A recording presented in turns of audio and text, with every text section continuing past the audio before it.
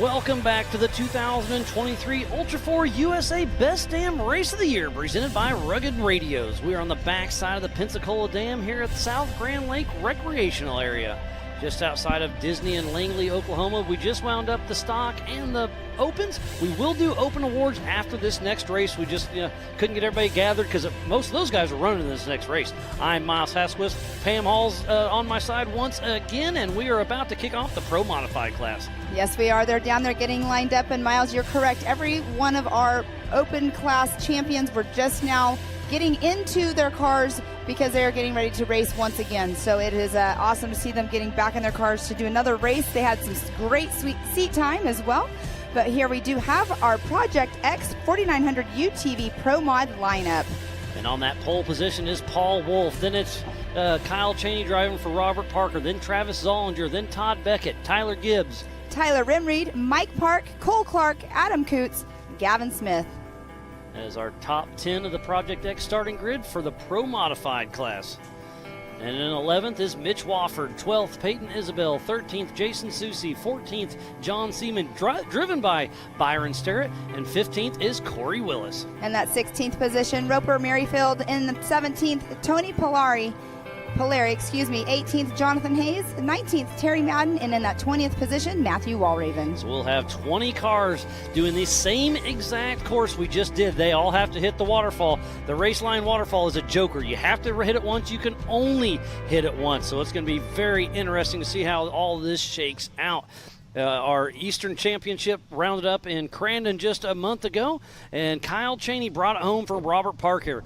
And then it was Corey Willis and Tony Polari, 1, 2, 3. And it's looking like for the Western, it could be the same. There is 27 points splitting Robert Parker, who is Kyle Cheney, and Corey Willis. And then it's Tony Polari there. But it's a tight battle between Tony Polari, Matt Walraven, Travis Zollinger, and Jake Versey in those top going out to round out for the Western Championship. So it's all down to this last race. Awesome. It looks like we're going to have some onboard camera. That'll be awesome to see here, but we do see Mr. Paul Wolf sitting right there on the pole position right next to Kyle Cheney driving for Robert Parker. And speaking of Paul Wolf, he just raced right before this, and I don't know what actually took him out of the race because I missed his interview with you. Yeah, but, he said he clipped a rock. He stepped out to pass and stepped out and clipped a rock. So he took out an A-arm and just took him out of the race. So bad luck. But, hey, that open race, he says he's here to race everything. But this is Pro Modified right now getting ready to come down. In last year's results, Mike Park won this race. Jason Sushi was second. And then Cole Clark in that third position. All three of those guys are racing. So it is getting ready to get turned up. So that is going to be on board with Todd Beckett. So he has an onboard camera, which will be awesome to see. I hope that it stays running and everything whenever we get to the water crossings, because I would love to see how it's going to look whenever they go through the water at full speed. And we don't call him Todd Beckett for nothing, so it could be interesting to see how it goes. But, yeah, it looks like we're getting ready to take off here very soon, and it is live racing. It's a drag race between Paul Wolf and Kyle Cheney, and Paul Wolf with the whole shot up front. So great showing by him. And we were talking strategy just a little bit ago. If the waterfalls, whoever gets the waterfall first is going to take that joker line. So right now it looks like Paul Wolf is more than likely going to hit the race line waterfall right out of the gate. And we did see him on the last race right before this. He did break his right front axle, and so he was having some difficulty. Plus he's by himself, so he is having to winch up the waterfall by himself. And off the line now is Travis Zollinger out of Logan, Utah with Zollinger Racing Products, with Todd Beckett out of Pineville, Kentucky with Top Gun Fab. And look at that onboard, Pam. That is awesome. Yes. Seeing these two battle it out. And right before you looked up, Miles, it was so cool to see how close they were. They were definitely drag racing down this front stretch. And Todd Beckett right behind Travis Zollinger. Oh, going for the pass. This is the end of qualifying last year. So this is a nasty little step into the water. It's anybody's game. Yes, and now we do have Tyler Gibbs and then Tyler Rimreed taking the line just now. Tyler Rimmereed, one of our MAO ambassadors out of Bennington, Nebraska with TR Racing. Drag racing against Tyler Gibbs out of Cattlesburg, Kentucky with Gibbs Racing. And Tyler Gibbs just won the last race here right before, so he has some great seat time already out on track. Hey, where'd you get the rocket to your face? Oh, my eyebrow. Not bad. So Corey Nasso Off the line now is Cole Clark, number 24 out of Cortez, Colorado, with ZRP Army. Drag Racing, Mike Park with 904 out of Callahan, Florida, with Team 904 Racing.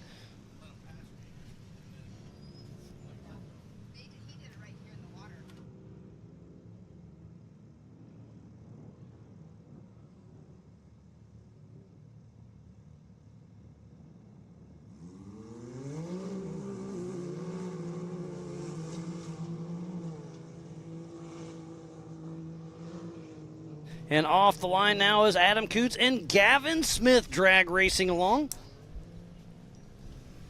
Gavin Smith out of St. Albans, West Virginia with Smitty Racing. Drag racing Adam Coots out of Perryville, Missouri with Coots Racing. And we have Mitch Wofford and Peyton Isabel taking off the line. Mitch Wofford out of Ashland, Tennessee with Razor Extreme. Drag racing the 490 of Peyton Isabel, and Ricky Wood out of Jinx, Oklahoma with Godfrey Fabworks. And next up we will have Jason Susie and then John Seaman, that is actually being driven by Byron Starrett. They'll be taking the green flag here in just a moment.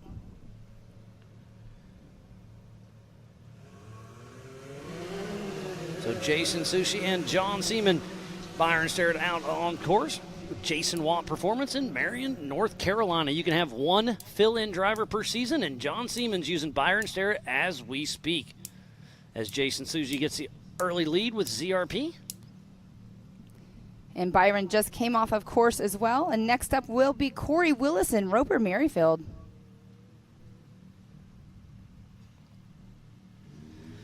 And there goes Corey Willis out of Lake Charles, Louisiana with PPEI. Drag Racing Rupert Merrifield out of Sweetwater, Oklahoma with Elevate Off-Road Racing. That's Ryan Rockhold's cousin out there running along. All right, we only have a few more cars to take off the line. We do have Terry Madden and Jonathan Hayes taking off. Johnny B himself, local out of Veneta, Oklahoma with Lucky 7 Racing. Drag racing Tony Polari with Travis Pope out of Greenup, Kentucky with Bad Batch Racing. And then our last car that'll be taking the green flag will be the 181 of Matthew Walraven. What happened to Terry Madden? He just took off. Oh, yeah, I missed it. Okay, Terry Madden went. Sweet. Terry Madden, one of our MAO ambassadors, with his son Dalton taking off with Terry Madden Racing. And Cole Clark is trying to make it up the waterfall, and he just made it up with no problems. So Matthew Walraven with Rhett Bryan riding shotgun out of Oak Ridge, North Carolina with JW Performance. Last but not least, remember they took off two at a time. 30-second splits. This race is on adjusted time. It is a 5-mile loop. And look, Adam Coots is kicking his co-driver out early to go up the race line waterfall. And we did see Matthew Walraven earlier take a tumble in qualifying, so that's why he started in the back. And do you see this? He put the window net up already. So my assumption is he's going to leave his co-driver here at the waterfall. He's going to try to one-shot it once, I would guess, and just get a good position, get the co-driver up, and see if he can winch up. And just be prepared. So let's see. I'm curious. Is he going to leave the co-driver? My guess is yes. Because of, I see what you're saying. Use the co-driver to get up the the most difficult part. You only have to do it one time. So now he shouldn't have to winch the rest of the race.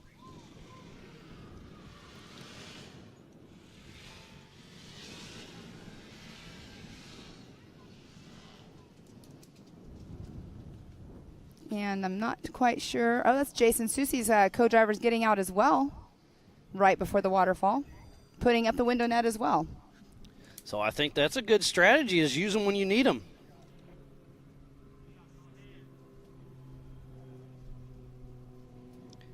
So it was Paul Wolf and Kyle Cheney. There's a bunch of them that bypassed the race line waterfall in the first lap because it's only Cole Clark and the 36-22 of Adam Coots. And also Jason Susie's going up as well right now, as we can tell. And we already have, I think that is Kyle Cheney is already coming around for the first lap. It was a battle between Kyle Cheney and Paul Wolf, if if I saw that correctly. But look, here's a great shot of two separate lines on the race line waterfall. That right lane is going to be great for the 4400s, but the wheelbase is not there for these UTVs. So Jason Sushi is doing a great winch line, and now we're riding back on board with Todd Beckett. They're heading down the little blue section, super steep little section. We'll dive right to the water here and then head towards the woods section. The water's either messing with the onboard already, or we're just not having great signal. What it is the water's getting on the lens of the camera. Yes, I would agree with that. All right, Jason's up, and let's see, does the co-driver stay?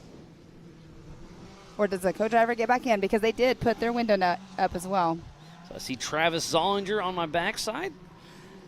So it is Paul Wolf physical out front, then Kyle Cheney, then Travis Zollinger, then Todd Beckett, and then Tyler Gibbs. All have made it through race mile 3.5. And look at the spider track backstretch. All right, that is Kyle Cheney. Yep. So Kyle Cheney's physically out on front, I think. No, you just missed it. I that missed was Paul Wolf. Okay, perfect. Paul Wolf hit the spider track backsplash. You can't look away for a second, I'm telling you. There is action all over. And this is a great section of the woods you can kind of see from that aerial view. That looked like it was Cole Clark in the back. Okay, so what do you think these guys' lap times are going to be? I'm going to say the ones that skipped the waterfall should be around that 9-minute mark. Yeah. I mean, that's a fast run. So we should be seeing Paul Wolf and Kyle Cheney coming through the Brannock boulders on the bottom side.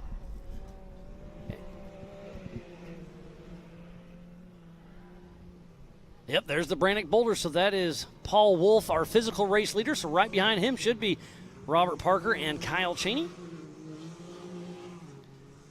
Paul Wolf just had a heck of a race going until he hit a rock. Yes. Remember, the attrition is going to set in heavily, and to finish first you must finish. So Paul Wolf, our physical race leader, but skipped the race line waterfall. Ooh, Todd Beckett back in the woods. This is a great little section. So we're going to pop out on the dry lake bed and then head right back into the woods. Hopefully the camera keeps location. So if we can stick with this shot, there's a really cool little waterfall we're going to hit here in about 10 seconds. We're going to jump up through here, and here in about 3 seconds we're going to take a right, and it's a fun little waterfall section. Not very long, hard ride up a loose dirt climb. And this is a great showing of the woods here on the backside of Disney, Oklahoma. And look at the ruts that are really starting to show. This race course is starting to deteriorate a little bit, and the tires are only going to get bigger and bigger as we go. All right, Miles, we just had Paul Wolf come in for his first lap with Kyle Cheney right behind him at a 1:09. At 9:06. Yes. So a 9:06 by Paul Wolf and yep. a 9:14 by Kyle Cheney. And remember, they left at the same time, so Paul Wolf has a 8-second lead over Kyle Cheney as we speak. There's a fun little water crossing we were able to mitigate right there. And this is a great shot of the nasty little ledges. There's so many about foot-tall ledges, and that's why the tires are falling apart on these cars. Yes, for sure. These a lot of sharp rocks out there. I mean, we saw the last race. There was a lot of flat tires as well. So Tyler Gibbs just coming through. Tyler Clark. Gibbs just moved in the overall lead on adjusted time with a 9:02. He beat his fastest lap last time in the Open. So Tyler Gibbs once again putting on a heck of a show. And we do have a car pulled over. Can't quite. That's a 3:04 it looks like. So that means that's Gavin Smith.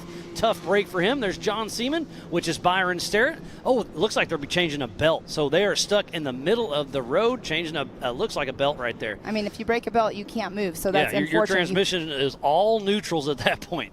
And there's our physical race leader, Paul Wolf. But on adjusted time, Tyler Gibbs just took that away from him.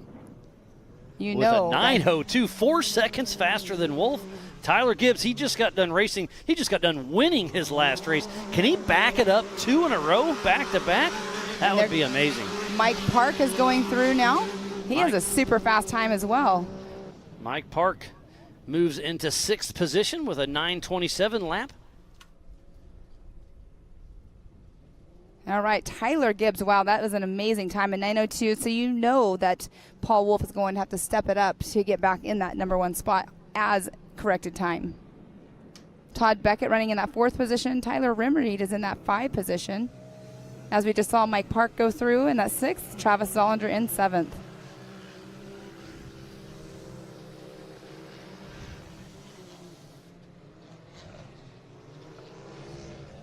On screen right there is Byron Sterrett driving for John Seaman at the Spider Track Backsplash. Fun little skim area. If you hit it just right, you can hydroplane all the way across.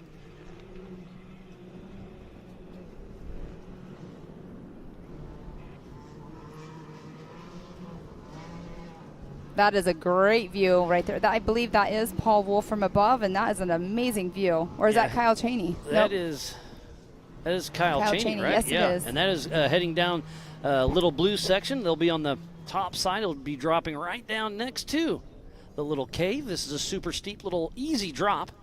Momentum is key here. Just keep it smooth and silk. And there goes Kyle Cheney.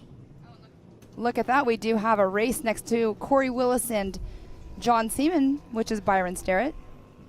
And Corey Willison and Kyle Cheney are battling for the Western Series Championship. So if Corey Willis can beat Kyle Cheney, he can take that away for Robert Parker. But it's going to be interesting to see how it all shakes out. If Kyle Cheney for Robert Parker can pull this together, he can take home the Western Series champ and set himself up nice for the Nationals. All right, we have a race coming through here.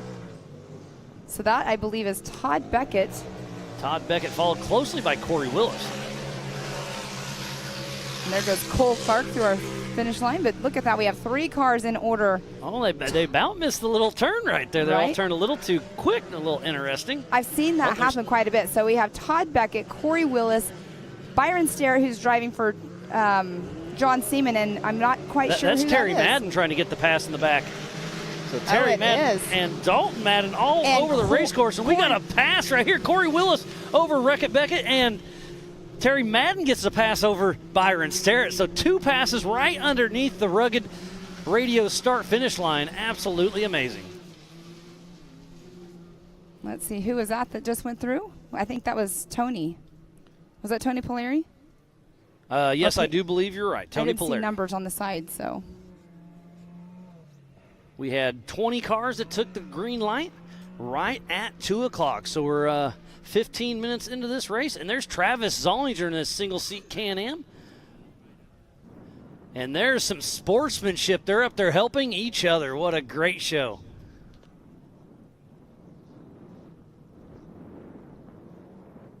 Looks like that's Brian Hamby helping out Travis Zollinger. And Travis is in a single seat in this race. This is a no-chase race, so only fellow competitors or Ultra4 USA staff can help.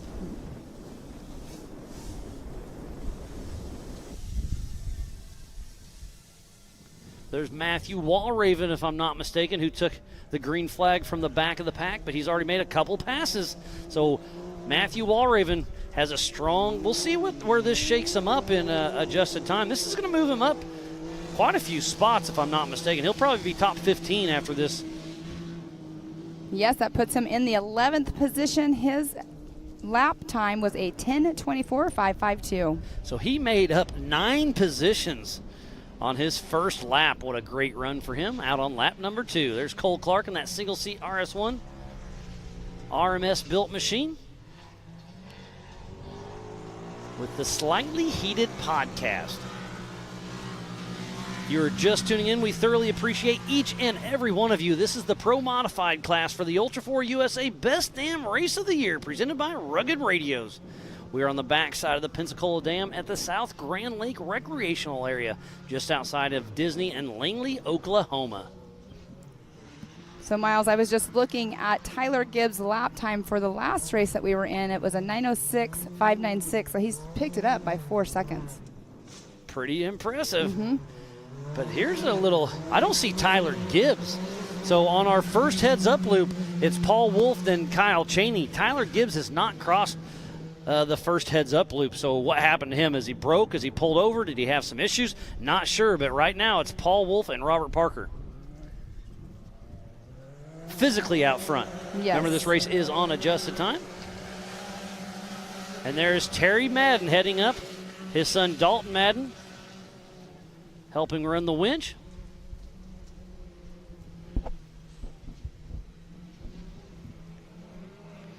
He'll hook up to the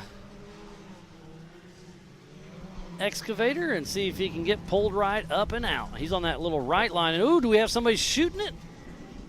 And Miles, we also now have Todd Beckett. So Todd Beckett went through our heads-up loop before Tyler Gibbs, so he has now made it through it. But but again, I'm mistaken. On adjusted time, Tyler Gibbs still is our overall leader. But Todd Beckett's right in the mix, too. So on adjusted time, it's Tyler Gibbs, Paul Wolf, Kyle Cheney, Todd Beckett, and then Tyler Rimreed in the top 5. Great showing. Tyler Rimreed's having fun in his new car. He's really enjoying it. Is that Tony Polari? Yes, it is. You can see it. I believe that's his name right there on the roof. Having a great run thus far. Having some fun here in Disney. Oh, so there, Terry Madden made it up and out. And we have Kyle Cheney going up by our Amsoil hot pits.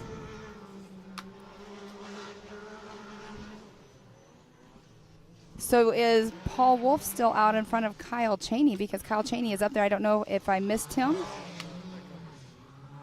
A lot of action on the rugged radio. I'm trying to keep up on who's going up the Raceline waterfall. One of our volunteers, Boogie's down there, making sure everything's running smooth. So it's Travis Zollinger's through, Cole Clark, Terry Madden, Adam Coots, and Jason Sushi. And then we saw Tony Polari. We'll see if he can make it up and out. The sun is out.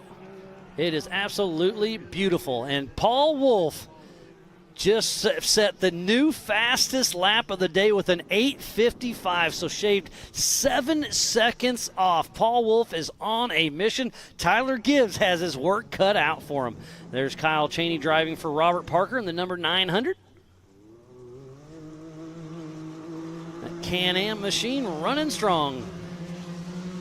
So you know that Chris Hickman was on that radio telling Paul that he needed to pick it up, and he definitely did for sure on that last lap. Now can he keep running those paces for the rest of the race? You got to keep the car together. It's a sprint endurance, but this course is tough. And how many tires do they have to change in the Amsoil hot pits? It's going to be interesting. And the top 5 right now are all in Can-Ams. That's pretty impressive. Great showing for them as we speak. Going to need to give a huge shout out to Raceline Wheels, Rugged Radios, Project X Off-Road, Speed Sport, Amsoil, Can-Am, Good Boy Vodka, Laser Nut, Mid-America Outdoors, 360 Wraps, and Optima Batteries. The Off-Road Syndicate, American Outdoor Events, King of the Hammers, Funhover Off-Road, Whalen, Yukon Gear and Axle, Spider Treks, and Brannick Motorsports. So please support who supports the sport. As we're at the top of the Disney half pipe right there, that's up and over the Raceline waterfall. They jump in the woods and then go down Viagra. That looks like it's Cole Clark. Making a big splash. There's a lot of water here. We tried to go around most of it, but obviously in a live riverbed, you can't get around all of it. No, and we did get a lot of rain last week as well. It was definitely a wet race course at Mid-America last week. And there is Terry Madden making his way around. So it was Tony Polari up and over the Raceline waterfall joker section. Oh, and our one and only Erica Allreed's in the Amsoil hot pits. And he says a passenger front flat for Tyler Rimreed. Oh, goodness gracious. So they'll get him in and out pretty quick, and I assume the hot pits will be very, very busy. And he was running a good race. I mean, he's running 5th on corrected time. But this is going to slow him down and probably a minute or so. There he is. That was a quick in and out for Tyler Rimreed. And it doesn't look like he has a co-driver in with him, so that's pretty awesome. He's used to driving an RS1 Razor, recently switching to Can-Am, so he's kind of used to the driving solo, so keep going. And there we do have Mike Park getting ready to go through, but that is Tony Polari. As he's heading up and over, heading back towards the Spider Track backsplash. Oh, there's Paul Wolf, actually, our physical race leader. That was leader. 490. I'm sorry, that was Peyton Isabel. Oh, yep. Good catch there, Pam. Thank you. So Paul Wolf already dealing with lap traffic. That is pretty impressive that he's already put down an entire lap over some of these guys and gals. And I'm sure he's all over the horn. There's great sportsmanship right there, pulling over. Because you know this race is on adjusted time. If you've been caught, you've been passed on time already. So just move on out of the way and keep on rolling. Wind's starting to pick up a little bit. The wind is the racer's friend, and it's feeling pretty good on my back right now. Oh, definitely. Definitely feeling really good because it's warmed up. The sun's been on us. It's been an amazing day out here, though. There's Cole Clark and the Brannick Boulders. Oh, here's Todd Beckett. Oh, he is at the top of the Disney half pipe right here. This is a cool little run. It's literally a half pipe up there. There's water running down it. It's slick. It's fun. The big cars are going to be really moving through there. He's going to take a left right now and then head up into the woods, dive down around, and then head down Viagra. So if we could stick with him for a minute, it'd be a fun ride to see Todd Beckett head down Viagra. It's a super steep climb. You've seen a lot of the rock bouncers out here play on that. It's a very iconic trail here in Disney, Oklahoma. So, yeah, we're about 20 seconds away. So Todd Beckett running through the woods. This is a great showing. These onboard cameras are absolutely amazing. There's a few trees you have to dive around. He's going to take a right into the bed and then take a left and head down Viagra, and the camera's going to cut out on it just at the wrong time. We'll see. I think it doesn't have quite the signal it needs to have right there, but it's pretty cool to see when it is actually functioning properly. Tough break. He was dropping down Viagra as, oh, there he goes. He's making it down. There's a ledge right in the middle of it. Great to see that happen. Cool. Thanks again to the amazing production crew we have behind the scenes. Need to give Speed Sport a huge shout out for our official broadcast partner. There's Tyler Gibbs, who fresh off his win. Oh, come to a complete stop. Is he shifting from low to high, possibly? That's what it kind of looked like. Is he going up into the waterfall section? Yep, so that's exactly what he's doing. He shifted from high to low, and now he'll try to one-shot it. Remember, he's running single seat again. We'll see if he can make it up quick and easy, and I think he does, Tyler. Oh, makes it all the way top. I think when he's there, he's still going to make it. If he can back up just a tick, get a bump out there, I think he'll – oh, the tires are heating up. Well, you can see, he's not letting up. That is for sure, because you want to try to make sure, like, get that momentum going, and sometimes it'll bounce up to exactly where it needs to be. But unfortunately, that is not happening for him right now.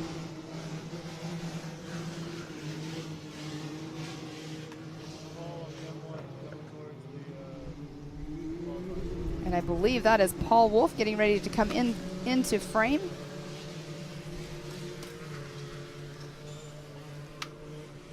Paul Wolf, our physical race leader.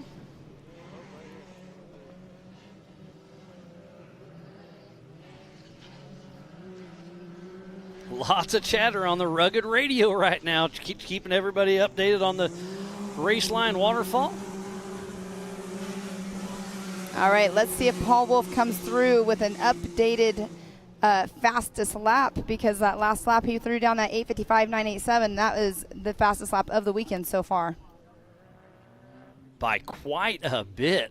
The next fastest lap on this race is a 9:02 by Tyler Gibbs, but then after that we're jumping up 10 seconds. So Paul Wolf really laying it down. But strategy, Paul Wolf has not ran the Joker line yet, but when I was interviewing him, he's like, I'm just going to send it and try to get that fastest lap money, because we do pay out for the fastest lap per race as well.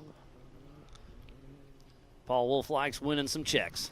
It's kind of like at Crandon when he had the little incident that they had on the Sunday race, and then when he him and ended Lauren up got a little, kissed some tires and took a tumble, he still set the fastest lap. We were watching. Oh, here's Viagra. This is a great showing here. It's super steep. There's that big ledge in the middle, but makes it right on down and through. We still have the 4600 Spider Track stock class. That'll kick off right around 5 o'clock, so be sure to stay tuned in the rest of the evening. Still have a lot of racing action yet to come.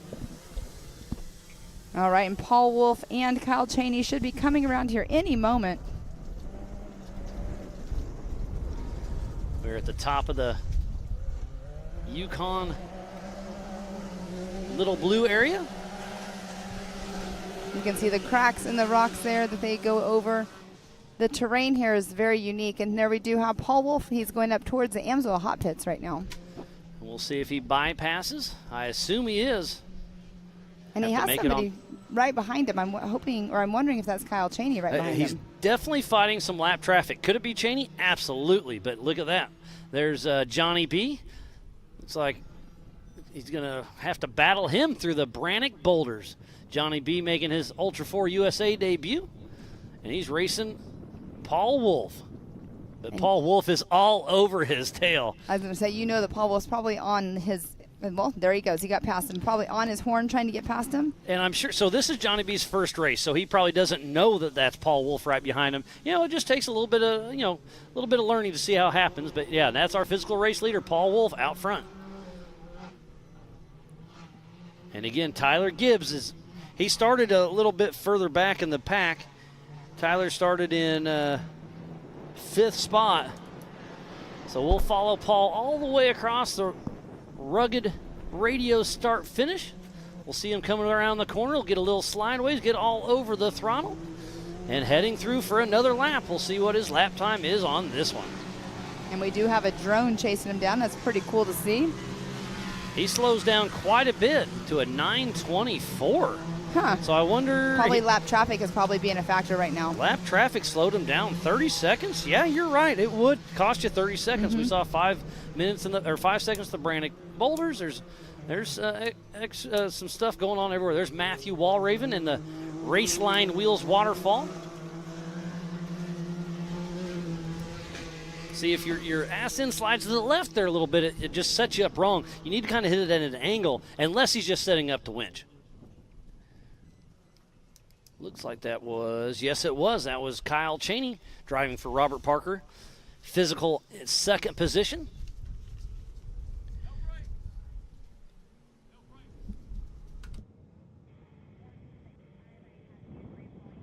And just getting information from Chris Hickman, the team owner, Paul Wolf has no brakes. So that's what's slowing him down. So he's got his work cut out for him, because there's definitely a few spots out here you want to check up, especially going down. Well, he has not made the waterfall, so he's got to go down Viagra with no brakes.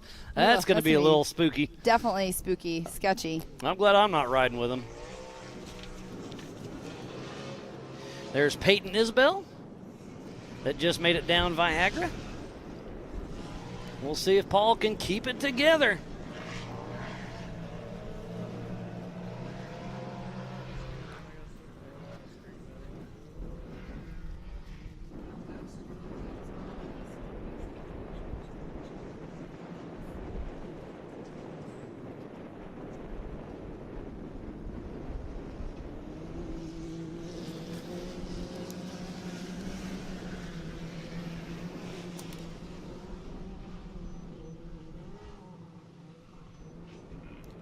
It is a beautiful day here in Disney, Oklahoma. It's roughly 90 degrees as we see Todd Beckett wheelie up the grand staircase.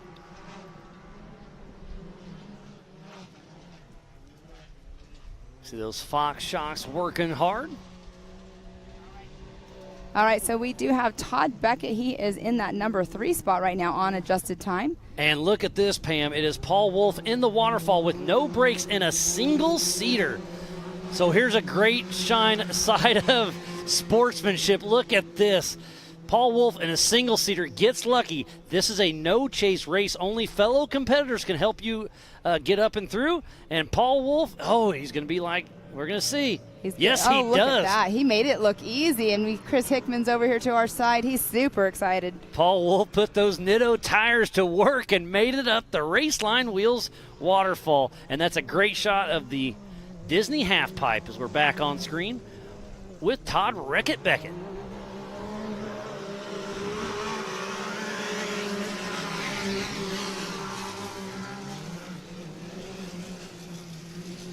Looks like we have Tony Polari's coming through. He's got he just lost a wheel. His wheel. Oh my goodness. And he is already around the Amsoil hot pits, so tough break for him. Oh, Johnny B just made it up.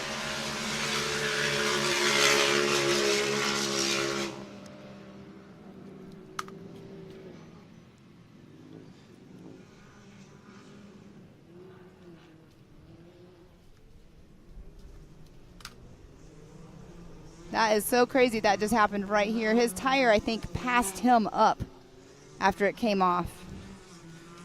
So it looks like through my rugged radios we have Walraven, Wolf, and Johnny B have all cleared the race line wheels waterfalls. We see Paul Wolf coming down Viagra with no brakes. That is a gnarly hill. So I'm sure he put it in low side and just ghost ride the whip, see what happens. Yes, and they only have to do that one time, correct, when they go down? This is a joker line, so they can only go up once. They have to go up once. There's Cole Clark heading out for another lap, finishing number 3 of 4. So let's go over our unofficial Optima leaderboard. Is Paul Wolf up front, Kyle Cheney, Todd Beckett, Tyler Rimreed, Mike Park, and Cole Clark. And yes, and they are all out on their 4th lap. We have had 20 cars take the green flag here this afternoon. We're basically 1/3 away through this race. They started at 2 o'clock. It's an hour and a half, then the white flag comes out for the leader. There is Tony Polari. No, Tyler Gibbs, sorry. He sounded like he was a little sputtering just a little bit, and there we do have Corey Willis as well going through. If Corey Willis can keep this together, he's sitting 2nd in the Western Series Championship, right behind his buddy Kyle Cheney for Robert Parker.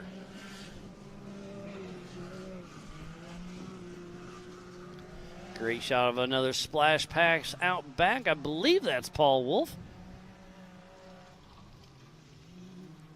Yes, it does look like him. And right as he is right there, there's a big rock on our right that's taken out a couple competitors. It's about a 3-foot by 3-foot brick rock, just a huge rock right there. And if you step to the right just a little bit, that's where Mitch Roccacelli took out his right front yesterday during pre-running. It jumps out and gets you. And there's our MAO ambassador, Mr. Terry Madden, with his son Dalton Madden riding shotgun out of Yucca Valley, California. He's been doing a lot of cool stuff with Pastrana and over in Italy with some really cool things he's got going. Yes, his last lap was a 19:53, so he must have had some issues. Oh, I guess that's when he did do the waterfall as well, because his fastest lap time so far of the race was a 9:31.179 for Terry Madden. And Erica's all over the place keeping us up to date. And she said Terry Madden just came through the Amsoil hot pits, put a belt intake boot back on and kept going, trying to keep that belt dry. Gotcha. Yeah, you definitely don't want to do that, because what happens is it starts slipping. And here we do see Cole Clark going through. He is in that single seat, but that's a good call for Terry, more than likely, because all this water, you do not want your belt slipping. And how did he know it was off? Probably because it started to slip, so he knew that situation. So put that boot back on, get that belt dry, because you can put it in neutral and kind of rev it up a little bit, and it'll spin the belt fast and dry it out. But with all this water, you can't risk that. There's baby Mitch Wofford in that RS1 Turbo. Well, and there's so much water out here, you never have a chance to dry it out. There's a lot of splashing going on. So they are bypassing the waterfall. So who has not made the waterfall? Todd Beckett, John Seaman, Tyler Rimreed, Kyle Cheney has not. Mitch Wofford has not. Gavin Smith, Mike Park, Roper Merrifield, and Corey Willis.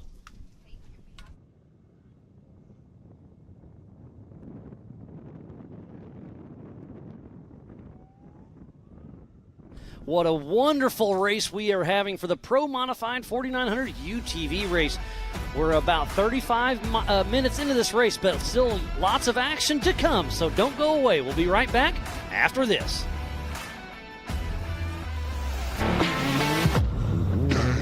Lightweight, agile, and strong, the Pitbull is perfect for the job. The Pitbull is the first and only lift that can be used in the pits and in your garage. Elevate your racing with a Handy.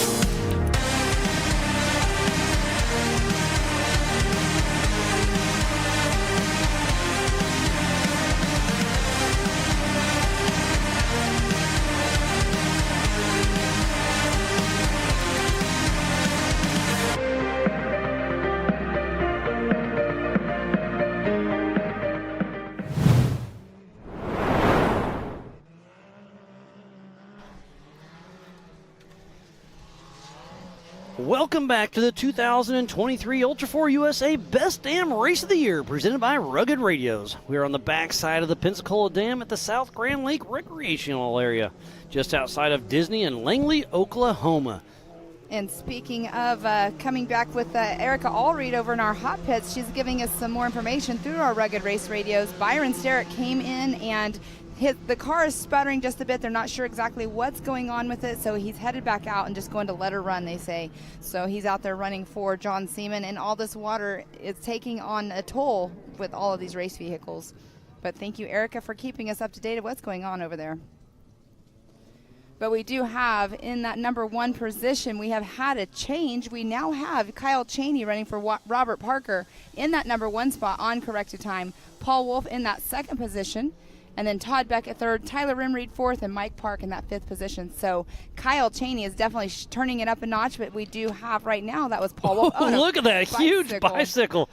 That was Jason Susi. Yep. Yeah, wow. And there's a pretty good rut that's getting developed there. There's Gavin Smith coming into the Raceline Wheels waterfall, and there's our physical race leader, Paul Wolf, with minimal brakes. He'll be coming by us very soon. So he has dropped down, like I said, into that number 2 position, but he's still out there trucking along, but that is going to be a bummer not having brakes for the whole entire rest of this race. I mean, it's a long race to go still. Yeah, it's a great showing to have.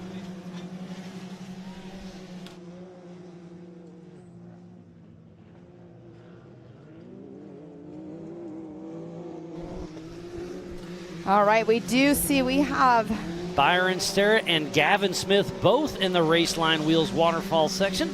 All right, Todd Beckett has also turned up the heat because he's now in that number 2 spot with Paul Wolf in that 3rd position. But so far, Paul Wolf has the fastest lap of the day. So Kyle Cheney is in the lead overall, but I do not believe he's gone up the Joker line. Well, so that'll change. Number 900, I don't have him down. So we'll see. Strategy comes down to it. He still has, about 50 minutes to hit that Joker line. We've been racing for 40 minutes. And there's Tyler Rimreed right there going through the water. We race an hour and a half, and then the white flag comes out. They took off 2 at a time, every 30-second increments. This race is on adjusted time, so technically you're racing yourself. But obviously when there's somebody next to you, you're not going to let them have it.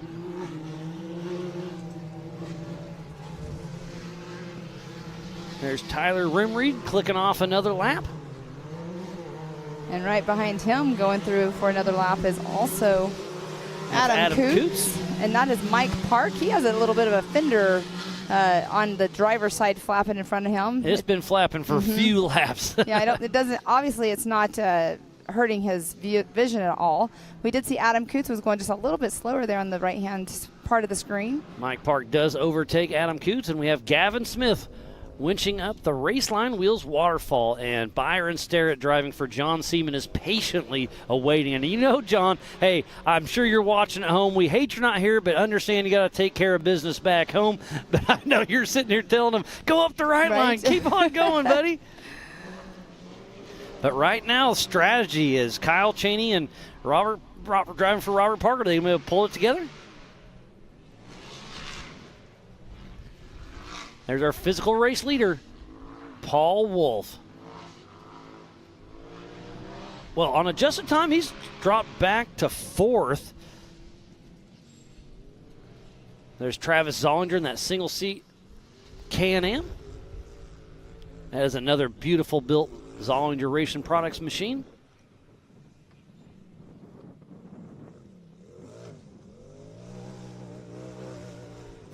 Here we have Cole Clark. Cole Clark is running in that 7th position. We'll see where he comes around this lap. So Papa Poe's back at home keeping me updated as well. Hate you're not here. We had a lot of fun last year with you. But he's saying Wolf is the only one in the top 5 that has done the Joker line. So strategy's really in Paul Wolf's favor right now. So it's still anybody's game. Yes, it is, because we do know if you don't get up that joker line on your first try, it definitely hurts your timing. And Erica down in the Amsoil Hot Pit said Adam Coots came in complaining of brake fade to the team, but they said, hey, it is what it is. Go on out. So they checked it out, evaluated, said, keep on keeping on. Erica's been running all over the place, keeping us some information flowing, so we thoroughly appreciate all her hard work. She'll be more involved as the week goes on. Paul Wolf running one heck of a race, but knowing you have brake issues, that's in the back of your head. We'll see how it all shakes out.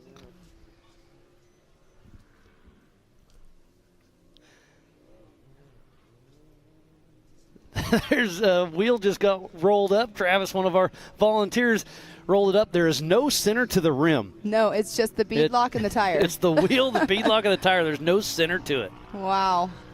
The attrition is definitely sitting in. There's Tyler Gibbs has something hanging on the bottom. Is it just a stick or is it? Actually, that's Terry Madden. It looks like it's like the floor pan possibly, and they are pulling off to the side. Oh, he's no, that's the losing rear his trailing rear. arm. Oh, so the no. right rear for Terry Madden came completely apart. He is out of the race.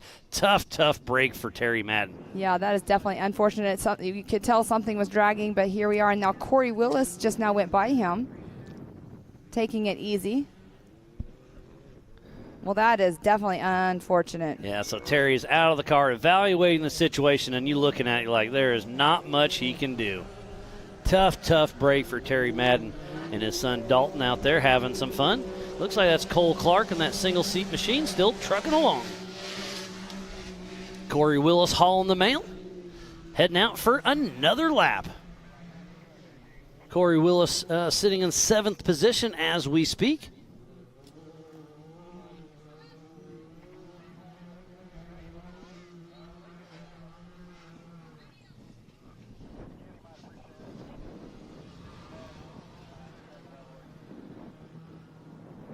And there we do see Cole Clark from above. There's Travis Zollinger going through one of our many water crossings. He'll be heading through the Rugged Radio start-finish here in just a couple seconds. Travis Zollinger on the podium for the open class. Can he do it for the pro modified as well? Time will tell. Looks like Travis is a lap. Nope, there he goes. He moves into 8th position, Travis Zollinger. Looks like we have more information. Mitch Wofford is in the hot pits with the driver rear flat and no brakes. So brakes are an issue this race. I have not heard that in any of the other races, but this race, brakes are a problem. Well, you see a lot of flat tires and whatnot, and that can get into brake lines. That is true. So we'll see if that is an issue or not. And there's Jason Susie right there. I love watching them skim over the top of that water crossing. All right, so let's just do a little update. In the number 1 position is Kyle Cheney in the number 900 for Robert Parker. We had in the 2nd position Todd Beckett in the 101, Mike Park in the 904 in that 3rd position, Paul Wolf in the 1018 in that 4th, and Tyler Rimreed running in that 5th position in the 143. But we do have a race going on behind us here. We'll be seeing Mr. Paul Wolf here shortly. As Cole Clark dives back into the woods, this is a fun little woods run. This is really rocky at the beginning, and that new left line is really starting to burn in well. The harder rocks are straight ahead, but the bigger cars may have to go straight on that around that tree. And there's Paul Wolf really sending it at race mile roughly 3.5. Yes, and he is definitely on the tail. I can't quite make out who that is. He is right on behind. But I can hear the siren on, and sportsmanship right there. Pull right over. Paul Wolf gets around, and it's smooth at first, and then it gets a little bit rocky at the end. And there is Kyle Cheney. Wow, Paul Wolf is within a mile of Kyle Cheney. So Paul Wolf is really putting it on. No, Kyle Cheney's ahead of Wolf. Sorry. Yes, well, with Paul Wolf, he's struggling with the brakes and everything. That's going to definitely be a factor in his race today. But it's very unfortunate that happened to him, and he had a great race going, and here he is, falling behind, but he still is in that number 4 position. We do have Kyle Cheney. Looks like he's going to be coming into some lap traffic. And he's right behind Wofford here. And we saw Terry Madden still pulled over. Tough break for him. There's Mitch Wofford and our physical race leader, Kyle Cheney, driving for Robert Parker. Yes, and he's being very patient right there behind Mitch Wofford. I don't hear a siren, and they're within ear's reach. I'm kind of surprised Kyle Cheney does not have the siren on. But Mitch Wofford all over the throttle. Kyle Cheney is running a pretty mellow pace at the moment. The car looks solid, but he's probably just, again, to finish first you must finish. The attrition is definitely setting in. We know Paul Wolf's having brake issues. There's a lot of other cars that are out due to mechanicals. There is Travis Zollinger. Yes, but he does not want to let up too much because Todd Beckett is not too far behind him, so he is running in that second position on time. So we'll see if he ends up. There's a great shot of the waterfall. There's a great aerial of the raceline waterfall to the right, just on this side of the crowd.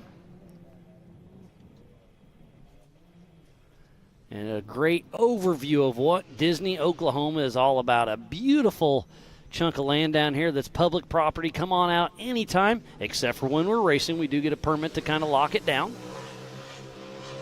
But it's a great, great place to come out to go wreck wheeling as well. And this is a great place to show what Ultra4 is all about. Oh, and it looks like they're going to Band-Aid it to try to finish a lap. Yes, he was refusing to have help. There's some information coming through the Rugged Race Radio, refusing to get help because he wants to get back going again. So he was trying to get it fixed up as much as he could. So John Seaman, driven by Byron Sterrett, has cleared the race line waterfall. He still looks like, Terry Madden still looks like his car's definitely hurt a little bit, but they have the yellow flag there just so people will slow down when they come through. But when he comes through, we'll see if he's going to just pull off or if he will try to keep on going. Depends on how well he was able to, as you said, Band-Aid it up. So Terry Madden is trying to finish his third lap. You have to do 2/3 of the race to get finishing points. So he's trying to limp it along right now. So if he only finishes 3 and it's a 10-lap race, that's not 2/3. So tough break for Terry Madden. Or he could just be trying to limp it off course. Limp it off course, exactly. Because he's definitely not at any kind of speed, and you can still see that it is not running. Yeah, it looks like he may have ratchet strapped up a little bit or something. Oh, and here comes Kyle Cheney driving for Robert Parker. Stops, goes from high to low, and now he's heading up the race line wheels waterfall joker section. We'll see if he can one-shot it or not.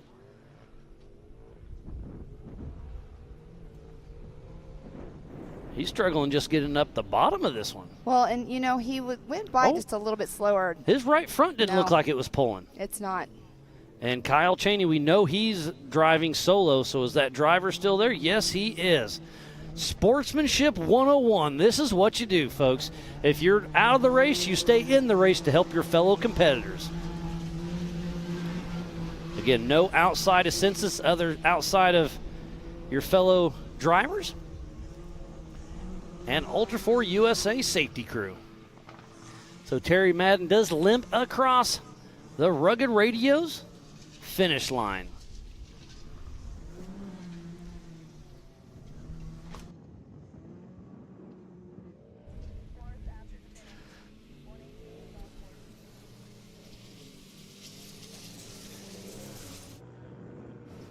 So Kyle Cheney trying to winch up the race line wheels waterfall. And yes, the right front is not pulling for Kyle Cheney. And it's kind of in a little bit of a wedge right there. So not exactly sure what's going on, but hopefully he can get up there. It pops up and over. Good. So now he's at, I'm not going to say it's easy from here on out, but he should be able to make it up.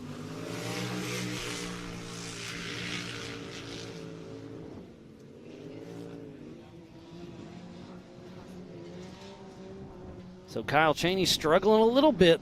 We'll see if he can get up and out. Hey, Terry.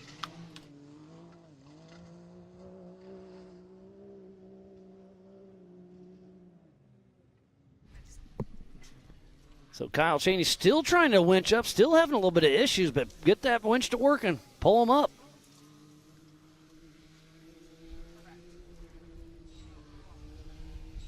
So, yeah, he is definitely having issues. That's going to be a bummer. But this is the only time he has to do this lap. But he also has the lead right now. But Todd Beckett, he's definitely gunning for it. And didn't Todd Beckett already do the Joker line? I do not believe so. Okay, so he still will have to do it as well. But Kyle Cheney is definitely struggling.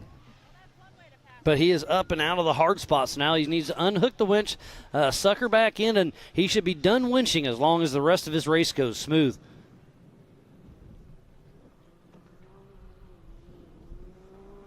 If you are just joining us, we thoroughly appreciate each and every one of you. This is the 2023 Ultra4 USA Best Dam Race of the Year, presented by Rugged Radios. We're on the backside of the Pensacola Dam at the South Grand Lake Recreational Area, just outside of Disney and Langley, Oklahoma.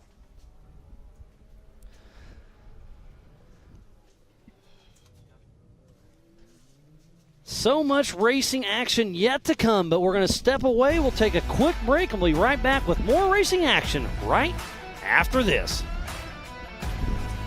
AMSOIL runs on freedom and has since 1972. We punish our products firsthand in our world-class laboratories and beyond, because some things can't be learned from a test tube. Run with us.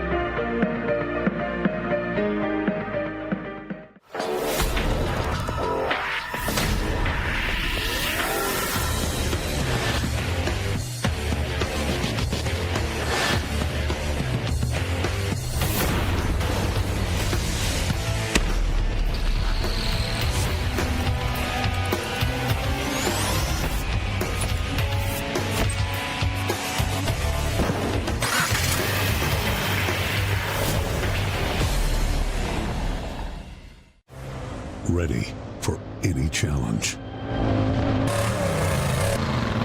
Maxxis tires can handle even the most punishing off-road conditions.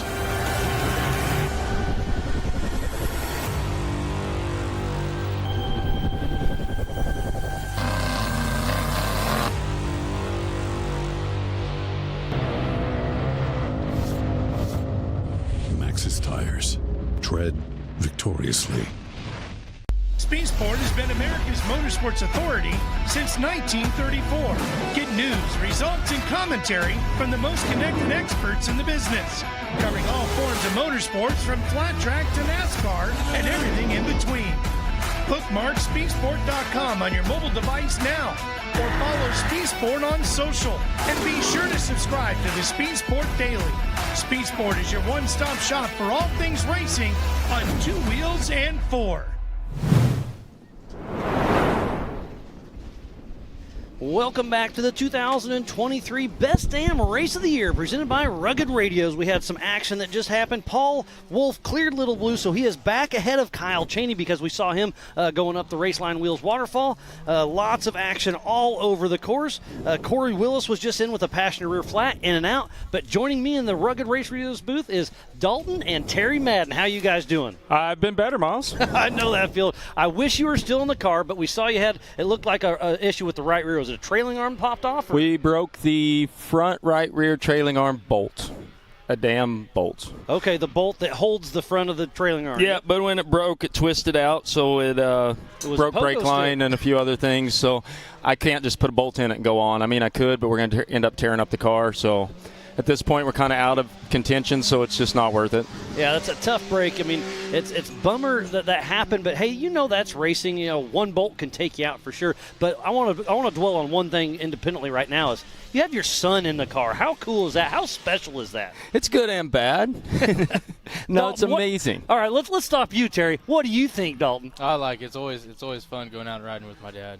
You know? Yeah, I mean, you've been doing it since a little kid, exactly, and now you're doing it in an actual Ultra4 race? Yeah, it's totally different for sure going race speed, but, you know, it's always the same fun.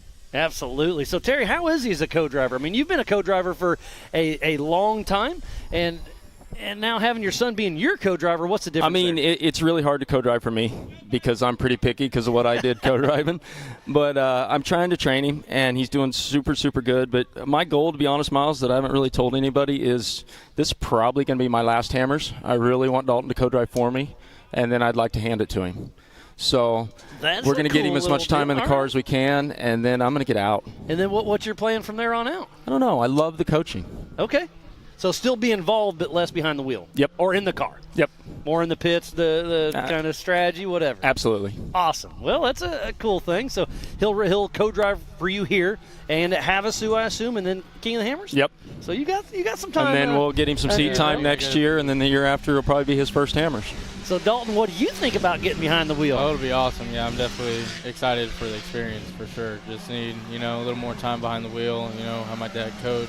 It'll be quite the experience. Yeah, no, it's really cool. I mean, Terry, we've been running around doing this off-road scene for, I can't keep it straight, 15-plus Miles, years, I think. From the start, way back. Yep, I think it was KOH 09, if I'm remembering right. We started running around, and obviously we were both just kind of pit crew. You were helping Shirley's, I was helping Triple Nickel, and just we were kind of running amok at the time, and then we just kind of worked our way through, and it's cool to see from where we came to where we are. No, that's one of the greatest things about this is to watch the evolution of the sport. I mean, where it's at right now compared to a few of us sitting around the campfire in the desert before there was even a Hammer Town.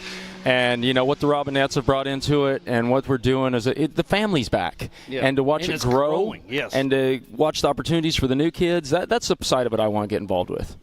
There's Corey Willis heading up. Looks like he'll be hitting the Raceline Wheels waterfall. He's shifting from high to low. He'll get back in it. We'll see if he can make it up. I don't believe you made the waterfall yet, had you? Yes, we did it. Second lap. Right. Yep. Did you have to winch it? We pulled up and winched right away. That was the plan from the start. I'm replaying it in my head. I remember now. Yes, you pulled up. He hopped out. You guys winched and made it on through. So yeah, we had no intention of trying to drive it. I didn't want to break anything. That was just the game plan. Yeah. Not that we're not out here trying to win, but we are out here trying to train, and I wanted him to winch, and we wanted to play and winch in a race time situation. So we're prepping for Hammers. That's what all this is. That's 100%. Obviously, you're heavily involved with mile marker, and winching is a huge part of Ultra4, especially at King of the Hammers. And there's winch training, just like you're saying. I mean, that's a huge deal. It's a safety concern. It's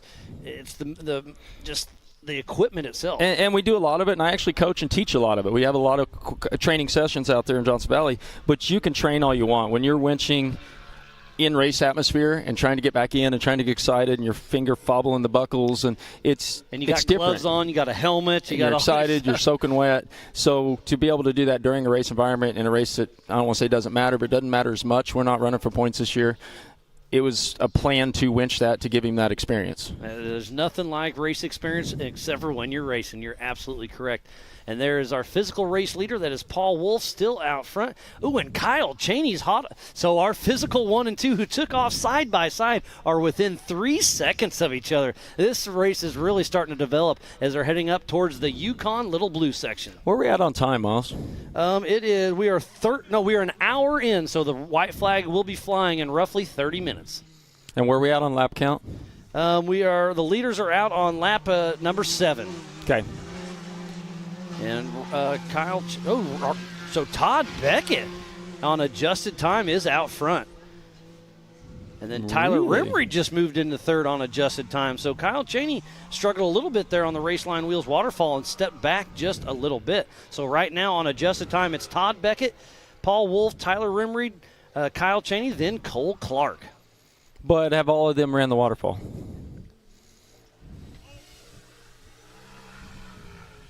So Paul Wolf had an 11-minute when he did the waterfall, but now he's back to 9:09 with brake issues. He had an 8:55 fastest lap of the day, so it's pretty impressive.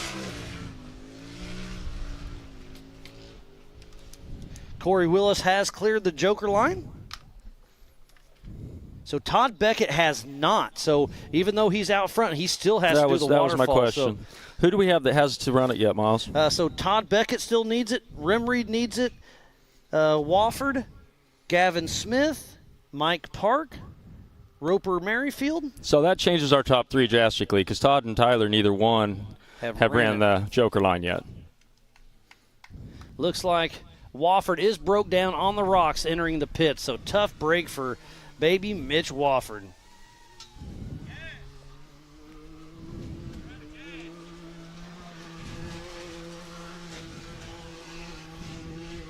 But so far, so good. Was that camera frozen? I couldn't quite tell. But we're back on board with Robert Parker. Okay, so Todd Beckett, yep, there it is. It is moving. So Todd Beckett is sitting still. I can't quite tell exactly where he's at, but tough break for him because he was on adjusted time leading, but obviously the longer he sits, the further back he goes. Well, this course is brutal on maintenance, Miles. It's rough on equipment. We fully prep the car, and I lose a bolt. So, I mean, it's hard to tell, and anything can happen until this is over. Yeah, to finish first you must finish this. That's part of it, and this is one of them good. that you got to run it hard and take the risk of not finishing at all if you want to win it. Yeah, I mean, it's an endurance race, but it's really turned into a sprint endurance, and the fast guys and gals out front are really pushing hard. But you got to save the car to the finish as we're heading. This is on the qualifying course you saw earlier this morning. That is John Seaman, driven by Byron Sterrett. How many cars did we have, Miles? Say that again, Terry? How many cars did we end up having, Miles? Started with 20 cars. In Pro Mod. Yep, in Pro Mod. That's a big car count. We had 35 between stock and open, and then 20 in Pro Mod. So it's so great to see these classes growing the way they're growing. You remember back when we ran the very first UTV race at Altus, Oklahoma, with 3 rhinos with ratchet straps for window nets? It's been a while, and to see it go from there to this, it's pretty impressive. Everybody laughed at us because they were golf carts? Oh, we're still laughing at you, buddy. Well, that has nothing to do with the car. Who just made it up there? That was Rimreed, if I'm not mistaken, made it up. There's Travis Zollinger hitting the Spider Track backsplash. Well, Dalton, you having some fun still? Yeah, you enjoying being up here in the rugged booth? Yeah, it was fun, yeah. I definitely have fun. It's fun being just a part of it all. And here is coming down Viagra. This is a really steep drop with that little ledge in the middle as Corey Willis is making his way through there. What'd you think of coming down Viagra there, Dalton? Oh, it was definitely it was something. You just held on and see what happened? held on, and it was, along for the ride. There was a few moments today you got a little quiet. Not too many, though. I can understand that. And there is Paul Wolf out front. Can't quite tell who's hot on That's his. Kyle. Is it? This is a long beach run. We're going to take a hard right, come right back at us in that little splash section. That section right there is horrible when you're following somebody. You come through the water right there, Miles, and you've got a wet visor, wet everything, and then you hit that dust, and it turns to this cake, almost concrete mud on your visor. You can't wipe it; it smears. It's really tough right there, and you're blind until the next splash, and you can wash your visor good. And now it looks like Paul Wolf getting ready to hit some lap traffic. That could be Matthew Walraven. Paul Wolf all over the throttle. No, that's John Seaman. So he's got to slow down. Get Kyle Cheney with the splash pass. Yes. So the lap traffic caused Paul Wolf to slow down a little more than he meant, and Kyle Cheney saw the opportunity and took it and did the old splash pass. What a great race we have on our hands. There's Tyler Rimreed coming down, recently switching over to Team Can-Am.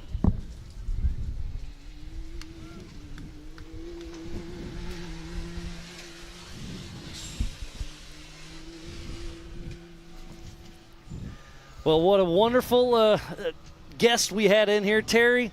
Dalton, always a pleasure. Great to seeing you. Can't wait for Legends of the Fall. Yeah, I'm going to go try and get my junk in the trailer, Miles, and start packing up and thinking towards getting home. All right, Terry, always a pleasure. Good to see you, buddy. Dalton, thanks for coming in, and best luck on your next adventure. Yes, sir. Thanks, Miles. You.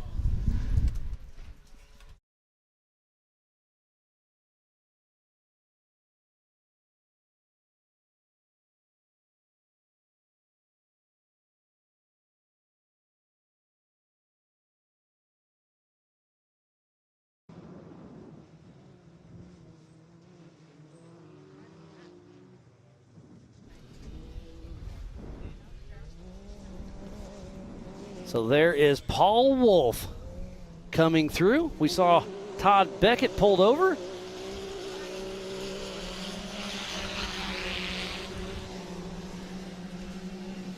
So that is Todd Beckett. I am mistaken. I apologize. So Todd Beckett is still running. We saw him pulled over earlier, but he is back in action. So Todd Beckett and Paul Wolf still running strong.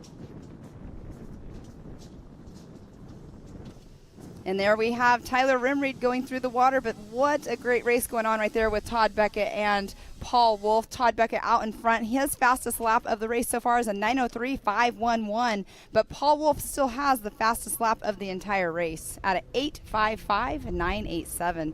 And there we do see some dust, as we were talking about earlier. You know, you don't really see much dust around here, and here we see it. And I believe that is Todd Beckett. We just saw Todd Beckett come through here with Paul Wolf. So that was not That was him. not Todd Beckett. Who has the other blue? And Getting it's not a little Polari brain because he's fade not right now. out running anymore. There is another one that looks a lot like his. Peyton Isabel has one, so that could be him. You're right. I'm pretty sure that you're correct.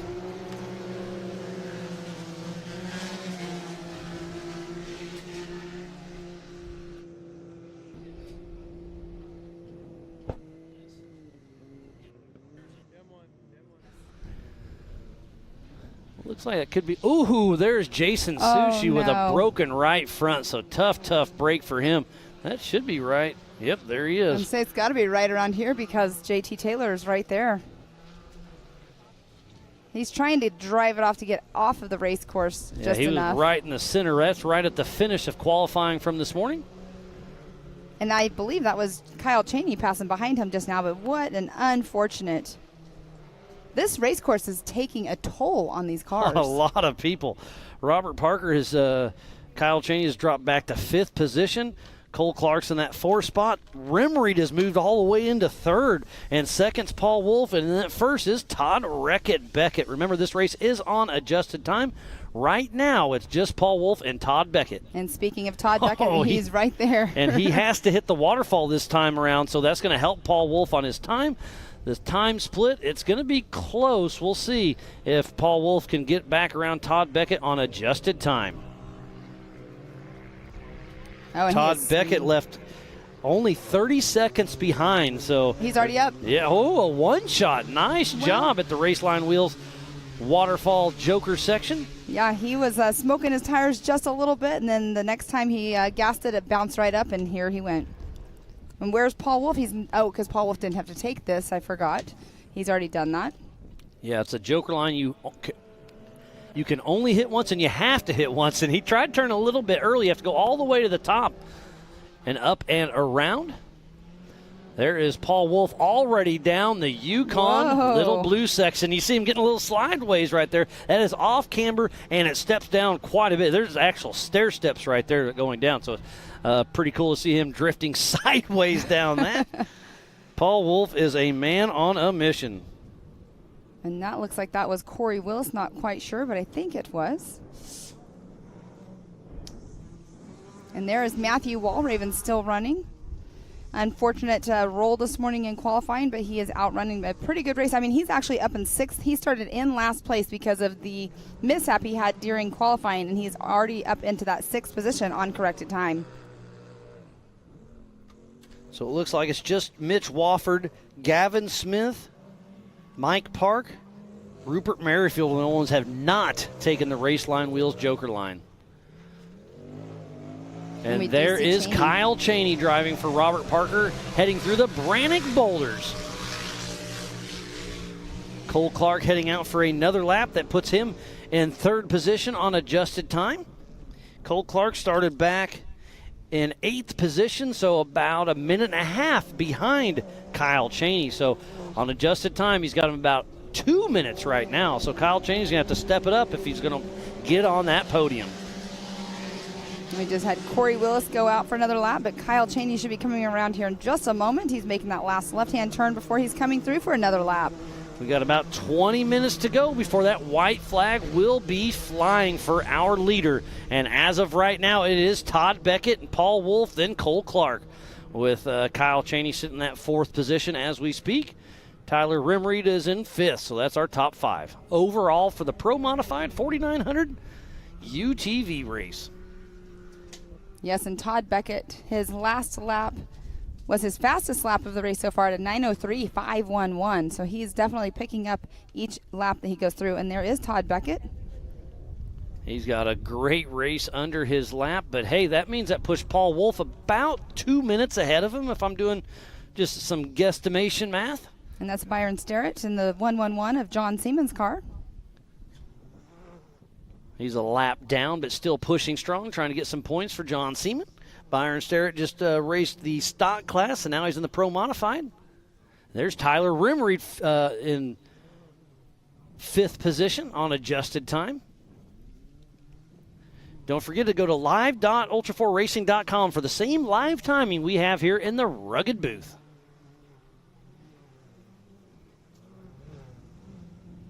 And out talking to the racers earlier after doing some of the podium interviews, we were talking about all the water, and we were talking about how in October of last year for our Legends of the Fall, how cold it was.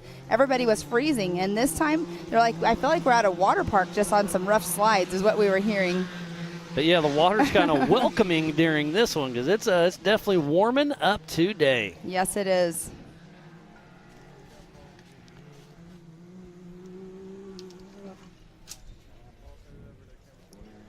And there is the 490 going down in that off camber of Peyton Isabel.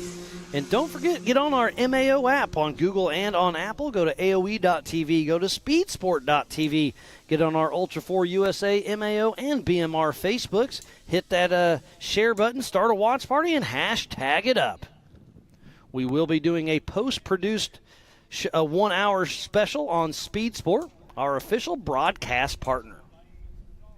So thanks, everybody, for tuning in. That's what makes this thing happen.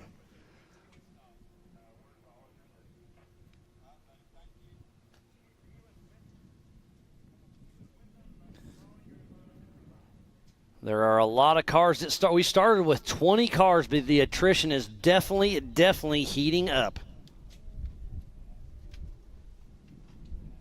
And I was going to say, I think the camera was just frozen for just a second right there. But look at that. Paul Wolf is hauling the middle. The Spider Track backstretch. Then right behind him, is that Travis Zollinger? Yes, it is. Doing a little hydroplane. Ooh, did a little bicycle kick. At the very end, yes. And there's Corey Willis coming down the Yukon Little Blue section. And there is Kyle Cheney driving for Robert Parker right behind Corey Willis. And it is getting slick coming down the Yukon Little Blue section. Back on board with Tyler Rimreed. He's got that fresh Can-Am pill, recently switching from Polaris to Can-Am. We saw him and his dad racing at MAO last weekend. They're both racing here at Ultra4.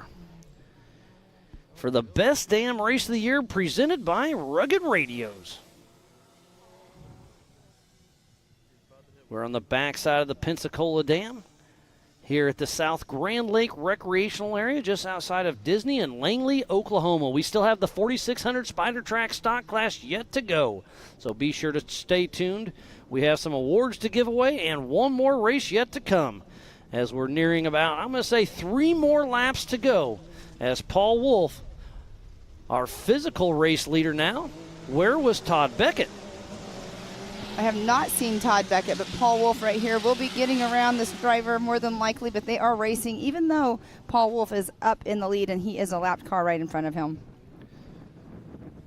So Todd Beckett just crossed over the heads-up loop after the qualifier, so he's about, a mile and a half behind Paul Wolf.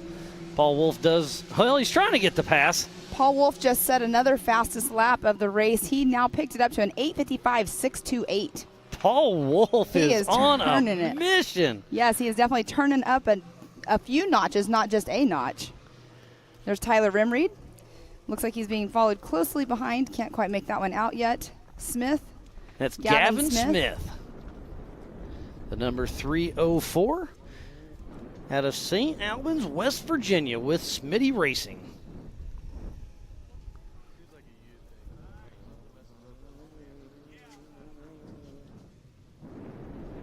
I hear Chris Hickman over there on his Rugged Radio hollering back to Paul, and having some chats, but Paul Wolf with a great run. Is that Wall Raven, I believe? It looks like 118 of Matthew Walraven with a flat right rear tire. Yes, and that is a Jason Watt logo on the roof of it, so it is definitely Matthew Walraven.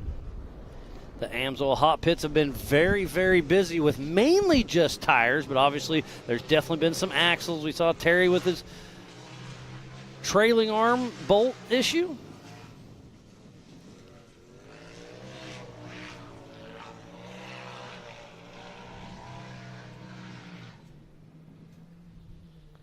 There is our physical race leader, Paul Wolf, the number 1018 out of Alton, Illinois, with Wolf Racing. Putting his Can-Am with Nitto tires, Raceline wheels, RCV, Alltech Motorsports, HCR, Halo Lockers, Evolution Power Sports, CA Technologies, and ZRP. Making him run strong out front as we spin back to Todd Beckett. Let me try to figure out where he's. Okay, he's right behind us.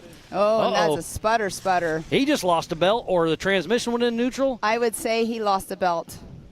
So Todd Beckett, right after the Rugged Race Radios, the Rugged Radio start-finish line, Todd Beckett has to get out, and I assume just blew a belt. So that's physical second position. So Paul Wolf is really starting to walk away with this one. That is a tough break for Todd Beckett. Definitely, and he does have a co-driver with him. Yeah, he does. Yep, Paulin out, but they're going to hop out and hopefully change that belt. This is where you see his co-driver did have a spare belt in his hand. So they're going to pull the cover off, change that belt. I'm going to say you can change a belt in less than 5 minutes. So you could change it in a couple minutes if you have it down pat, but just like we were talking with Terry, winching. Well, changing a belt, you have your helmet on, your gloves on. There's just your adrenaline's going on. So we'll see. Looks like they got the cover off, but I think they got to put that cover right back on with all this water. They will, and a lot of these drivers, what they have done is there's a quick disconnect release for the cover for these, and then also for the belts as well. I mean, this is something where you want to make sure you practice it, because you can get this done really quick, or it can take you a very long time. But it also depends on the belt, because if the belt comes apart, and sometimes it'll kind of shred itself and then get stuck in the clutches. So you have to get all those out. Otherwise, it'll hurt the new belt you put on there. So exactly. It's just kind of luck of the draw. We'll see how it all shakes out. But every second counts for Todd Beckett right now as we see Travis Zollinger coming down the Yukon waterfall section. So Paul Wolf out front right now. We do see Todd Beckett over here with that broken belt. But we shall see how this will all shake out. Cole Clark running in that number 3 position. He has already been on the podium once today in our race earlier on.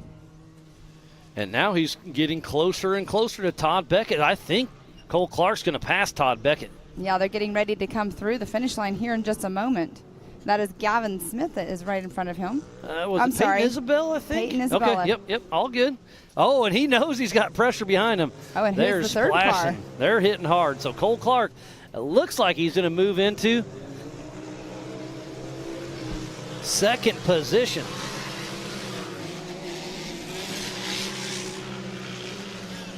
That is Corey Willis that is behind Cole Clark. So we have Peyton Isabel, Cole Clark, and then Corey Willis. All three just now went through. Corey Willis is a lap down. So right now it's Paul Wolf, Cole Clark, then Todd Beckett. All right, and that is Matthew Walraven.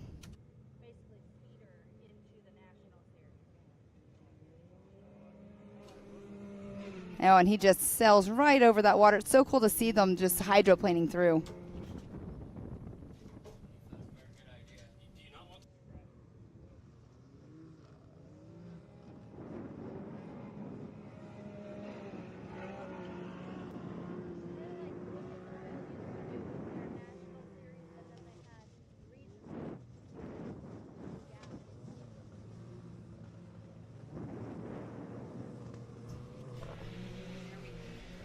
Do you see that is not Jason Watt, that is Smith, I believe?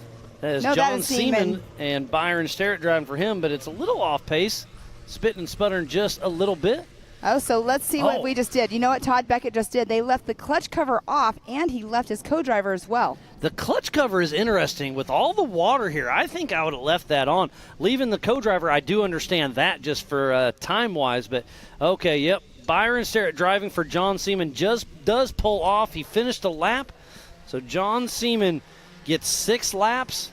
So 2/3 is going to be really close. He may get the finishing points there, but remember you have to finish 2/3 of the race. All right, and that, I believe, is Paul Wolf. Yes, it is. Going through some of our little rocky, rough sections back in the backstretch over there. Here we do have Kyle Chaney coming through our finish line. He's still a little off pace. He is a little off pace. So Paul Wolf is already, man, he is on a mission. So right now it's Paul Wolf, then Cole Clark, then Todd Beckett, then Kyle Chaney. But Paul Wolf's running full speed. Todd Beckett doesn't have a clutch cover. That's interesting. Cole Clark looks like he's moving super strong. And then Kyle Chaney did look to be a little bit off pace. Yes, he did. I mean, we saw him struggle going up the waterfall earlier on, so that was very unfortunate.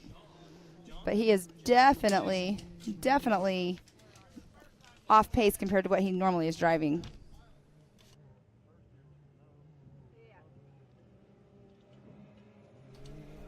And there we have Paul Wolf. When they go through that little water section right there and it bucks them up just a little bit, little kicker at the end of it. Yeah, the Spider Track backsplash is a lot of fun to see. As Paul Wolf heading up towards the staircases.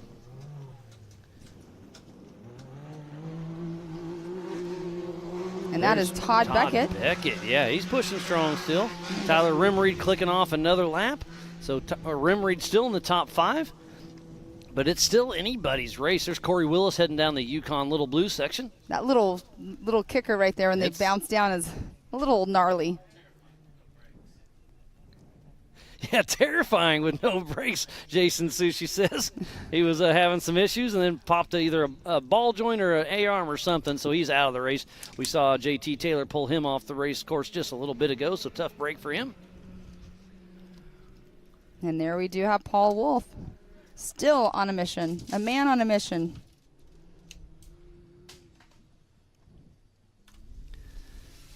So right now it is all about Paul Wolf with a commanding lead here for the Pro Modified main event for the UTVs. Wasn't quite sure who that was off to the side right there, right before he made the right-hand turn. Those Project X lights are on even during the daylight, trying to shine the way through. Kind of a good way to see who's who. Paul Wolf comes around a little gingerly. Yeah, he's definitely going a little bit slower than he normally does. You know why? He's got Chris Hickman in his ear saying, hey, you got a good lead. Tame it down just a little bit. Save the car.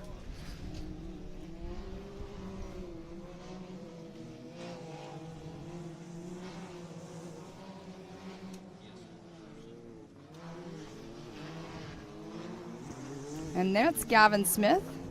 From above, we're watching him. And it looks like he's off pace, more than likely going to be pulling off as well.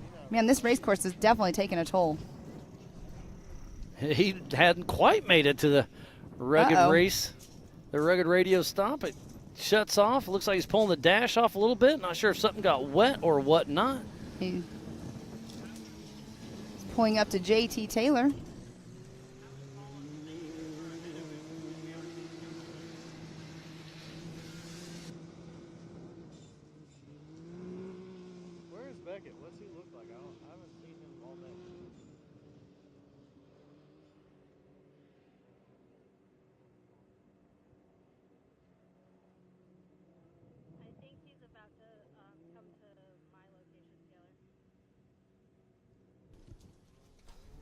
We got a little dusty section in the back there.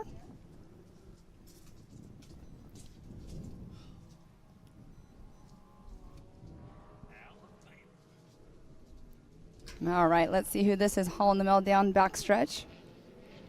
I believe that is Matthew Walraven. Yes, it is. He got a little bicycle action going on. That little kicker right there at the end is gnarly. Yeah, the old Spider Track backsplash is a lot of fun. If you hit it just right, it's perfect. But if you don't hit it right, it's a little interesting. There's Corey Willis. And it could be, so Corey Willis is in second in the Western Series points. So if Kyle Chaney can finish in front of Corey Willis, he'll take that home for Robert Parker for the Western Series championship. All right, and there's Tyler Reed. Yep. Coming down the Yukon Little Blue section, and back on our leader, Mr. Paul Wolf, who had an issue in his last race, but this one's going smooth, and we'll see him tomorrow at 2 p.m. for the 4,400 main event. There's Wall Raven coming through the Brannock boulders. And what a great race course. I keep saying it over and over and over, but you guys really laid out an awesome course. I mean, obviously it's not as difficult as some of the places we've been, but it's definitely taken a toll on these race cars. Yeah, it gives you a little bit of everything from the gnarly rocks to the water crossings to the tight woods to the main rock obstacles. I mean, this is what Ultra4 USA is all about. I say it almost every time, but this is one of my favorite racetracks. That is an absolute fact. Back to Matthew Walraven. We'll see his son Xander Walraven run tomorrow morning at 9 a.m. Central Time. Be sure to tune in to the future of our sport. So Walraven still pushing strong. Out for another lap. And Walraven is sitting in that number 6 spot now. He's moved up in one position. His last lap was a 9:27.052. But I don't know if anybody will beat that fastest lap time of Paul Wolf at an 8:55.628. We shall see tomorrow when the big boys get out there and race, but I'm not sure if that time will be beat. Yeah, Paul Wolf has really been on a mission today with that 8:55. That is a smoking fast time, and he'll take home a check for that one as well. Obviously, in the open class, he had some part failure issues. He hit something and took out an A-arm, which is kind of a common theme out here today. Definitely, isn't it? Tires and brakes, actually, though, have been an issue this race. It wasn't earlier on in our other UTV races, but today and this afternoon, brakes are not being anybody's friend out there on race course. All right, that is Todd Beckett getting ready to go through that spider track backsplash, as you're calling it.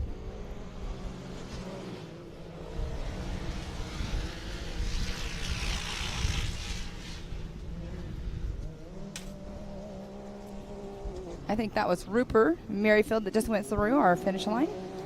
Good catch on that. And that's Corey Willis that we're watching go through to go out on another lap. Corey Willis is up in that 8th position.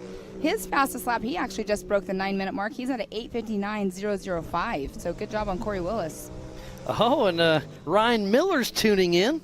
He's saying there's no way that the big cars will beat 8:55 because they have to run the Joker line every lap and nosedive every lap. So he is absolutely correct. They'll be 10-plus minutes probably. That is true. Because, yeah, they get to skip 2 of the main obstacles that the 4,400 cars get to hit. But, hey, those are the unlimited cars, so they get to do a little bit more. It's awesome whenever you're talking about something and a driver that's in the pits watching the race chime in. It's pretty fun. So thanks for tuning in. You guys will be out on course tomorrow.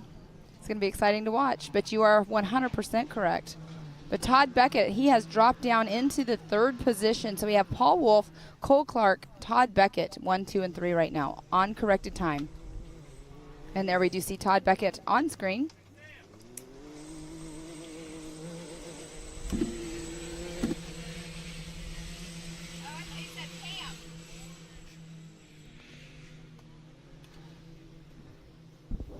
So Todd Beckett heading out for his 10th lap.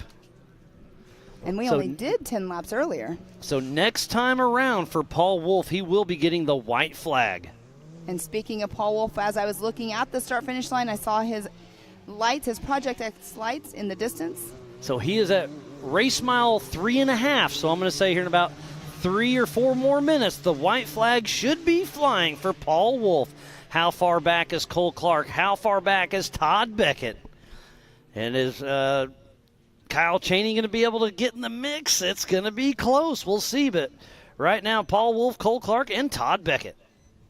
Remember, this race is on adjusted time.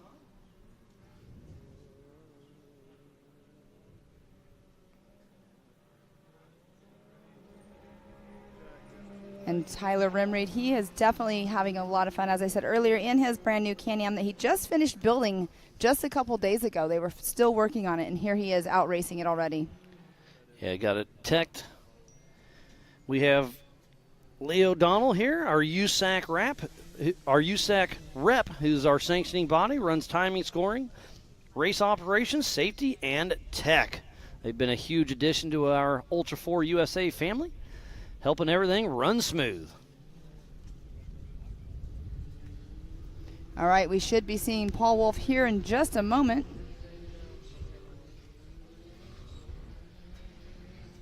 Was that Cole Clark? That was kind of going a little slow? I couldn't tell. I couldn't tell. But here's Kyle Cheney driving for Robert Parker. So he'll have 3 more laps to go. He's definitely been limping at the rest of the race after we saw him struggle going up the waterfall, the Joker line. He had a broken axle, if I remember right, so definitely has a little bit of issues, but he's still moving, and that's what it takes. There's Corey Willis heading down the Yukon Little Blue, and there's Cole Clark. There we go. Well, the Yukon Little Blue section's been a lot of fun to see. Kind of launching down there. Off camber, wet. It's literally stair steps that are smooth. It's fun, it's interesting, and it's anybody's game. All right, there is Paul Wolf, and he is in that number 1 spot right now.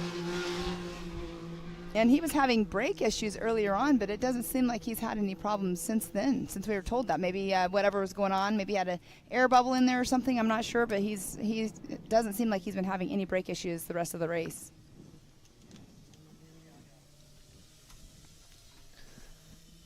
I see JT Taylor, our Ultra4 USA race director, with the white flag in his hand. Paul Wolf should be coming through, so the white flag will be out here in about 30 seconds. Going through that last little bit of water crossing before he comes over here and makes that left-hand turn to come around to the start-finish line. He's slowing down just a little bit, but you know what? If you have the lead, you want to take it easy. Make sure you're not going to mess up your last lap of the day. A little fist pump from Paul Wolf as he sees the white flag. He's taken 2 races back-to-back, taking a beating out there, but the white flag is out for the rest of the field here for the Pro Modified class. But you know what? If he had a race vehicle for our next race, I bet you money he would be in it then too. He's talked about it.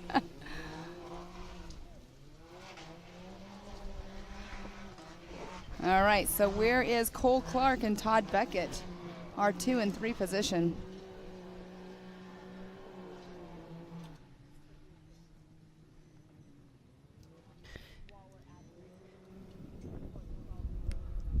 You can see our recovery crew up there. And I'm just kind of double checking my things, but the top 5 all have taking the race line wheels Joker line. So the top 5 have already cleared the Joker line, so it is down to the race itself. Back to following Kyle Cheney driving for Robert Parker and that number 900 Can-Am. Factory backed Can-Am machine. Oh, and it looks like that one kissed the water just a little bit. Travis Zollinger clicking off another lap. White flag. White flag and thumbs up for everyone around. And Tyler Rimreed here again. Tyler Rimreed has so much seat time. We had him up here earlier talking to him. He races in multiple different kinds of vehicles, multiple different racing associations, and he just keeps adding to his program. He's one of our Mid-America ambassadors as well, but he gets lots of seat time. And there we do have Matthew Walraven. That little kicker every single time.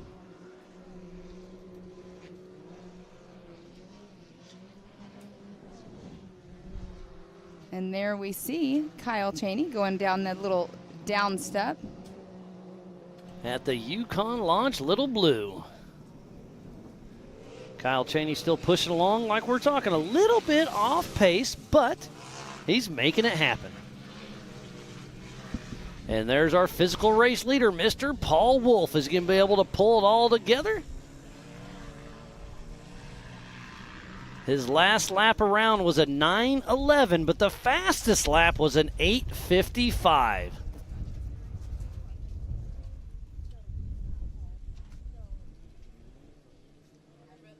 I really like how small this race course is because there's action going through all the time, and it's all over the race course. They're not really getting spread out. Like earlier on we were talking, there's battles going on all over the race course, and this has been a very fun one to watch. Looks like that's Walraven in the Brannick Motorsports Boulder field.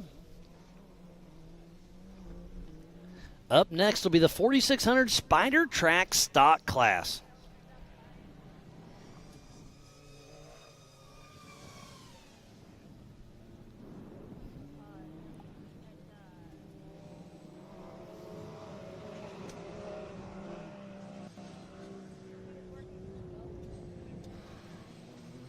All right, Cole Clark has gone through one of our heads-up loops, so he is quite a bit of ways behind Paul Wolf on time, but he's still sitting in that number 2 spot. Todd Beckett still sitting in that 3rd position, and Matthew Walraven going through, getting the white flag from JT Taylor. And Todd Beckett has to beat Cole Clark by 1:30 on adjusted time, so it's going to be really close. Second place is going to be interesting to see how this all shakes out. Because right now on adjusted time, it is Cole Clark, but Todd Beckett is physically in front of him, and that's why this adjusted time race is a lot of fun all the way to the finish. And that is a gorgeous view right there. We don't go through all of that water, but we do parts of it. There's Corey Willis in the Brannick Boulders.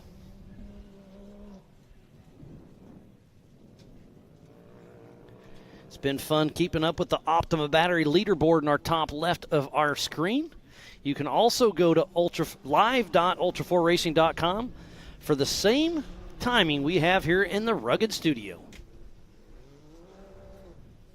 All right, Corey Willis is definitely spraying himself with a lot of water right there, going through as fast as he can. And it's crazy how burned in this course is. Up next will be the 4600 Spider Track Stock Class.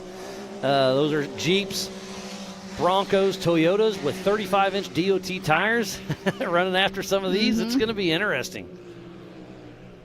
Definitely not as fast, for sure. And then tomorrow we'll start off with the youth races in the morning, and then we'll have the 45s and 48s running after that. And then 2 p.m., we will kick off the 4400 main event. So if you're on the fence of coming, come on out. It's a free event. It's a beautiful event. So Cole Clark physically in front of Todd Beckett and on adjusted time. So Todd Beckett has to pass Cole Clark and get 1:30 on him. So if Cole Clark can keep this together, it's his race to lose that second position. And there we have Kyle Cheney making his way around. Kyle Cheney running for Robert Parker. He is running in that number 5 spot right now. His fastest lap of the race so far has been a 9:14.653. Making his way through the rocks. But we do have to see Todd Beckett. Have not seen him yet come through, as we just saw Cole Clark. And there's Matthew Walraven. So Todd Beckett hopefully can keep it together. But remember, he took his belt cover off, so he could be the belt could be slipping if he's got a little bit of water. Is that Paul Wolf already in the distance? It is. So Paul Wolf's at race mile 3.5 roughly, and it's his race to lose, and I can physically see him. The car still looks very, very healthy. All 4 Nitto tires holding air. The Can-Am is still running strong. So Paul Wolf with a commanding lead. It looks like it's his race in the bag with 1.5 miles to go. One of our fun little water crossings just before race mile number 1 heading towards the waterfall. That's Corey Willis, I do believe.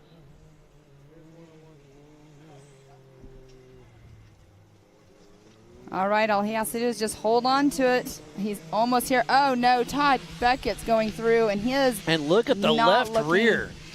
Left rear looks like it could come off any moment. So the left rear of Todd Beckett's car is really, really hurt. Is that a radius rod? Is it I don't know. I don't know, but we'll have to see if he's actually going to make it through. Yeah, it could be the bearing getting ready to lose out. But there's Cole Clark, physical second, so it's looking even better for Paul Wolf and Cole Clark right now. So Tyler Rimreed or Kyle Cheney would have to get in here before Paul Wolf to get through that another lap, right? Am I reading that right? Yes, I am. And there's the Yukon Little Blue section.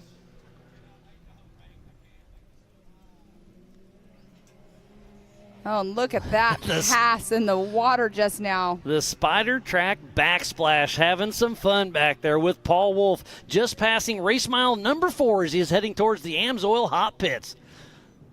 We are about a minute and a half away from the checkered flag flying for Mr. Paul Wolf. And once the checker comes out for him, it's for the rest of the field.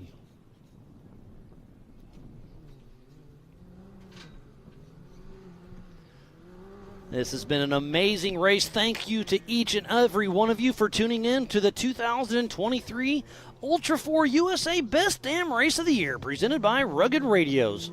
We're on the backside of the Pensacola Dam at the South Grand Lake Recreational Area just outside of Disney and Langley, Oklahoma, is our race leader heading through the Brannock Boulders for his last time. About a minute away, he'll be here in town. So Paul Wolf has raced the last race, had some mechanical issues, was running strong until he wasn't, but now it looks like he should have this race locked up. Race is on adjusted time. He did start out front, but there's no way that anybody is going to be close enough to catch him. So 30 more seconds to go, and Paul Wolf will be grabbing the checkered, Pam. Yes, he will, and it's going to be, we saw Todd Beckett limping it through. It might be Tyler Rimreed rounding out the podium. Could be Kyle Cheney. I mean, they are all on the same lap, so it's going to really come down to the last few little laps of the race. And Paul Wolf heading towards, we'll give the checkered flag for Mr. Paul Wolf. What a great, great run. Okay, so that just threw Travis Zollinger into the mix as well. No, he did not. He has to go 10 laps. So, wow, what a race this is going to be to get our top 3 right here. So we have Paul Wolf, Cole Clark. It's going to be down to the wire for our 3rd position to round out our podium. We saw Todd Beckett with that left rear that was extremely hurt. So now, it definitely throws Tyler Rimreed and Kyle Cheney in the mix. Depends on. But I do believe Cole Clark's looking good. There's Travis Zollinger. He is a lap down. But Paul Wolf just unofficially wins the Best Damn Race of the Year. Congratulations, buddy. Oh, there Travis Zollinger just got the checkered flag.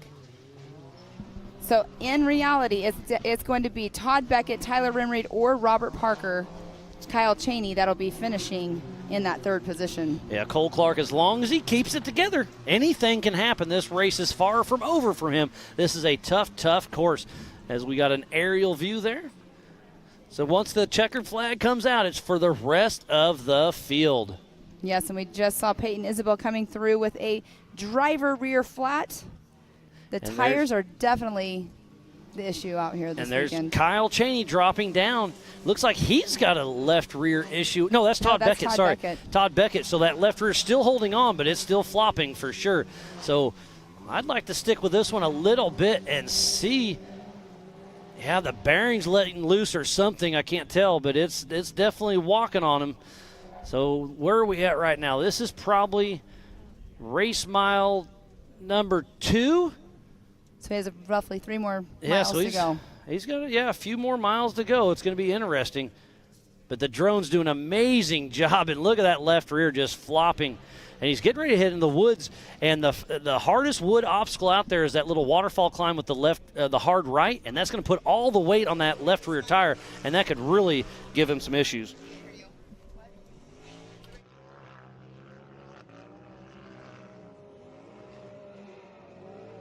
So he has broken an upper radius rod. Just got an update from his co-driver. Thanks for that, buddy. We'll see how long those other 2 hold on. Yeah, Can-Ams have 3 radius rods, so the upper one did break, so that's why it's flopping a little bit. And that's putting a lot of wear and tear on that bearing as well. And who is that? That's Corey Willis getting ready to hit the Spider Track backs. And look at him completely hydroplaned, and then gets a little bunny kick at the end, and he is hauling. Oh, there's Cole Clark. Oh, and physical 2nd position. Limping as well. He should be going that's a pretty faster. Rough section. That's a pretty rough section. So he could be knowing where he's at, communicating with his team, getting on the Rugged Radio. And there's Kyle Cheney driving for Robert Parker, exiting the Little Blue Yukon area. So he's still physically behind Todd Beckett.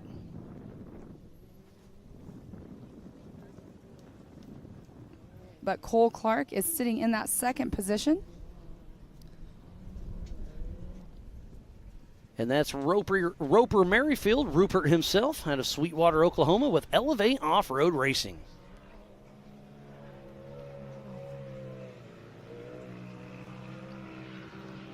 Still putting some laps down. I believe he's the one that came to qualifying just a couple minutes late and finished qualifying and then took a little tumble. We were already off air because once we quit qualifying, there is a 5-minute window, and we thought it was clear, and then he pulled up right in that 5th minute. So JT did let him run a qualifying, made it all the way through, and then just took a tumble. Yes, and that's Matthew Walraven coming through. There's Corey Willis as well coming and through. Look at Corey Willis getting a little slideways, pushing hard. So I think Corey Willis, between him and Kyle Cheney. So unofficially, it is Kyle Cheney for Robert Parker should win the Western Series Championship, and Corey Willis should win or should get second in the Western Series Championship. This is all unofficial, but it's looking good for those two.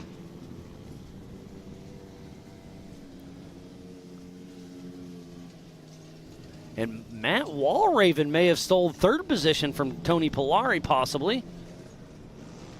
All right, here comes Cole Clark. He'll be coming around here in just a moment, getting the checkered flag. What a great run. He raced in the last race as well. Cole Clark with Slightly Heated Podcast and ZRP. One more turn to go. Cole Clark unofficially taking 2nd position. The checkered flag is out. Cole Clark, number 2. And in the distance, I can see Todd Beckett, so he's coming around to the finish as well. And the left rear is still holding together. It's definitely not looking good.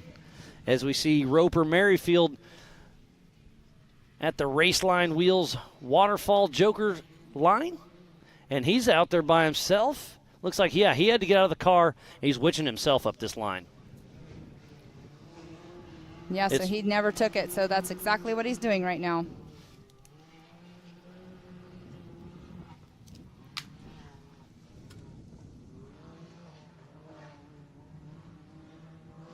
With Cole Clark sitting in that number 2 position for our Pro Mod class. He also was on the podium for our UTV Open class as well in that number 3 position. So 2 podiums in a day. You cannot have anything to complain about on that one for sure. That is a good day. Yes, and here's another great shot. So on our left, that's the top of Waterfall. On our right, that is Little Blue. And then you can see the little dams there. That's Grand Lake on the top. So that's a great aerial view of, again, Waterfall, you can't see it, but it's on our left bottom. Mm-hmm. And Little Blue, you can't see it. It's on our right bottom. And that's the backside of the Grand Lake Dam. So every once in a while, they'll open those dams up, and that is a roaring river coming down there. Obviously, the GDRA, the Grand River Dam Association, they put on a siren, they kick everybody out, and it floods around down here. It's a way to keep that lake at the levels it needs to be. There's Todd Wreckett Beckett coming on in. Unofficial 3rd position. He is still smoking through there as he hits the Spider Track backsplash. He is not letting out. He wants to get in here in that 3rd position. So, Miles, we have a little update on the fastest lap of the day. Corey Willis came through on his last lap with an 8:35.437. Paul Wolf had it at an 8:55, so that is quite a difference in lap time. It's pretty impressive. How far back is Tyler Rimreed? Because Todd Beckett has to beat Rimreed by 30 seconds. And I think he's got more than that of a lead.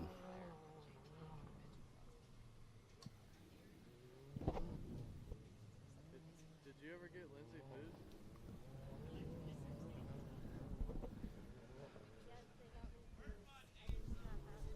And there is Todd Beckett heading through the Brannock Boulders for his 12th time. That's a lot of laps. We were guessing 10 earlier. They've really turned up the heat. Yes, they have. What a wonderful day of racing it has been, and we are not done yet. We still have the 4600 Spider Track stock class that'll be kicking off in just over an hour at 5 p.m. Central Time. We've got just shy of 10 of those cars will be racing. I just love the 4600 Spider Track stock class. All right, so Todd Beckett and Tyler Rimreed just clicked at the same time on the timing loop. So I think Tyler Rimreed is going to steal it away from Todd Beckett because he has to beat him by 30 seconds. This race is on adjusted time. So yes, Tyler Rimreed will sneak away and take that third position from Todd Beckett that limped through that whole lap with a left rear issue. I think Tyler Rimreed just stole third place. On adjusted time, on adjusted time he did. He ran his fastest lap of the whole entire race just now, too, at a 9:09.835. Todd Beckett, we saw that he was limping it in, and he was trying to make it as much as he could. But, wow, look at that great run by Tyler Rimreed in his brand-new car. What a race to the finish. That was one to see. So Tyler Rimreed, I believe, just stole it away from Todd Beckett. So unofficially, 1, 2, 3, it's Paul Wolf, Cole Clark, and Tyler Rimreed. There's Kyle Cheney driving for Robert Parker. He should be in that 5th position as he's heading through the Brannock Boulders. What an amazing race it's been today. We're not even done. We have one more race to go after we're done with this. We have our podiums to do as well. So it's been a great day of racing.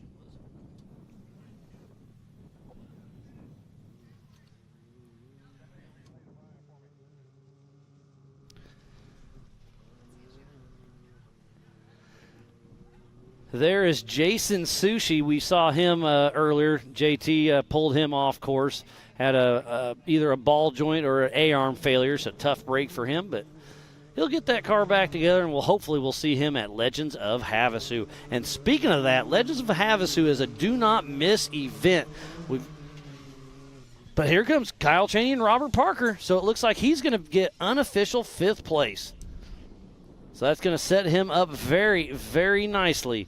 So I think Kyle Cheney driving for Robert Parker just locked up the Pro Modified for the Western Series. So we have a rugged replay we're going to show you here in just a moment. And here it is, the rugged instant replay. Here is the pass of Tyler Rimreed stealing 3rd position away from Todd Beckett. It was a race to the finish. What a great showing by these two competitors, but it was Tyler Rimreed who stole the show from Todd Beckett. What a great race Todd had. He had a great race. He was leading it, had some issues, but hey, that's part of the business. So again, thanks for that rugged replay.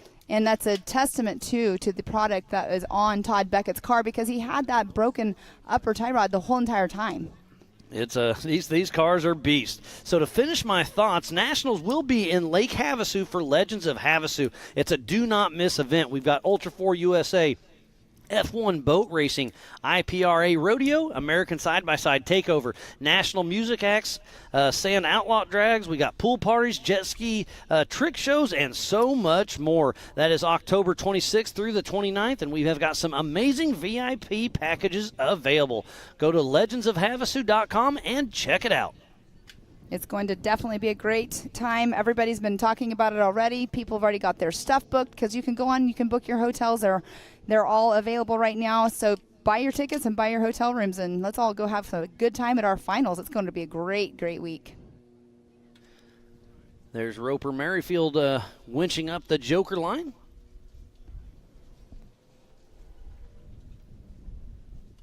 I believe this is his Ultra4 USA debut. Great to see him out here having some fun.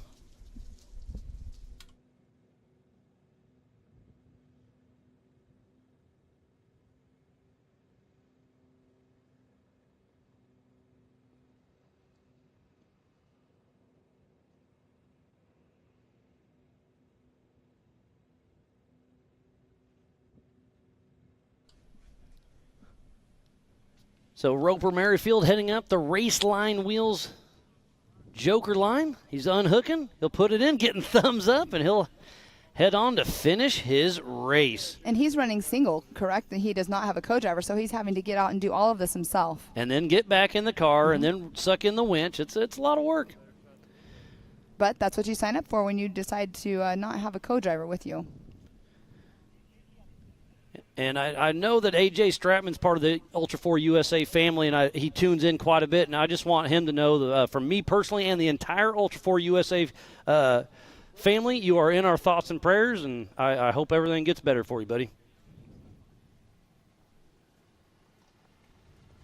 And that is a great overview again of the dam and also the lake, Grand Lake. That's the Pensacola Dam. The Pensacola Dam is the world's longest multiple arch dam in the world. And also Grand Lake is about 43,500 acres of lake. That's an amazing size of lake. They have about a 1,300-mile shoreline, and that is huge. I mean, when you're flying over this area, it definitely stands out and everything. But the Pensacola Dam is a beautiful dam. I mean, great photo op. It's in the background right now. It's absolutely a beautiful part of the area. You are absolutely correct, Pam. But what a wonderful day of racing it's been so far. We're winding down the Pro Mod 4600. We'll be in here in just a little bit. We'll step away and be right back after this. Lightweight, agile, and strong, the Pitbull is perfect for the job. The Pitbull is the first and only lift that can be used in the pits and in your garage. Elevate your racing with a Handy.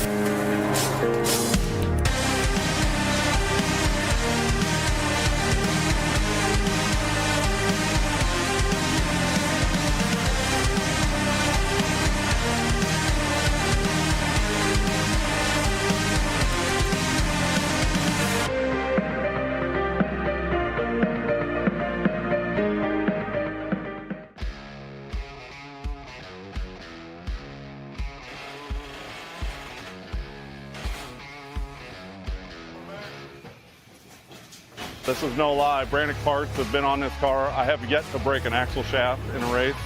I have yet to break a U-joint in a race. Everything that's been on this car has pretty much been on this car unless it's a wear item from Brannick from the beginning. And that's the honest to God's truth. They do quality work, quality parts, and I stand behind them. We're real focused on making parts that last, that get our racers across the finish line. Looking for better materials, lighter weight, stronger, thinking about innovating new product, improving on what is already developed. That's why we do race, because it makes us understand you can't break. They're racers themselves, so they know what it takes to race, and their parts are tried and true, right? They run them in their own race cars, and they've beat them, they've broken them, and they come back and they do better, and they do that before they offer them to the consumer. Everything they build has held up great on this car. It's Brannick Motorsports parts on this car all day long. My name's Stan Haynes. Me and my son at Brannick Motorsports make parts to get you across the finish line. We race what we make.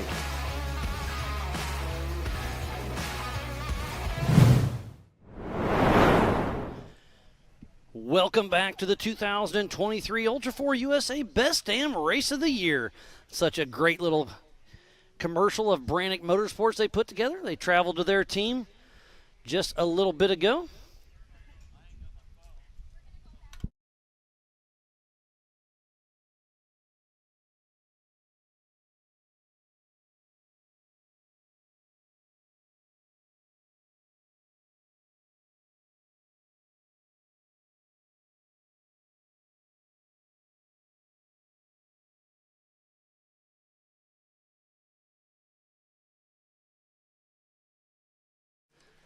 A great shot. That's the Spider Track backsplash at the bottom right of your corner. At the top left of your corner, you can see a little structure there. That's the rugged radio start finish. And just shows you how vast this valley is here at South Grand Lake Recreational area. We are hidden below the Pensacola Dam, out of sight and out of mind, and most people out on Grand Lake don't even know that one of the best off-roading places around for rock crawling in the U.S. The park has about 100 miles of trails, 20,000 acres. It just has so much of these big rock obstacles that they have, and it's absolutely beautiful. So if you ever want to come check it out, but it sounds like we have our third member of the team, Erica Allreed, down there with Paul Wolf, our unofficial winner. Erica, take it away. Thanks, Miles. Like you said, I've got our unofficial winner, Paul Wolf. Paul, what a comeback. Things weren't looking too promising early on as you lost brakes and then dropped back in the pack, but you're able to turn it back around and right the wrongs from earlier. So take me through the highs and lows of that one from the driver's seat.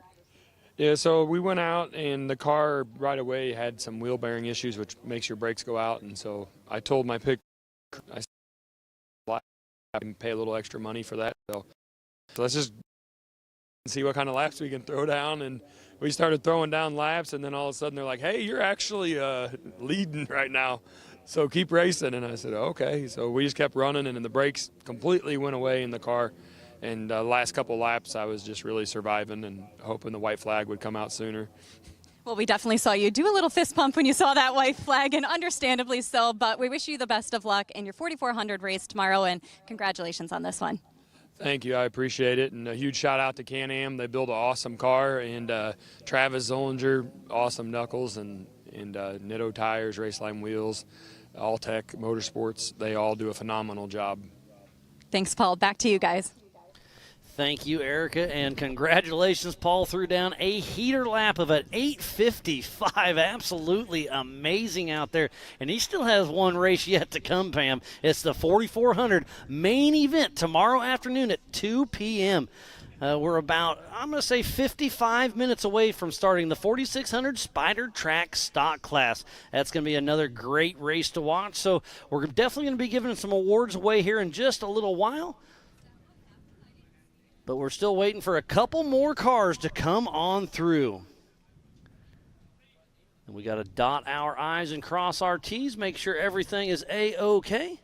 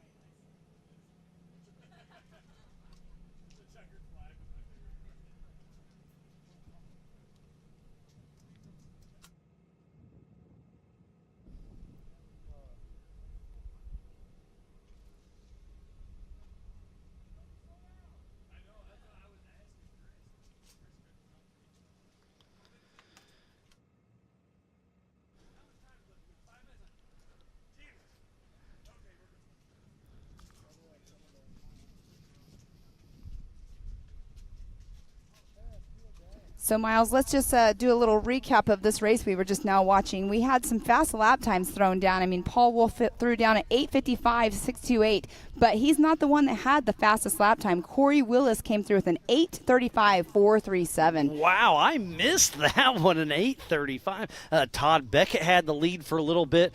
Kyle Chaney was running strong, had to drop back. I mean, the attrition definitely set in heavy on this race. Yes, it did. I mean, tires were an issue. Brakes were an issue. I mean, we saw people losing the wheel completely breaking off, going down our front stretch over here after the start-finish line, and that was very unfortunate. But, wow, what a race we just watched again today out here in Disney, Oklahoma.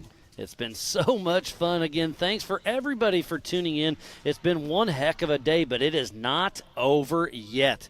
We still have the 4,600 Spider Track Stock Class this evening at 5 p.m. And then tomorrow morning at 9 a.m. we start with the Ultra4 USA Youth. At 11 a.m. it's the Ultra4 4,500 Yukon Gear and Axle Modified class and the 4,800 Brannick Motorsports Legends class. And then at 2 p.m. it's the 4,400 main event presented by Good Boy Vodka.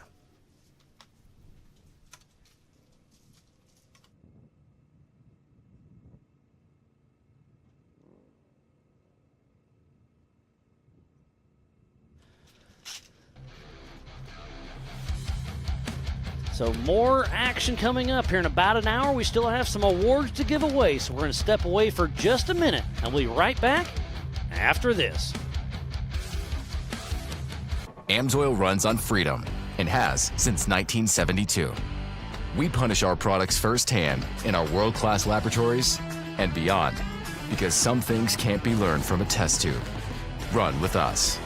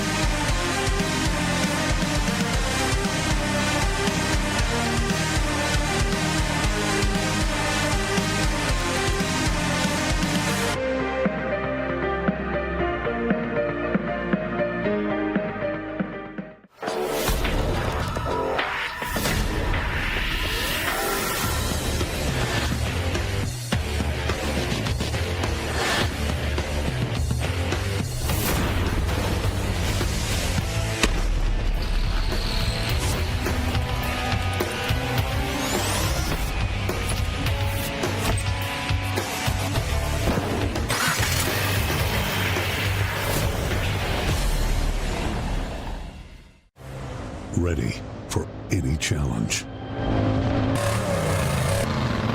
Maxxis tires can handle even the most punishing off-road conditions.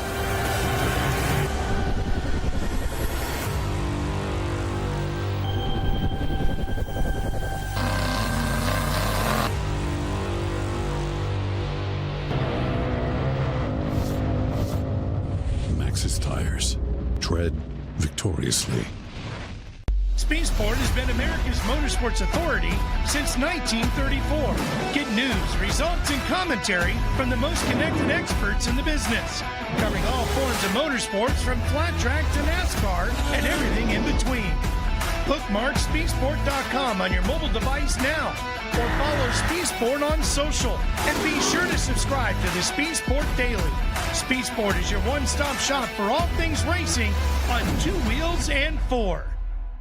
AMSOIL runs on freedom and has since 1972. The rest of the market has been trying to follow our lead ever since.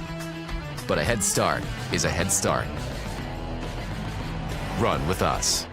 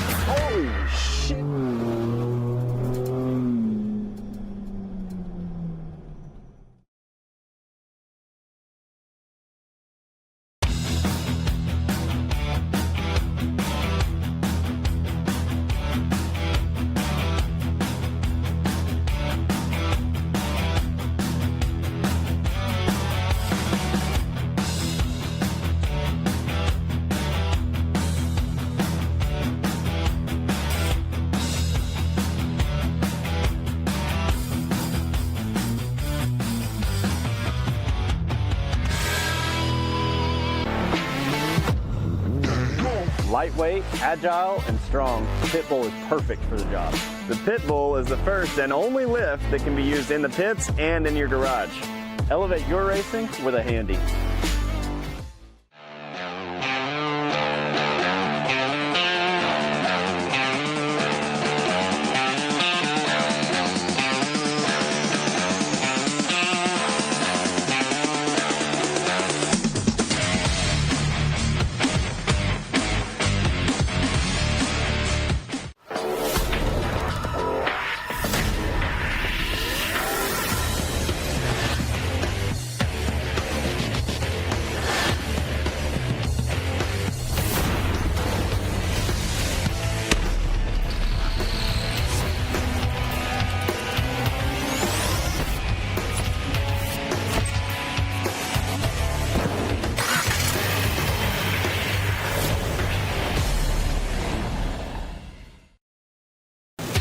Watching Speed Sport 1, your home for great off-road racing from America and around the globe.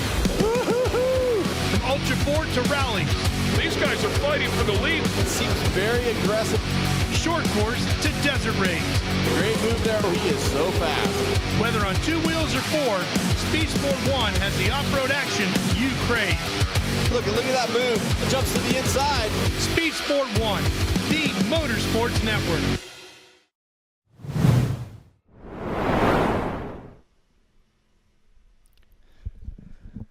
Welcome back. We just winding down the Pro Modified class here for the best damn race of the year, presented by Rugged Radios. There's a great aerial shot.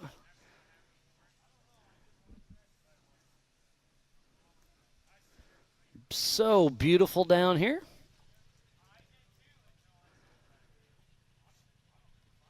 So we will be giving away some awards here very soon. We just got to make sure everything is running smooth on our end. So again, thanks to Cody Wagner with Laser Nut and those 360 wrap trophies.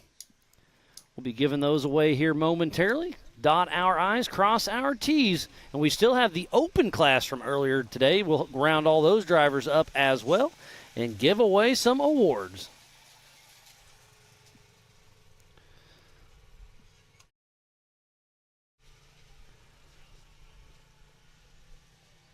So while we wait for everything to come together, we're going to step away one more time and then give away some awards before we start up the 4600 Spider Track Stock Class. So one great race yet to come. So be sure not to go anywhere. But for now, we're going to step away, and we'll be right back after this.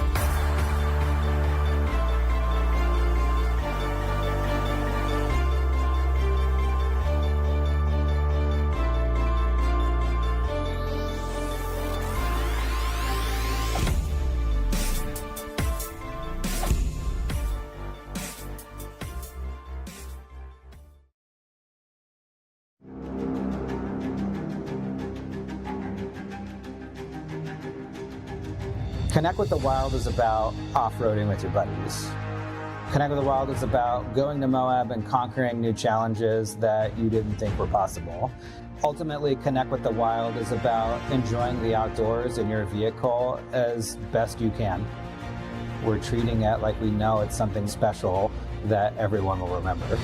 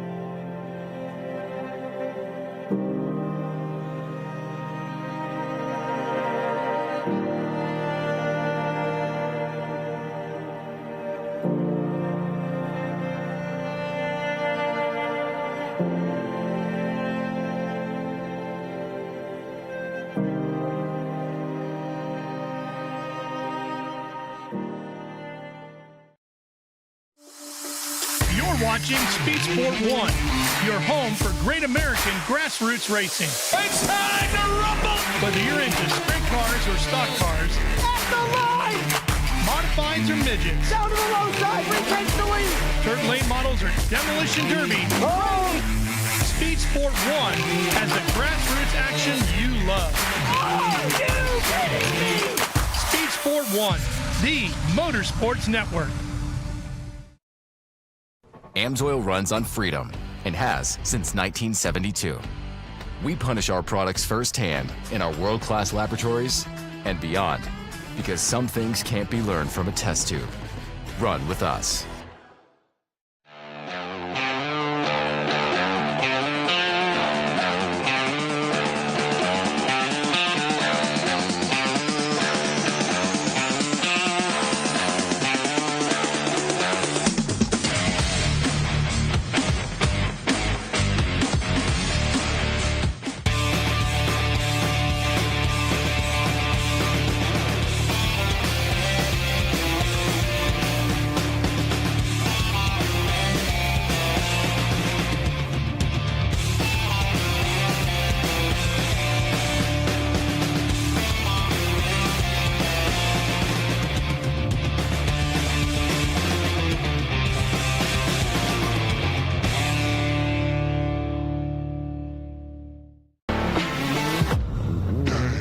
Lightweight, agile, and strong, Pitbull is perfect for the job.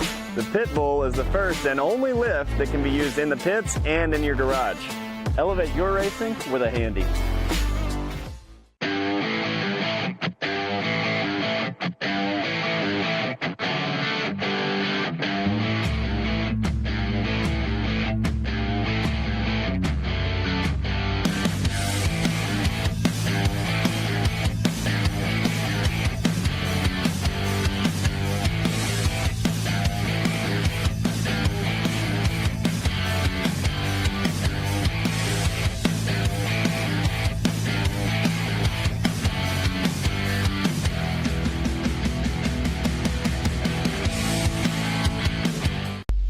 Sport has been America's motorsports authority since 1934.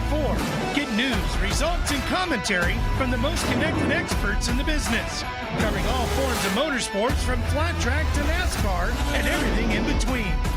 Bookmark speedsport.com on your mobile device now, or follow Speed Sport on social, and be sure to subscribe to the Speed Sport Daily. Speed Sport is your one-stop shop for all things racing on two wheels and four. AMSOIL runs on freedom and has since 1972. The rest of the market has been trying to follow our lead ever since. But a head start is a head start. Run with us.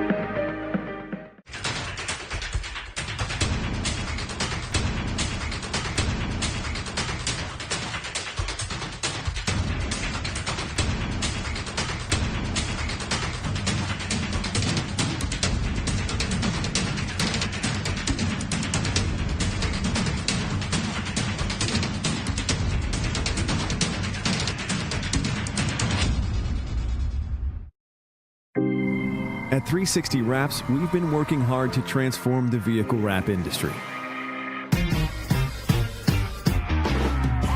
Wherever you are, we're standing by to show you the professionalism you deserve.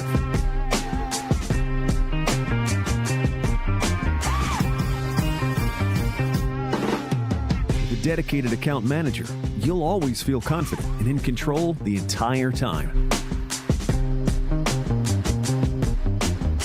Providing nationwide service to the top brands in the industry, our team will confidently handle any project you give them.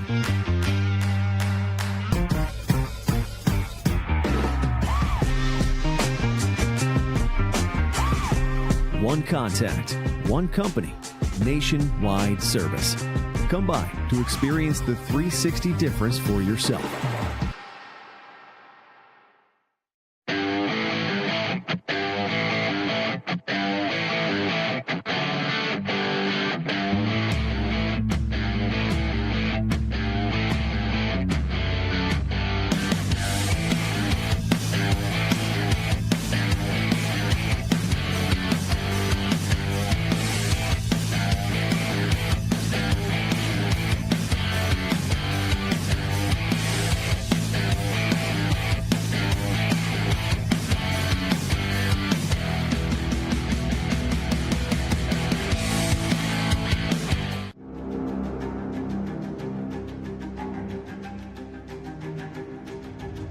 Connect with the Wild is about off-roading with your buddies.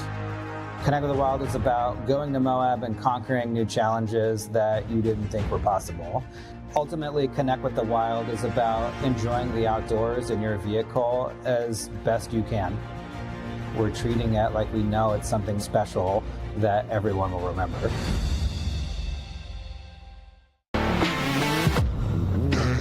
Lightweight, agile, and strong, the Pit Bull is perfect for the job.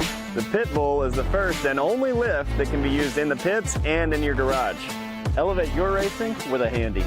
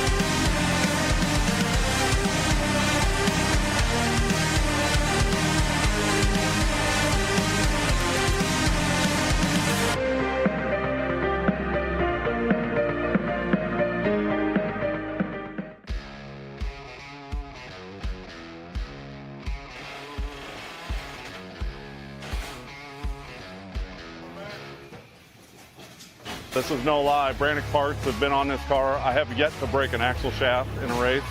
I have yet to break a U-joint in a race. Everything that's been on this car has pretty much been on this car unless it's a wear item from Brannick from the beginning. And that's the honest to God's truth. They do quality work, quality parts, and I stand behind them. We're real focused on making parts that last, that get our racers across the finish line. Looking for better materials, lighter weight, stronger, thinking about innovating new product, improving on what is already developed. That's why we do race, because it makes us understand you can't break. They're racers themselves, so they know what it takes to race, and their parts are tried and true, right? They run them in their own race cars, and they've beat them, they've broken them, and they come back and they do better, and they do that before they offer them to the consumer. Everything they build has held up great on this car. It's Brannick Motorsports parts on this car all day long. My name's Stan Haynes. Me and my son at Brannick Motorsports make parts to get you across the finish line. We race what we make. AMSOIL runs on freedom and has since 1972. We punish our products firsthand in our world-class laboratories and beyond, because some things can't be learned from a test tube. Run with us.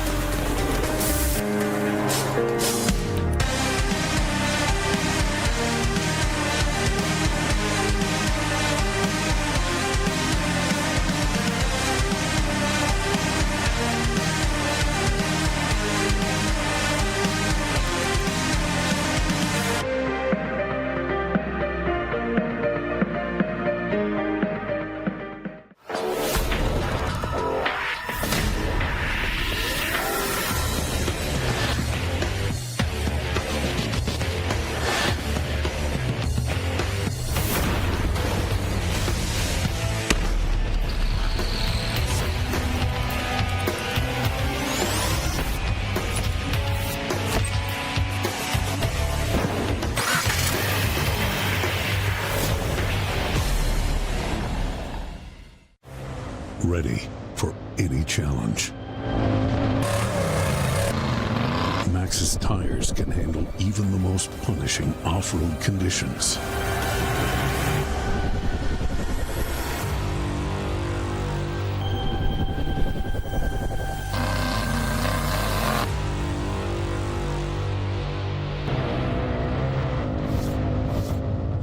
Maxxis tires.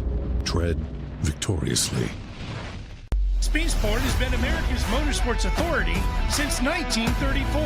Get news, results, and commentary from the most connected experts in the business, covering all forms of motorsports from flat track to NASCAR and everything in between. Bookmark speedsport.com on your mobile device now, or follow Speedsport on social, and be sure to subscribe to the Speedsport Daily. Speedsport is your one-stop shop for all things racing on two wheels and four. AMSOIL runs on freedom and has since 1972. The rest of the market has been trying to follow our lead ever since. But a head start is a head start. Run with us.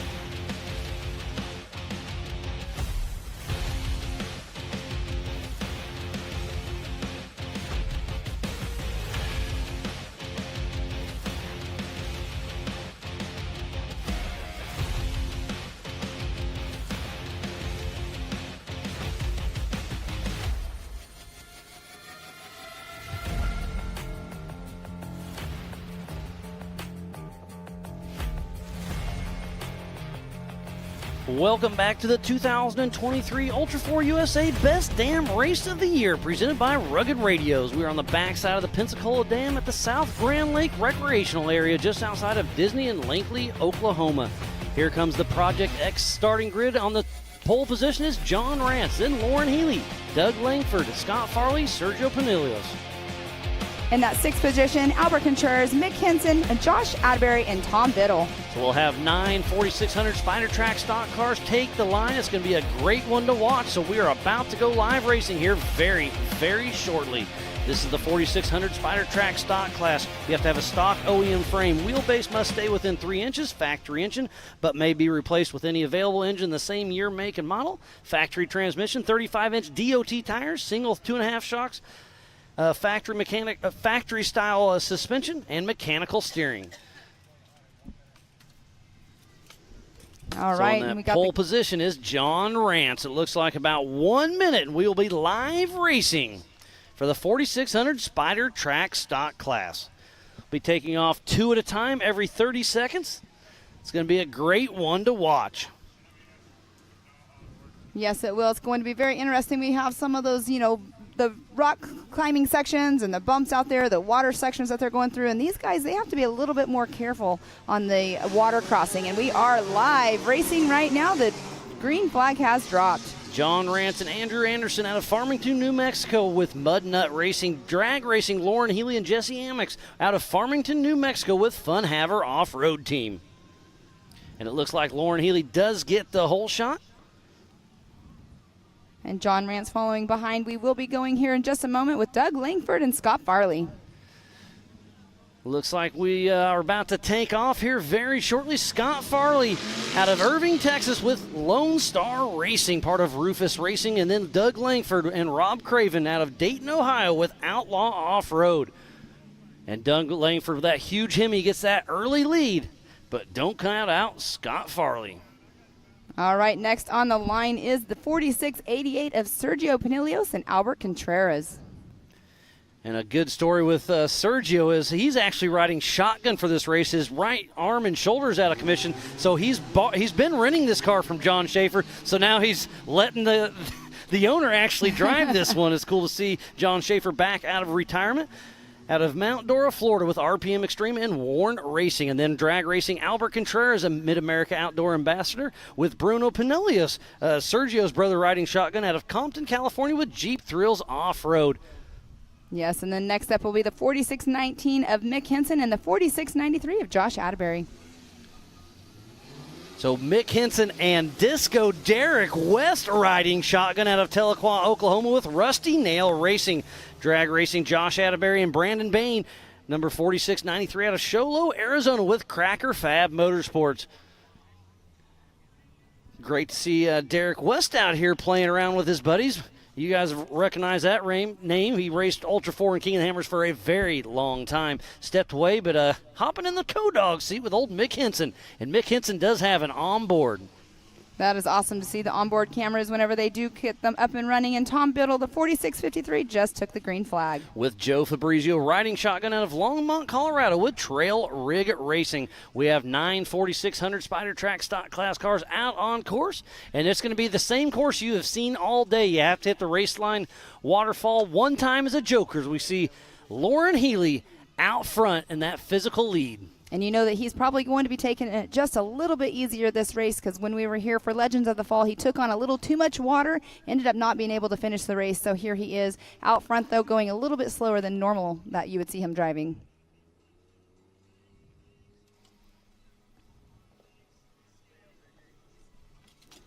So Lauren Healy did get that whole shot on John Rance. He's now going towards the waterfall right here, doing his joker lap. Lauren Healy sitting in that 5th position for the 4600 Western Series. We'll see if he can advance enough to get into that third, in the top 3 or not for the Western Series points.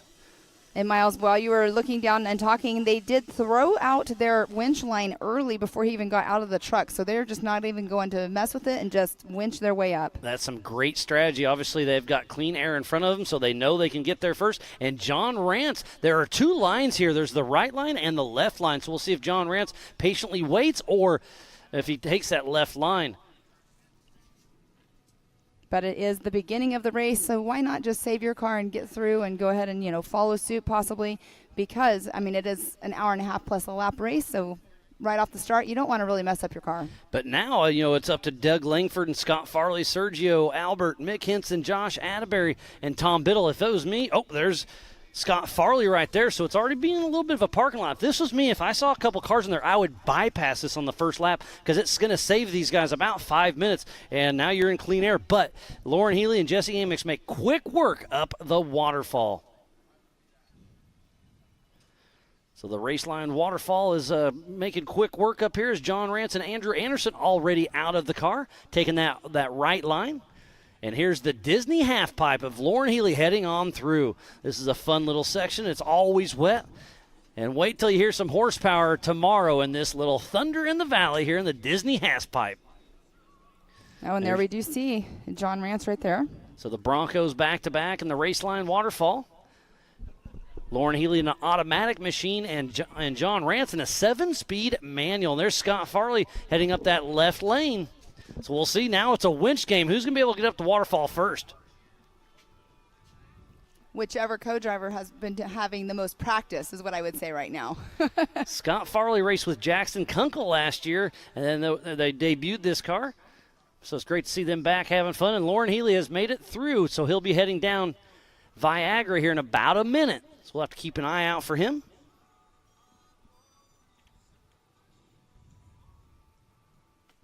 All right, here we go. We do have John Rance did make it up. They'll be unhooking his winch, getting on their way. And there's Doug Langford. So Doug Langford he bypassed it because he did not stop and go up it. We did not see him. But again, that's some great strategy. So he's probably out front, but it's going to be down to the wire, see how it all shakes out. This is a 5-mile course. They're racing for an hour and a half plus 1 lap. This race is on adjusted time. There's John Schaefer driving for Sergio since Sergio has that shoulder problem. He's riding shotgun. This is the duo they used to race. And there's Viagra as Lauren Healy bounces down. That short wheelbase is a little bit sketchy there on Viagra, but he makes quick work of it. So now he's got some lap traffic left to deal with, but hopefully it'll line up to where they go into the waterfall next lap and he's able to get back around him. So there's Josh Atterbury, there's Tom Biddle and Scott Farley heading up the Raceline waterfall. Scott Farley obviously got up, and here that was Josh Atterbury, but we will see here in just a moment. John Schaefer and them, they did not do it either, so they will have to do it at one point on their laps around because they do have to run it once, like you were saying earlier. So here is Mick Hinson in his little Toyota that could. He's got Derek West riding shotgun. It's cool to see him back in there. It takes a little nose dive, but keeps on rolling. I went over to the start line and talked to Mick and Derek West for just a little bit. I was like, hey, good to see you back here riding along. He's like, oh, yeah, Mick said this thing rides smooth. He drives easy. I was like, well, he lies to me too, buddy. And there's Lauren Healy right behind Mick Hinson. But Mick Hinson did bypass the Raceline waterfall joker line. So Lauren Healy made quick work of it, and it makes sense. So now he's got a little bit of lap traffic, and there's Tom Biddle trying to one-shot it. Tom Biddle and Joe Fabrizio out there having fun.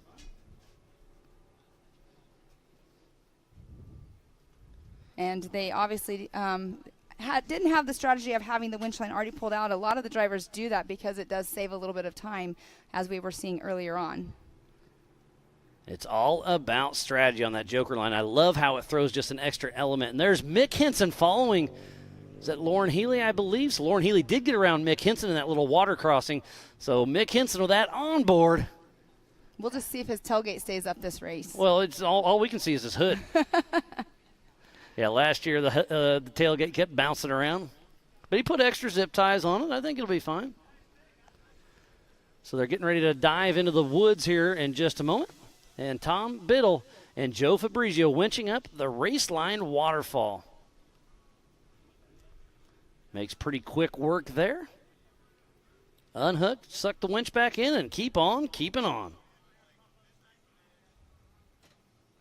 You can see everybody out there that's sitting there watching and working with their easy ups. It's definitely a warm day out here. The sun is shining. The breeze is blowing.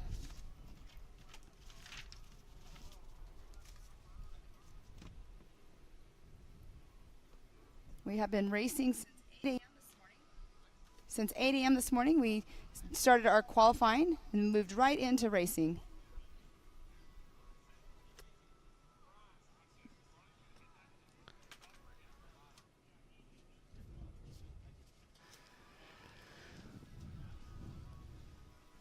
So we have our rugged replay right here as Mick Henson making a pass on Doug Langford. So Doug Langford, that's where you first enter the tree section. So he's got an issue on course.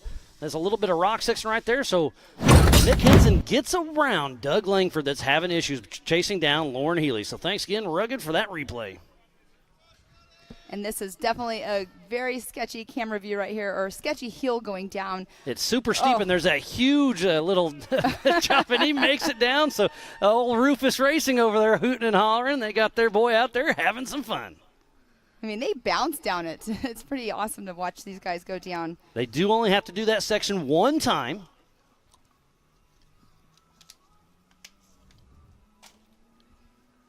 So Sergio has been our East Coast champion this year. Mick Henson got second place, and Tom Biddle in that third place, and they're all out here racing here this weekend with us.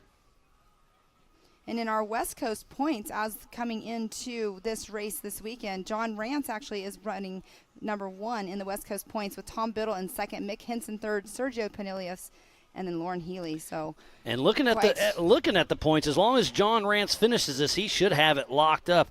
And then it's going to be close between Tom Biddle and Mick Henson. But to finish first you must finish. So Lauren Healy is praying that Sergio, Mick, and Tom have some issues out there on course. He's pushing strong.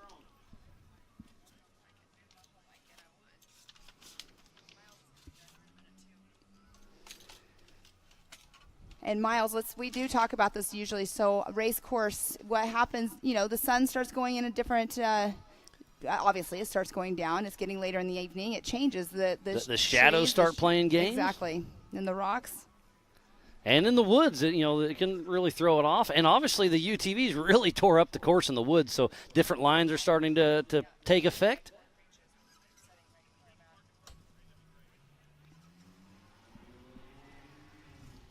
Oh, so I hear somebody. That must be Lauren Healy. Oh, we're back on screen with Mick Henson. That on board. And he was chasing Lauren Healy, but it is Sergio Pinilius driven by John Schaefer who is out front. They did bypass the waterfall, but right now at mile marker, at race mile number 3.5, it is Sergio and John Schaefer out front. This old Jeep has been taking a beating, but it's great riding along with Mick Henson. And that's still Lauren Healy in his scope. And we are back to our race leaders, Sergio and John Schaefer. Sergio is driver of record, but he's riding shotgun. You can have one fill-in driver per season because he's got a shoulder issue. Mm-hmm. And if his shoulder is worse, you can have more substitutes if it's a medical issue. So if he has to have surgery or something, that can come into play.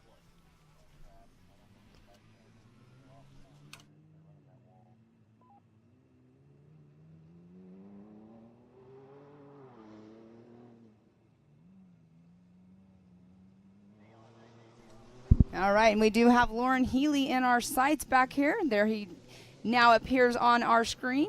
Going through that water, I'm telling you, I bet he probably has a different strategy going into this weekend because of the water last year. And not too far behind him is Josh Atterbury. So Lauren Healy physical second, John Rance physically third, Mick Henson physically fourth.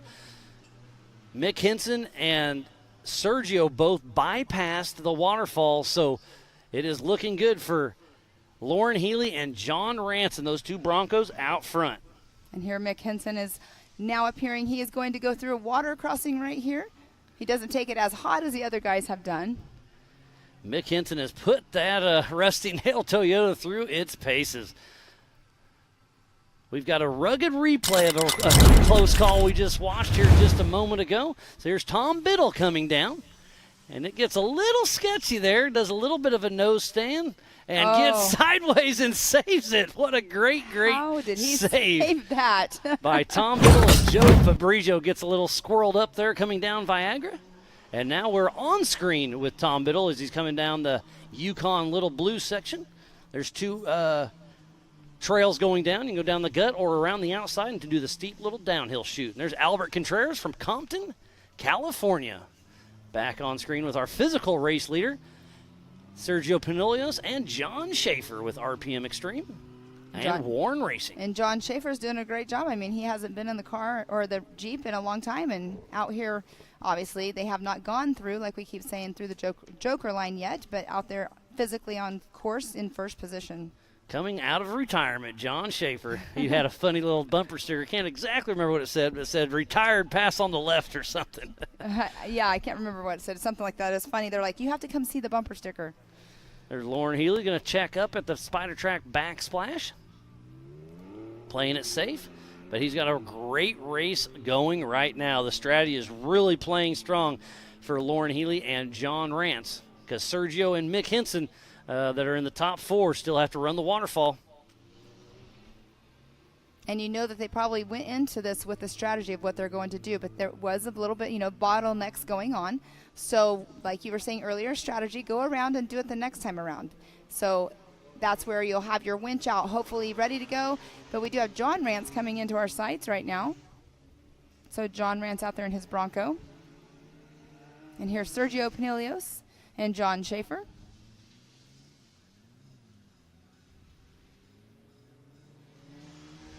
Jeep just trucking through all those rocks. Right there in the Brannock boulders. Lots of chatter over race-offs over the rugged radios. So far, so good. Trying to keep up with a little bit of everything.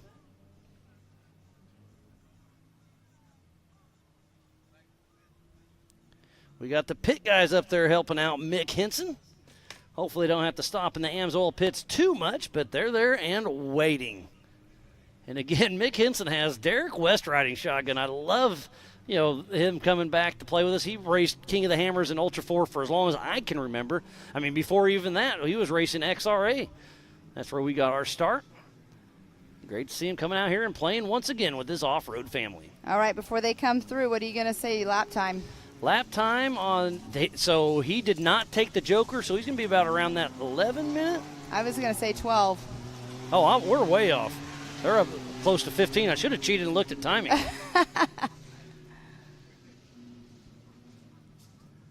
Well, at least I was closer on my time then, because you said 11, I said 12. And Doug Langford is still stuck. That is at the entrance of the woods, so not sure what's going on, but tough break for Doug Langford and Rob Craven with Outlaw Off-Road. There's our adjusted time leader, Lauren Healy. He'll be clicking off a lap here momentarily. Here he's coming around now. We can hear him and see him.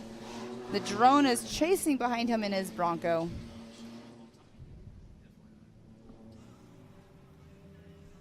Right. There's John Rance getting ready to hit the Spider Track back splash. Slows down a little bit. He's slowing down, but not a whole lot. Just a tick. All right, and Josh Adbury going through our start-finish line.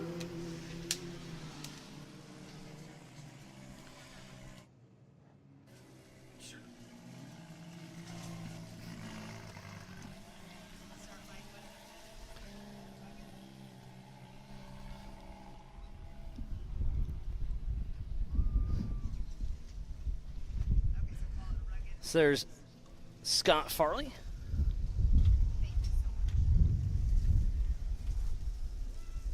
Heading back to stack. Oh, there's Mick Henson back on screen. And he's got the onboard video we've been checking out off and on, but Mick Henson, the little Toyota that could, is making his way around.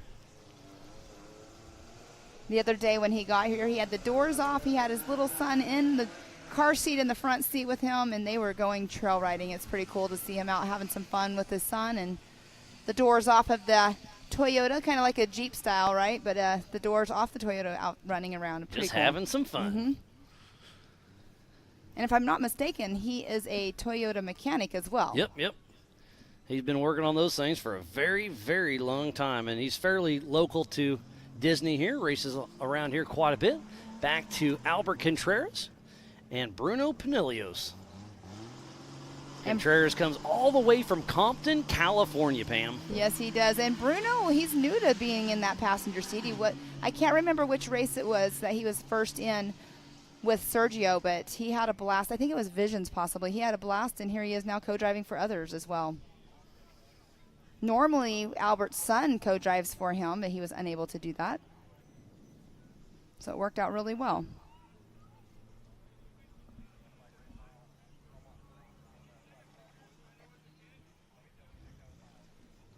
And there we do have John Rance in the 431 Bronco.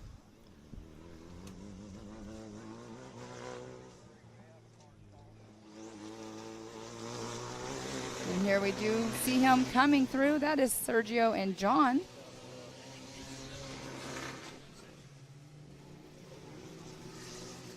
Sergio and Pinilios and John Schaefer. Now we are back on John Rance and his Bronco. And there is our physical race leader heading into the waterfall for his Raceline Waterfall Joker section. So we'll see if Lauren Healy gets a pass on him right here. He'll probably take the lead back. So this is going to take – so with a bum right shoulder, that is Sergio hopping out. And there is Lauren Healy taking over the lead. So Lauren Healy is back in the lead after that Joker section, bypassing it. So you can only run it once, but you must run it once on this hour-and-a-half plus 1 lap, 5-mile track for the 4600 Spider Track stock class.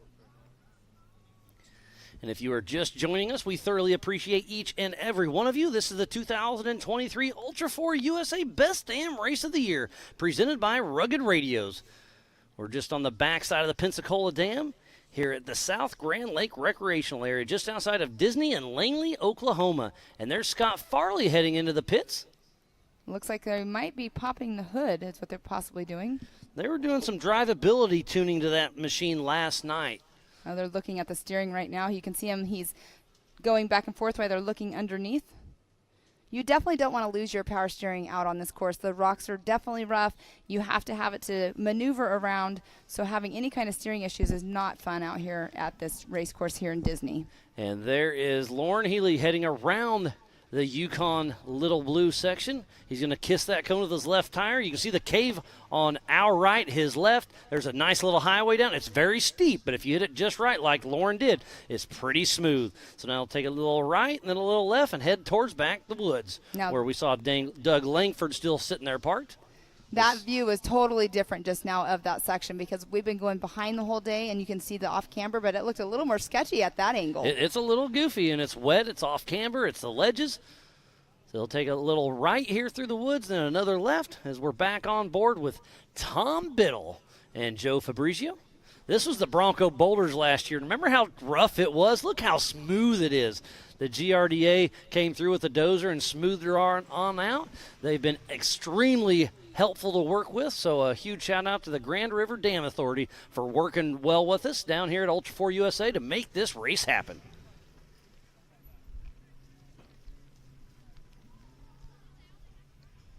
Back, so Scott Farley in and out of the Amsoil hot pits.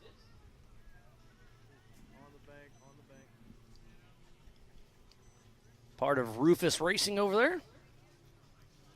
And here we're back with Mick Henson. Wonder if we get a little onboard as we see the nose stick up in the air. Mick Henson taking that right line right behind Sergio and John. So we'll see if Derek West hops out or if old Mick Henson's going to try to bounce on up. I'll bet he drops the clutch. Hopefully he doesn't have it in R for race. He did that in Pennsylvania and flopped her over pretty good.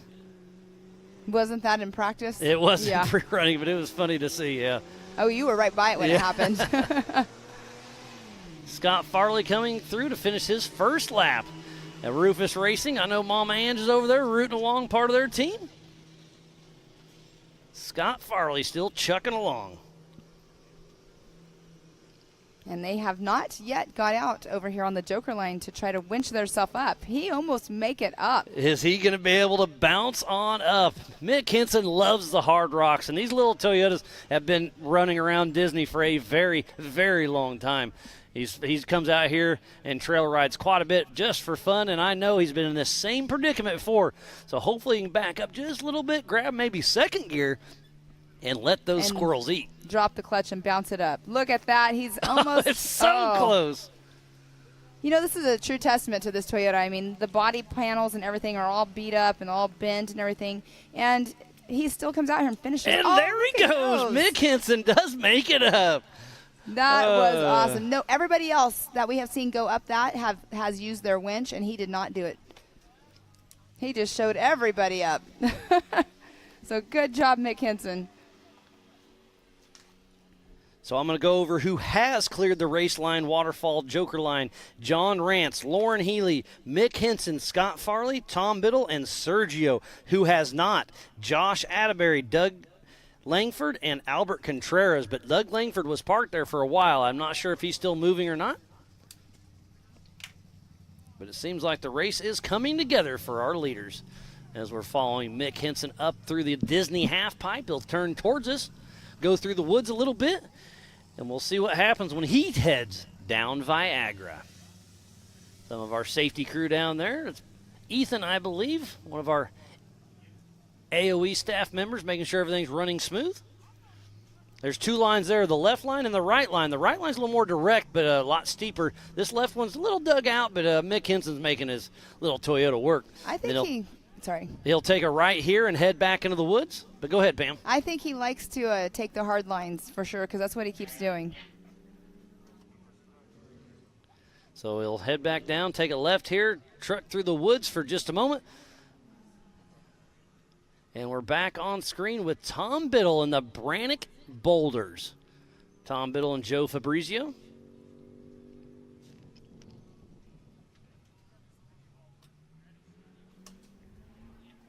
And they're going through those Brannick boulders. So we got a couple Toyotas out there running strong. That's where the old tin benders got their name back in the day, running the hammer trails, because they bend all the tin on these Toyotas. Do you know the gap in the trucks' ages? Because I know Mix is, what, a 84, I believe? 85? 85, okay.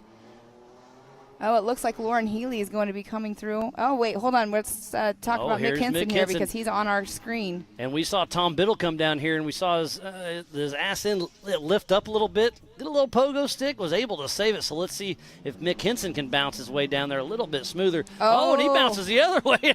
My goodness. That is a rough ride heading down. I'm sure Derek's wondering what he got himself into, but they made it through. So, Pam, to finish your thought, they're both 1985 Toyotas. Oh, they are, okay. I wasn't sure which year they were, if they had a difference in age. And I thought that Lauren Healy had a passenger rear flat, but he does not have any flats going down or tires going down. Nitto tires still look like they're in good shape. There's Tom Biddle heading out for another lap as he goes through the Rugged Radio's start-finish line.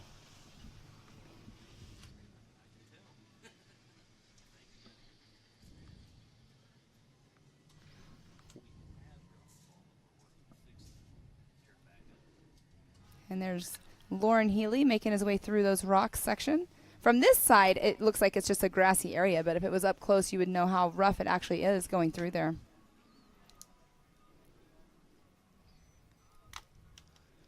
And there's Mick Henson making his way around. And Miles, if I'm correct, Doug Langford, he has a 392. Is that correct? Yeah, a 392 Hemi. That's a big, big engine. But, hey, it doesn't matter if it's not running. Actually, yeah, that is true. I saw a blue coming through, but that's a Bronco. So that must be Josh Atterbury. We do have three of the newer Broncos running out there. John Rance, Lauren Healy, and Josh Atterbury. But we're back into the Yukon Little Blue with Mick Henson running strong. I bet it's fun riding in that truck. I mean, I guess it's probably rough a little bit, but I bet it's a blast. I mean, that truck is iconic out here. It's one of the fan favorites. And there we're back here with Lauren Healy. That's the Spider Track Backsplash. He'll be hitting that tomorrow at wide open and trying to skim through there.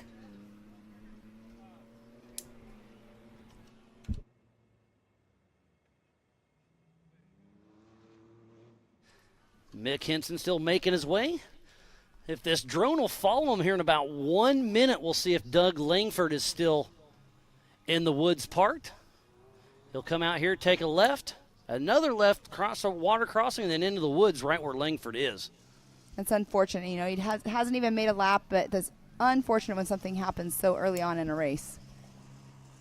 If he's still sitting where he was earlier on. So everybody has been through the Race Line Wheels Joker section except for Albert Contreras and Doug Langford. Haven't seen Albert for a little bit, So here we are. We're probably about 20, 30 seconds away from seeing Langford. So we'll follow Mick Henson through here. Right here on the right, there's that rock that if you hit that, it's taken out. It's a 3x3 brick over there. Little mini refrigerator-looking rock that really could cause some damage. All right, so we're seconds away from seeing a blue Jeep. It is still there. Doug Langford is still parked at probably race mile, just over race mile 2, I believe. Okay. So tough break for Langford. And there's Scott Farley right behind Henson. And I physically got eyes on Albert Contreras, so everybody's still moving except for Doug Langford. Looked like they had the spare tire off the back. Not sure what they're working on. Again, it's a bummer for sure, but we do, like you said, have Albert Contreras. Now we have John Rance in our sights as well. There's our physical race leader, Lauren Healy, heading through the heads-up loop, so he'll be in here in about 30 seconds, heading out for his third lap. Remember, this is an hour and a half. They're about 1 hour in, so he'll probably get at least 2, possibly 3 more laps. I think they're running about that 15-minute mark. But now he doesn't have to hit the waterfall anymore, so he'll pick it up a little bit. Lauren Healy running strong. Yes, these Broncos do so well out here. They do run a little stronger than the others, and here he is coming through, going through for another lap. All 4 Nitto tires holding air. Everything looks good on that Bronco. Mick Henson still chasing Scott Farley into the second little woods section. I think Scott Farley got past or got around Mick Henson, it looked like. So Mick Henson chasing him will take a left here and then take a hard right. And this is no passing through. I mean, you could probably try, but there isn't much to happen. It's a fun little wood section. It flows really well. And right about here, it used to go left around that tree, but they blew straight through it. Such a gorgeous course out there. I mean, like going through the trees, the tight tree sections. When you guys all took me out on the race course the other day to see it, there were some very tight sections. The 4400s, they're going to be rubbing them. Snug, yeah. And yeah, that day we went through it and it got dark on us. We were working into the dark that night. And there's Josh Atterbury pulling into the AMSOIL hot pits. Yep, it looks like they're changing this front tire. Front. Mm-hmm. It is flat.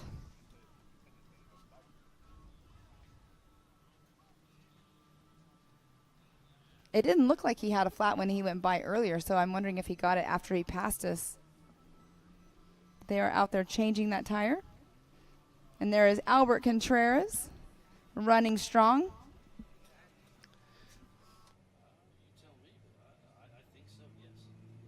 He is taking it a little bit slower through those water crossings because, like we keep saying, electronics, those things can definitely mess up the electronics. Don't forget, you can go to live.ultra4racing.com for the same timing we have here in the Rugged Studio. Lauren Healy out for third lap. His fastest lap was his last lap of a 13:31. And then on adjusted time, it's Sergio Pinillos and then Josh Atterbury. So Bronco, Jeep, Bronco right now. And then Mick Henson's in that fourth. Albert Contreras, Scott Farley, Tom Biddle, John Rance, and then Doug Langford that we know is still parked at race just after race mile 2. Back on board with Mick Henson and Disco Derek West. We'll have visual from him very soon. Actually, I can see him in the far, running that little rock wall. He's getting ready to come in where we turned for the qualifier this morning. I believe that water on our right's it, so we're back on the qualifying course right now that we saw this morning. Mick Henson, that 1985 Toyota, getting her done. And there's Albert Contreras and Bruno Pinillos bypassing the AMSOIL hot pits, heading towards the Brannick Boulders.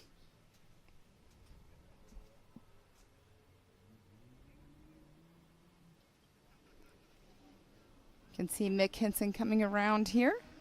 And that's Tom Biddle that we do have on screen at this time, blazing through those water puddles. And back to Lauren Healy. He is still trucking along. No issues so far, so good on his race day.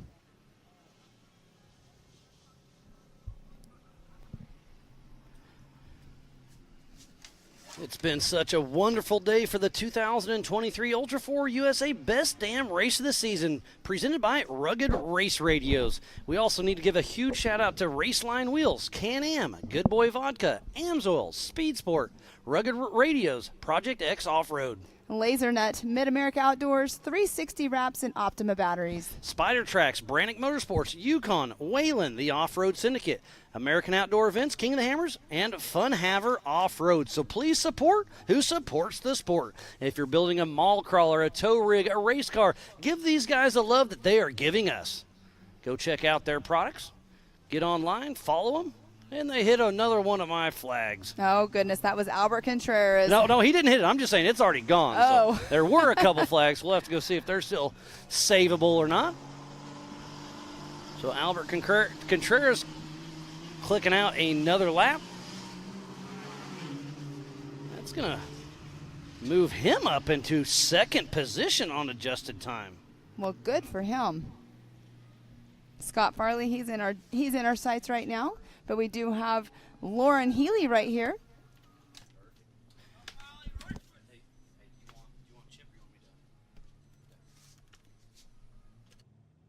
Pretty sure this was the guy that was in the pit.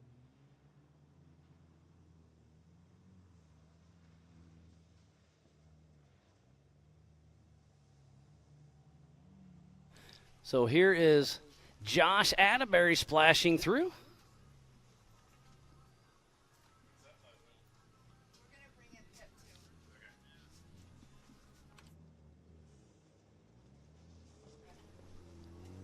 Josh Atterbury will be clicking off another lap, so that should push him into third position.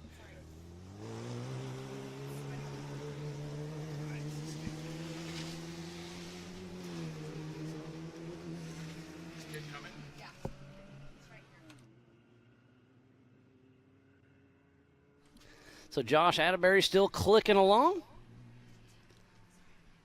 making things happen. There's our physical race leader, Lauren Healy. We'll see if Doug Langford's still parked up in the woods here in about 5 seconds. Yes, I can see that blue Jeep, so it's not looking good for Doug Langford. Tough break for Outlaw Off-Road. So Lauren Healy still pushing along, but I've got a couple, I'm not going to say if they're exciting or not, but they're interesting characters of the sport. We got Pip Justice and Chip McLaughlin. How you guys doing? Go ahead, Pip. Yeah, mate, we're doing awesome. We come here for a great weekend, make some memories, and we're having a ball at the moment. The cars are running great for 4400, and the guys are out there representing Rufus at the moment. Scott Farley, he's killing it at the moment, so we couldn't be prouder. Yeah, they're having fun out there. So you're out here enjoying watching part of your team out there, and then tomorrow they're going to be watching you. So, Chip. Yeah, we got to take care of the guys out there today because that's our mechanics besides Diamond Dave, who will be running with Pip. And I don't know where any of the parts or anything are, so we gotta take care of these guys and make sure everybody's good, safe, and healthy for tomorrow. And I think it's cool to see the younger generation to come out here and start doing this because they're going to take over our place. One of these days, Sergio Planilius and John Ranch just click off another lap. So that puts him in that fourth position.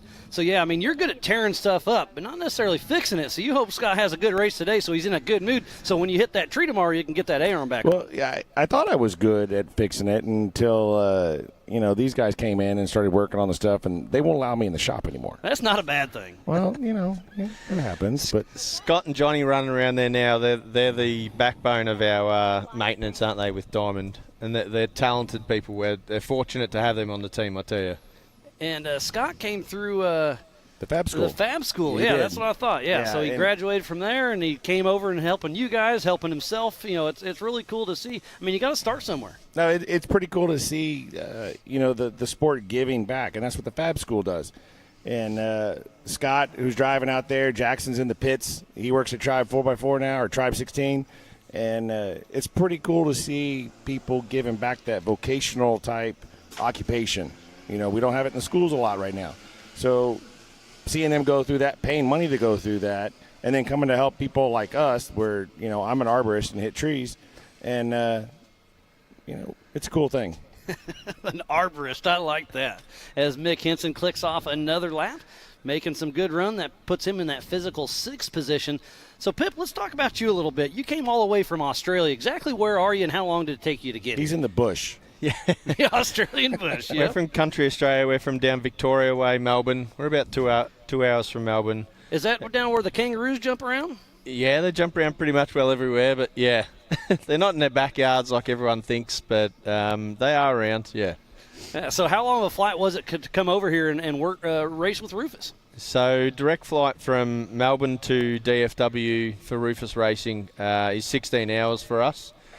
So that's a long haul. It is a long haul, but, you know, when you've got family over here that you just feel so connected with, that, you know, you guys, the whole Ultra4 family, it creates avenues that just bring people together from around the world. There's our boy right there on the screen coming in. Farley, He's coming in for another lap. So he's coming through, still pushing strong. So that just shows you the dedication, the love for Ultra4. I mean, you love it. We love you. It's just a perfect fit. So, Pip, always a pleasure having you in here. Now, let's shift gears a little bit.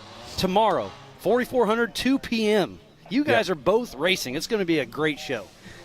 It is. Tomorrow at 2 p.m. We're looking at getting set. The cars are 100%, you know, dedicated to these guys here that are on screen now, working our cars. And there he goes. And Rufus is rooting as Scott Farley heads out for another lap. That moves him in We're not rooting. position. He is Rufus Racing.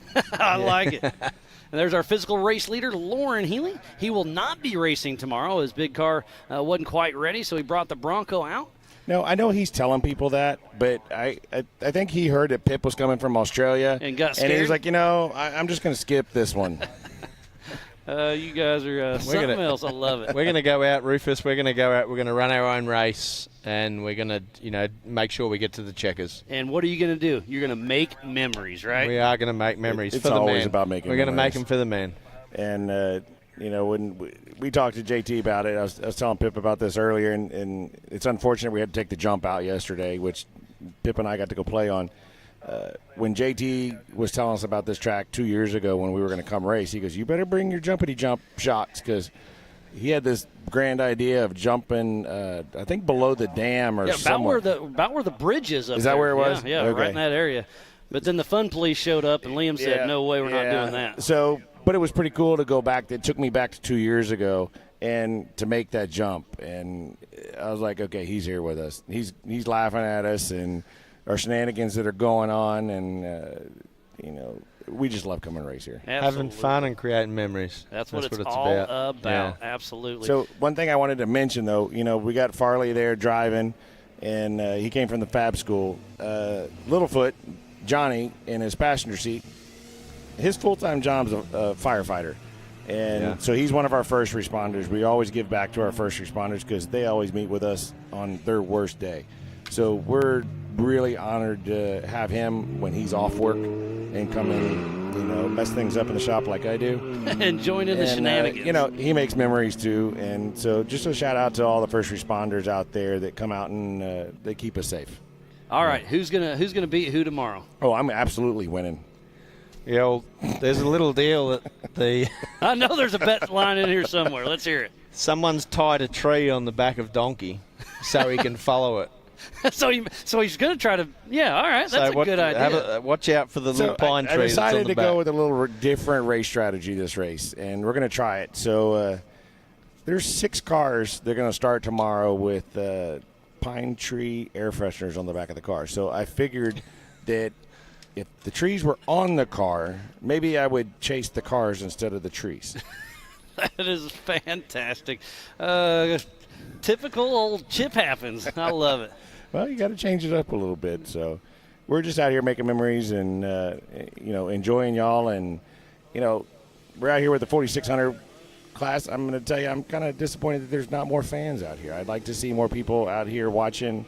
I know it's kind of like the beginner class, but this is where the future of our sport's going. It's one of my favorite classes as Lauren Healy's coming through the Brannock Boulders as we speak. We got 9 of them out there. We saw Doug Langford parked for a little bit, but Lauren Healy is running a great race. We'll see. He might be able to sneak into the Western Series championship and get a podium there. We'll see how this all shakes out. But Lauren Healy's running strong out front thus far, getting ready to finish his 3rd lap. Did I hear correctly that Nick put a Cheeto in his hinge to keep the tailgate on? Somebody said that, but I think it's more baling wire. Oh, and I just zip heard ties and weird. There's somebody else talking to me in my earphone, which I don't know who it is. You'd be used to that. You always got I always have, people in your head talking. And that's I'm in for scary. the Cheetos. So Lauren Healy getting ready to come through, click off another lap. So the surprising thing out here when we're racing is this is quite a bit different than the other tracks that we race. There's a lot of, I don't even call it granite or rocks that don't move. Tires here are really important. And then if your tires go down, wheels are very important. And then that can take out brakes, and it can just be a domino effect there as Lauren Healy clicks off another lap. And speaking about tires, all 4 Nittos still holding there, looking good. Pushing strong is Lauren Healy and Jesse Ammons. So he'd probably be a little bit further if he was on the Maxxis and Vision, just, self-promotion here. But they did great for us here in the qualifying this morning. It was interesting to watch as the sun came up. I know the guys earlier were going directly into the sun, and some of them missed the 180 and ended up in the deep water like they were fishing. The fishing's good around here, by the way. Well, not when you're racing. But it was interesting, the different strategies, the different speeds, the different setups. And, everybody came home safe, and we get to go racing again today and tomorrow. And it's going to be a lot of fun. So at 2 p.m. Central Time, what time's that back home, Pip? 2 p.m. here, where I think it's 4 a.m. It's about 4 a.m. 4 a.m. in the morning. So you'll have some early risers. We have a little Kahlua in their coffee or something, I'll bet. It's always interesting when our team smack starts happening because, it's an evening for him. We're waking up, so he might have a drink or 3, and he gets the fun stuff, and then we get to return it, 12, 14 hours later. It's good. The support from Australia for Rufus, the Rufus has a huge support in Australia as well, so it's always good to see those guys logging on, catching up with the Ultra4 USA being streamed live. Just keeps, like you said, everybody around the world connected, and enables everyone to, see what everyone's up to, catch up with their favourite teams, and stay on board and build the sport. In Australia, we're the favorite team. We sure are. You're your own favorite team. Well, no, hold on. Let's talk this through.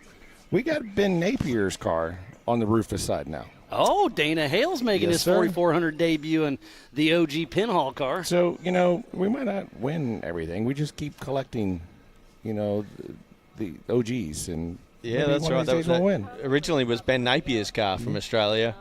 So he raced and did quite well in King of the Hammers in that vehicle. And sold it to Brett Harrell, and then now Dana Hale has it. Now so Dana's behind the wheel of that, and he's doing a fantastic job and getting used to the speed of that big girl. And, he's out here having a ball. He's got memories. Peanut riding with him. And you guys be rubbing tires with him tomorrow? I keep giving him a lot of grief, saying, hey, when I lap you, you better be ready. And he's like, well, you just got to stay out of the trees. Back to that, huh? So, it's a big family out here, and we appreciate every one of y'all out here. And, without y'all and all the fans and sponsors and stuff, it wouldn't be much fun. 100%. The way that the sport's going right now, it's amazing, and I'm really excited for all of us to be a part of it. 100%. Yeah, we've been around it for a long time, and I'm excited to see the future of it. And you guys are absolutely part of the Ultra4 USA family, and we appreciate everything you guys do for us. And, it's just one big off-road family here.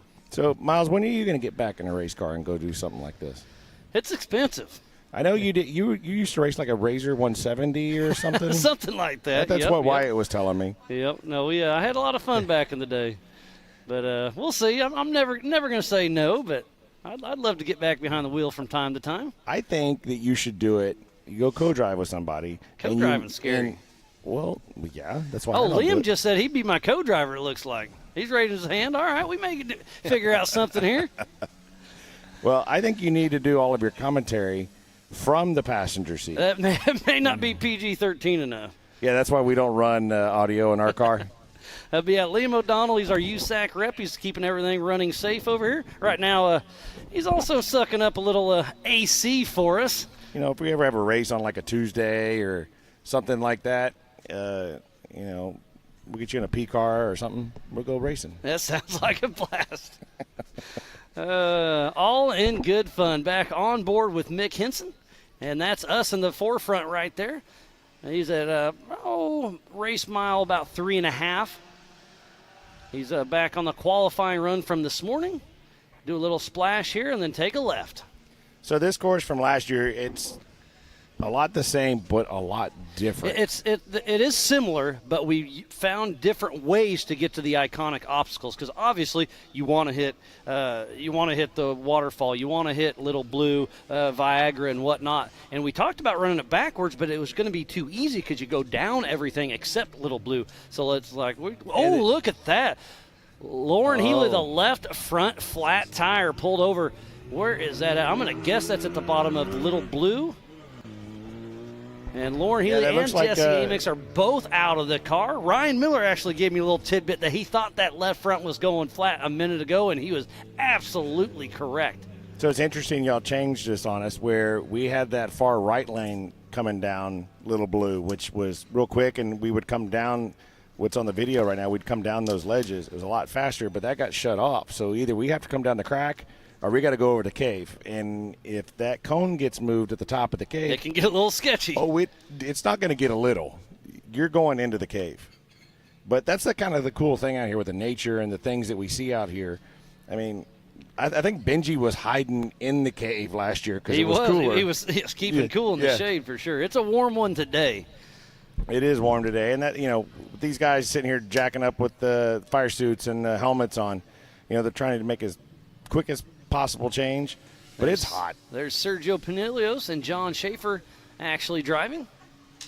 So one of the good things about being warm, which it hasn't been as warm as it has been, but hitting this water has been a treat.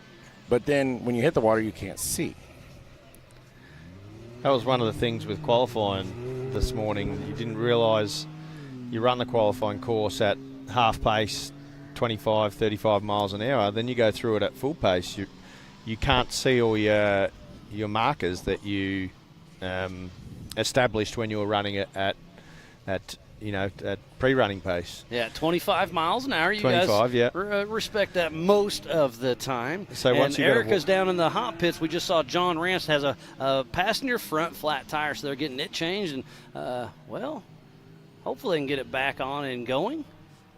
Looks like they got a great team. So let's talk about the Mudnut family. They've been racing with us since EMC started, and I don't think they've missed a West Series coach yet, or West Series race yet. They've been racing with us for a very long time. Had a great chat with them at Mooney's last night during that little appreciation dinner. And we have another one tonight over at the Ultra4 camp. We have a pig roast, right? A pig fry. Indian pig fry, I think is what I heard. That sounds like fun. So we'll be giving away some of those LaserNut 360 wrap trophies here later on tonight, and then heading over across the Pensacola Dam, and we're going to have some fun over there. So one of the things you said about the EMC, I was a part of that when we were writing the rules. And look at this. Look at the wheel stand. Josh Atterbury does make it down. Go ahead, Chip. I was kind of leery at first about it. I'm like, okay, we're going to take stock vehicles and go do this. But from where it's progressed to today, it's helped the cars on the road. I mean, we're actually getting the attention of Ford and Jeep and these other guys. Yeah, when Ford did it was Lauren and Brad and all them. They helped develop this Bronco that is street legal, and then they developed into a race car. And it's really cool to see what Ford Performance brought to the table, bringing some of our professional drivers to help. So Lauren Healy, Jesse Amex getting that tire swapped out. So it looks like Lauren's already in the driver's seat. Jesse's strapping down that spare, and they should be back in action here very soon. Back to John Rance. So the other thing that, a lot of these guys don't promote themselves very much. I know that, like Levi, Shirley, and Bailey Campbell, and some of the other guys, they're even going out to Ford and some of the other manufacturers and not getting the publicity of it, but they're helping develop and innovate our sport. And that's what this 4600 Spider Tracks stock class is all about, is for the manufacturers to come out and showcase their Toyotas, their Jeeps, their Broncos, whatever they want. So it's just a perfect showing of what these stock vehicles can do, and come out here racing with us at Ultra4 USA. So I'm excited to see, Bronco stepped up. They're doing well in this class. I'm hoping the other manufacturers are watching, and we get to see a little diversity.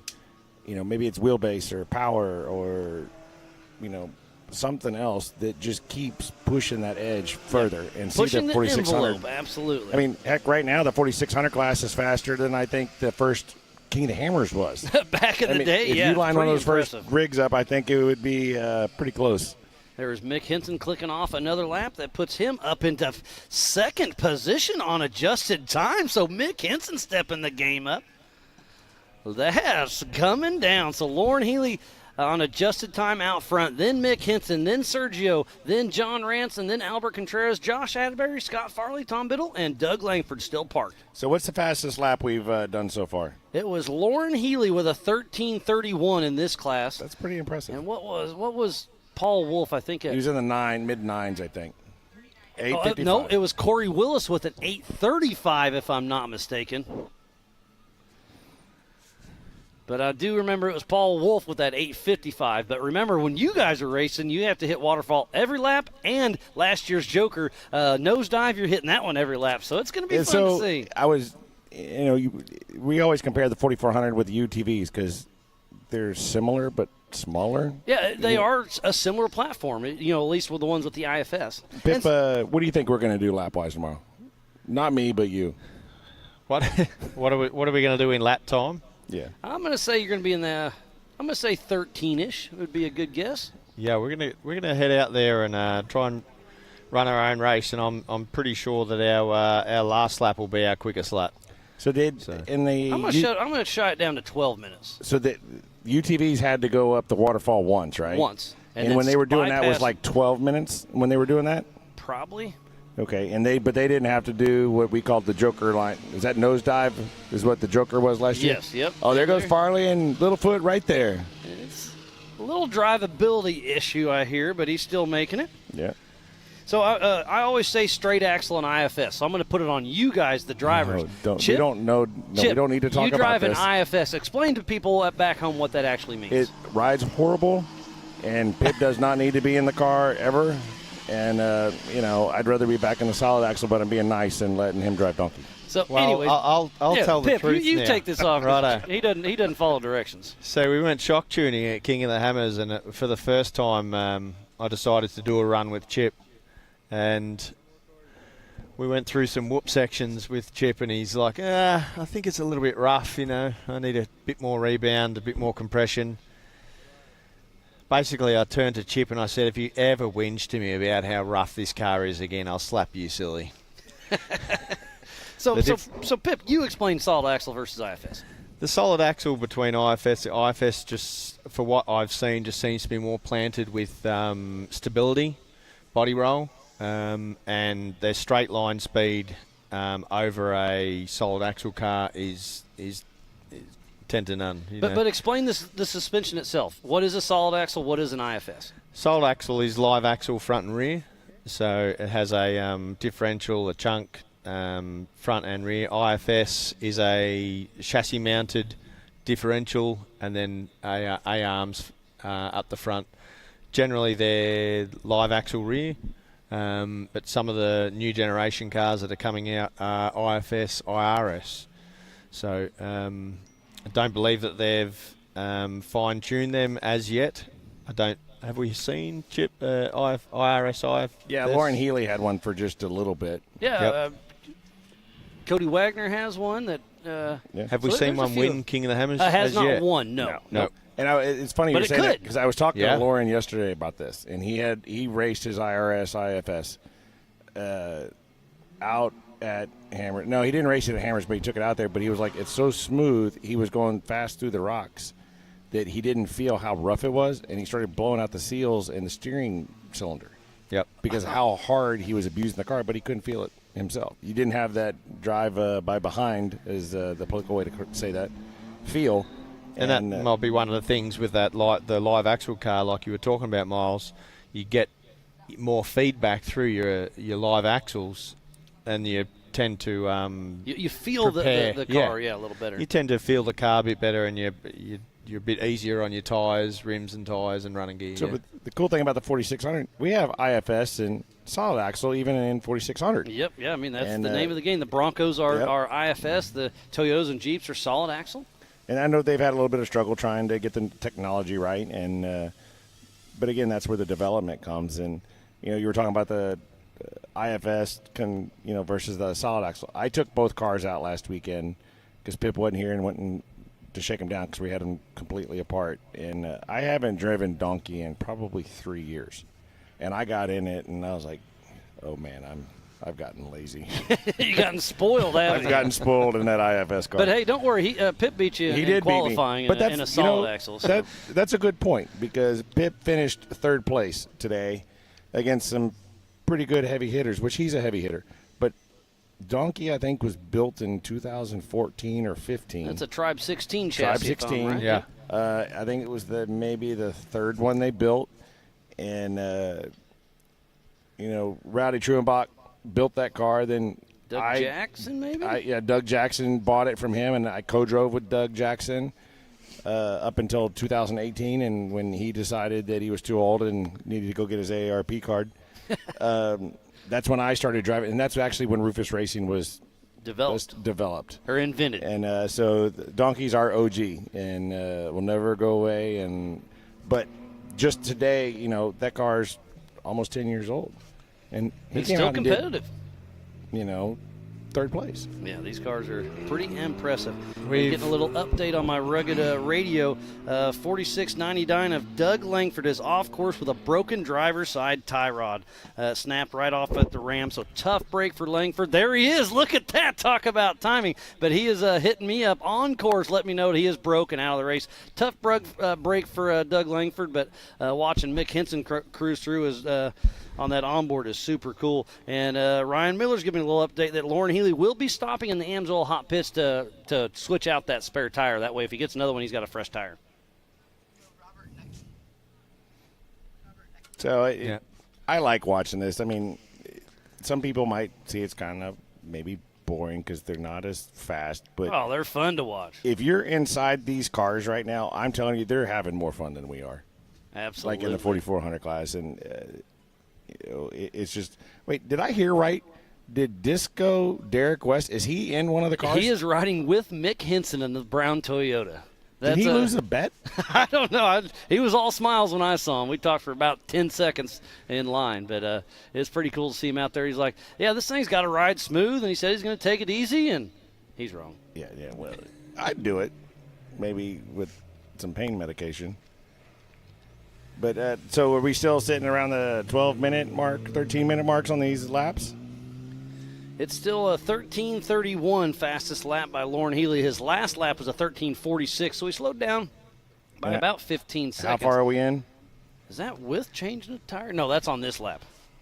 So we're just over an hour into this race with 30 minutes left? Yep. We got 30 minutes before the white flag flies. 5 laps? It'll be probably right around 5 to 6 laps. Tom Biddle coming through to finish up his third lap.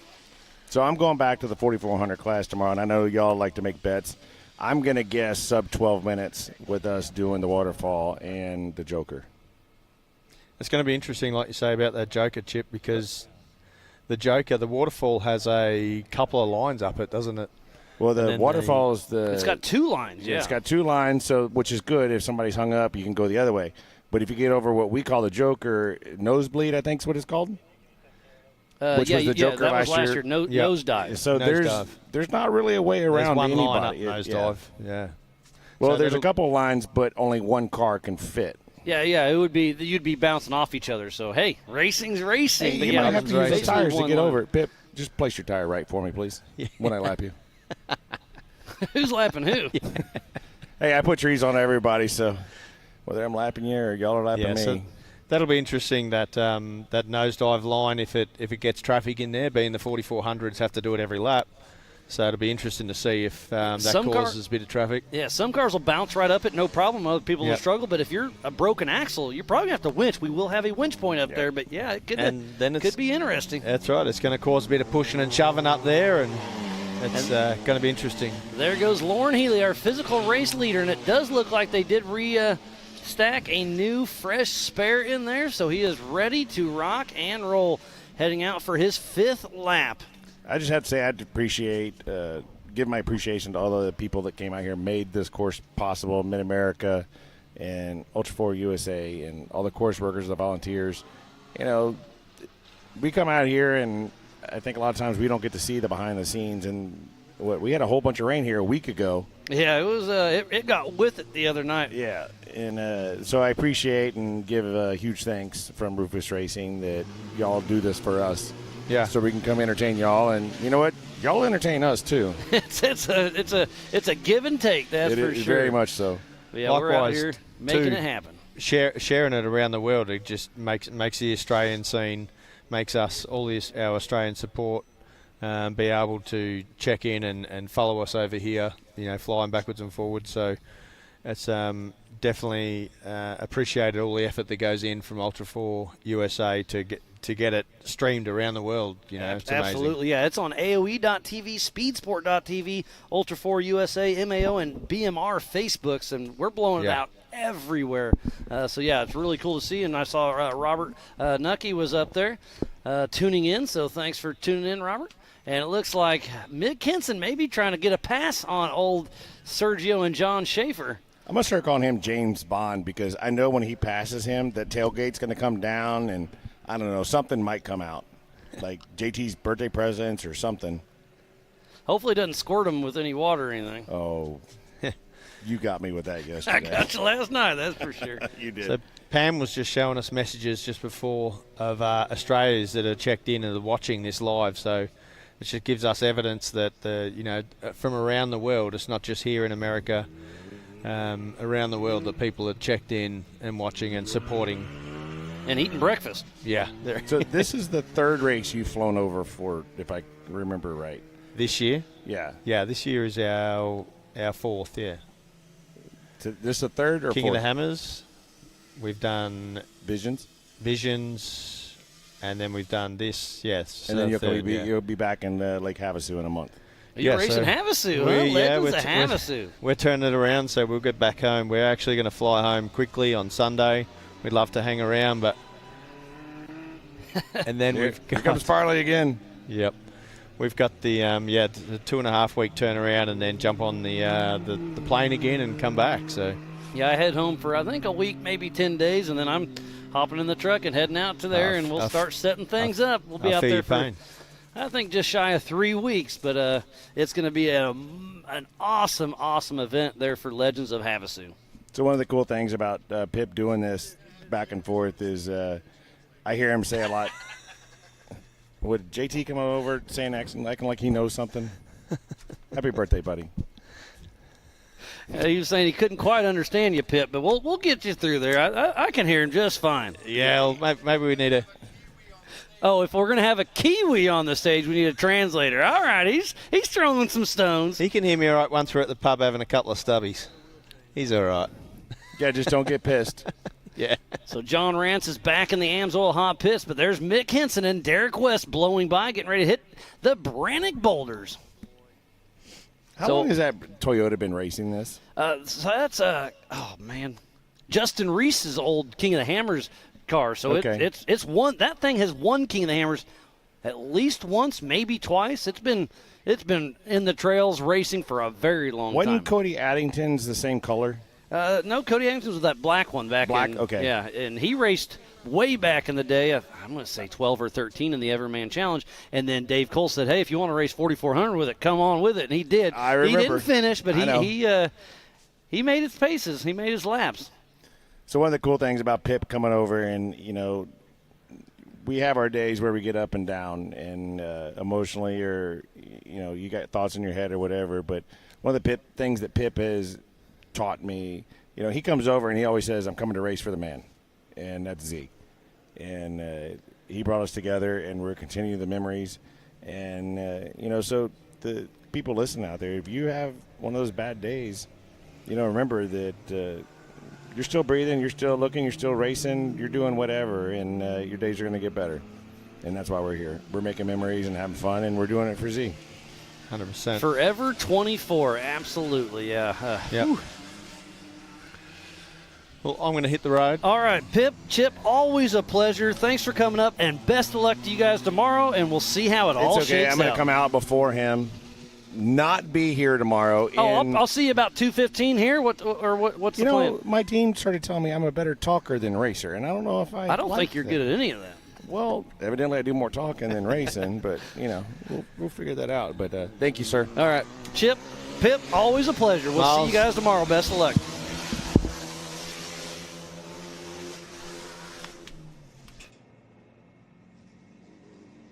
So there's John Rance. Erica Allreed is in the pits. She just gave me a little update that he was in there, and he was changing a driver front flat. So he's had a few flats out on course, but John Rance back going, and we are back on course with Lauren Healy.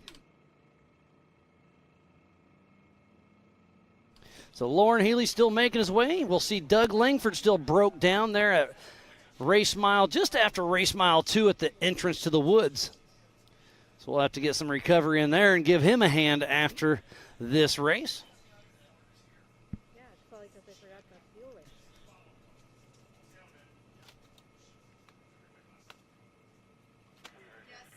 So Mick Henson's actually turned it up. He's 20 seconds faster than everybody out on course except Lauren Healy. So Mick Henson has the second fastest lap in that old Toyota. Mick is really throwing it down. But it's still all about Lauren Healy with that commanding lead right now. It's his race. We'll see what happens.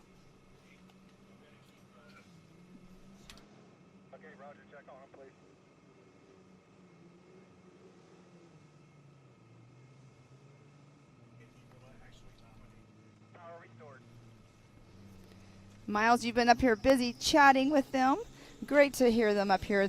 Stories. Chip is the class clown of Ultra 4. I'll tell you that much. But the best part was when you said, "I'll see you at 2:15." I love giving him a hard time. He gives me a hard time. And there's Scott Farley heading out with Littlefoot. Having a little bit of drivability pop, but he's still pushing strong. So we hope for a strong finish for Scott Farley, who's moved all the way into 5th position. But right now, the race right now is between Mick Henson, Sergio, and John Rance. We'll see how it all shakes out when this comes together as we get a podium for the 4600 Spider Track Stock Class for the Ultra 4 USA Best Damn Race of the Year, presented by Rugged Radios. The sun is starting to set. The shadows are starting to come through.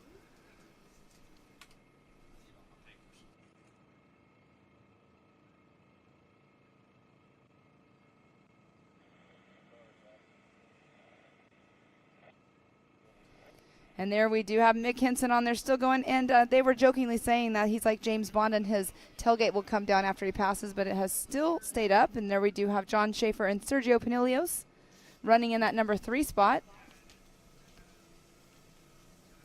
Sergio sitting in 4th position for the 4600 Western Series points. Looks like it's going to be John Rance, Tom Biddle, and Mick Henson. I believe it'll shake out that way. Again, everything is unofficial. But again, a huge shout out to our Eastern Series championships of Sergio Pinilios, Mick Henson, and Tom Biddle. 1, 2, 3. We did those awards there in Crandon.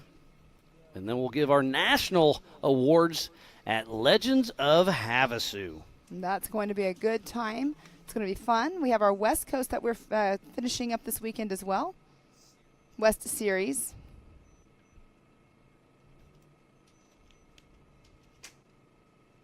And we're working on our schedule for next year. We've had a couple meetings that I think everybody's going to be very, very happy with next year's season.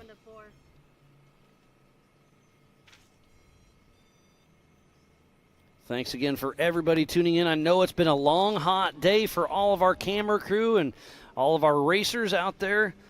So, again, a huge shout-out to everybody who makes this possible. Jason and Gayla Robinette, all of the volunteers, the Ultra 4 USA staff, the AOE crew, media, safety, USAC, racers, fans, and marketing partners. And all of our behind-the-scenes volunteers and safety crew out on course, and all our camera guys and gals. It's been a long, hot day, and we've still got one more to go. But it looks like Lauren Healy, I do think he'll get 2 more laps. White flag won't be coming out for another 17 minutes. And how fast is his lap times? Are they about a 19? Well, that was with a tire change. Okay. So his last his lap. fastest lap is a 13:30, so he's going to probably back it down a little bit. I'm sure they're communicating and tell him to slow down. There's Scott Farley and Littlefoot still trucking along. There's Sergio Panilios. Bouncing in the background there. So there's 2 lines going each way. Sergio's heading towards the woods, and Scott Farley was heading towards Little Blue. So there's our physical race leader of Lauren Healy with a commanding lead. Just needs to keep that Bronco together, and he'll get on that podium here.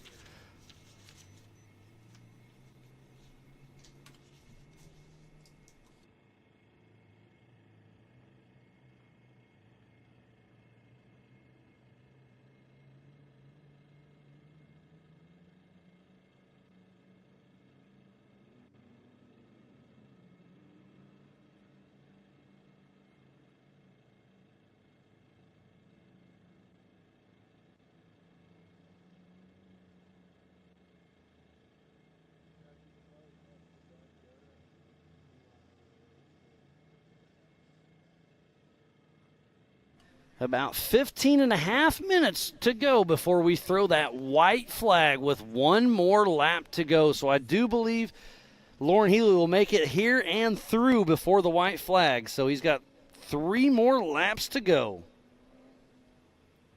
for the 4600 Spider Track Stock Class for the best dam race of the year, presented by Rugged Radios below the Pensacola Dam here at the South Grand Lake Recreational Area, just out.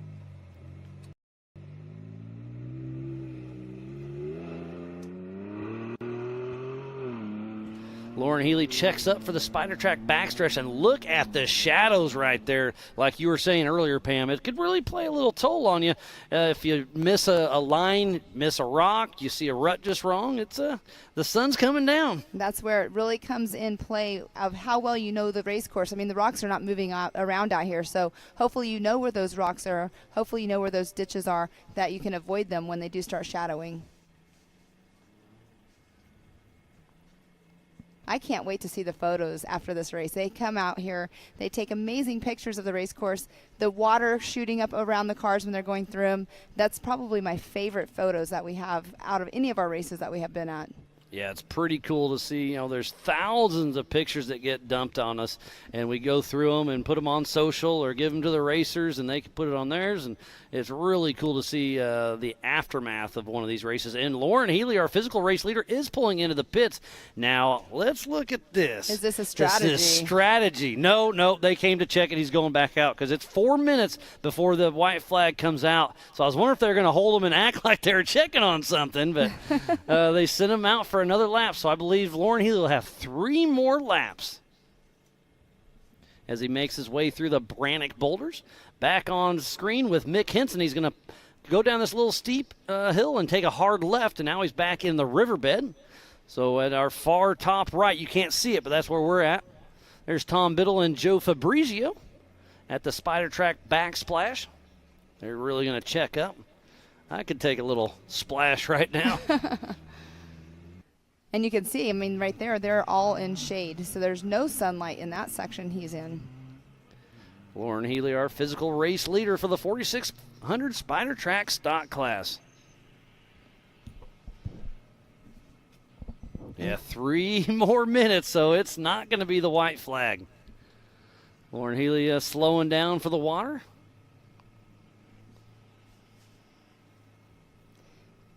Yeah, like I said earlier on, he did have some issues with the water last year, so he's probably taking it a little bit easier so he makes sure he finishes this race. Yeah, he's got a commanding lead, so it's absolutely his race to lose right now. But to finish first you must finish, and it's Lauren Healy clicking off 1 more lap. The car still looks like it's in great shape.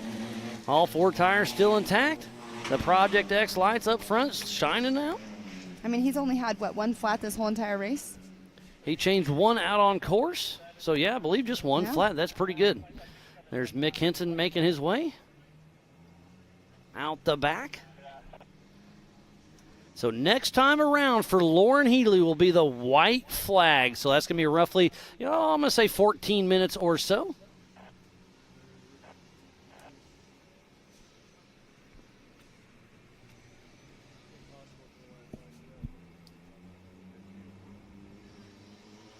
And there we do have Mick Henson making his way through.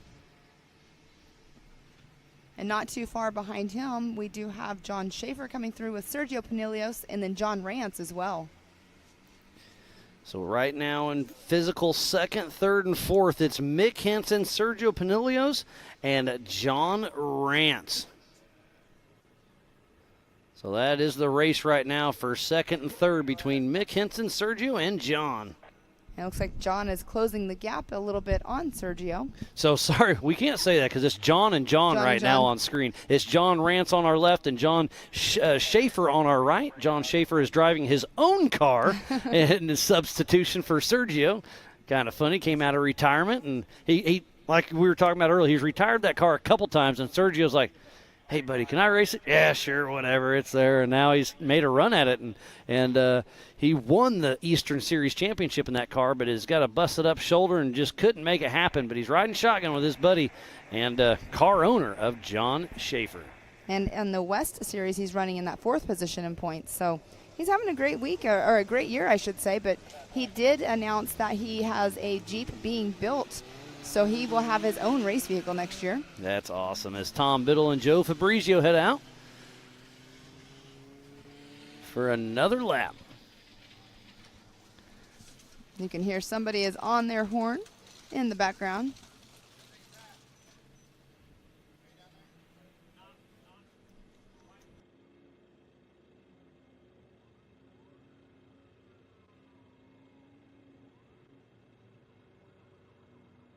So there's a battle with John Rance trying to get around John Schaefer. And that's the Spider Track backsplash. Is John Rance going to commit and hit the water? Oh, he committed for a second, slows down, but John Rance does get around John Schaefer and Sergio. I mean, that's probably a smart move right there by slowing down just a little bit because the water getting into the electronics, as we always say. But and you hear Rufus. Farley. Yeah, you hear Rufus back there hooting and hollering as he's heading around, still making it happen. Scott Farley has moved in that fifth position and is on the lead lap other than Lauren Healy. Lauren Healy is on his own lap. Everybody else is on the same. And they're speaking of Lauren Healy.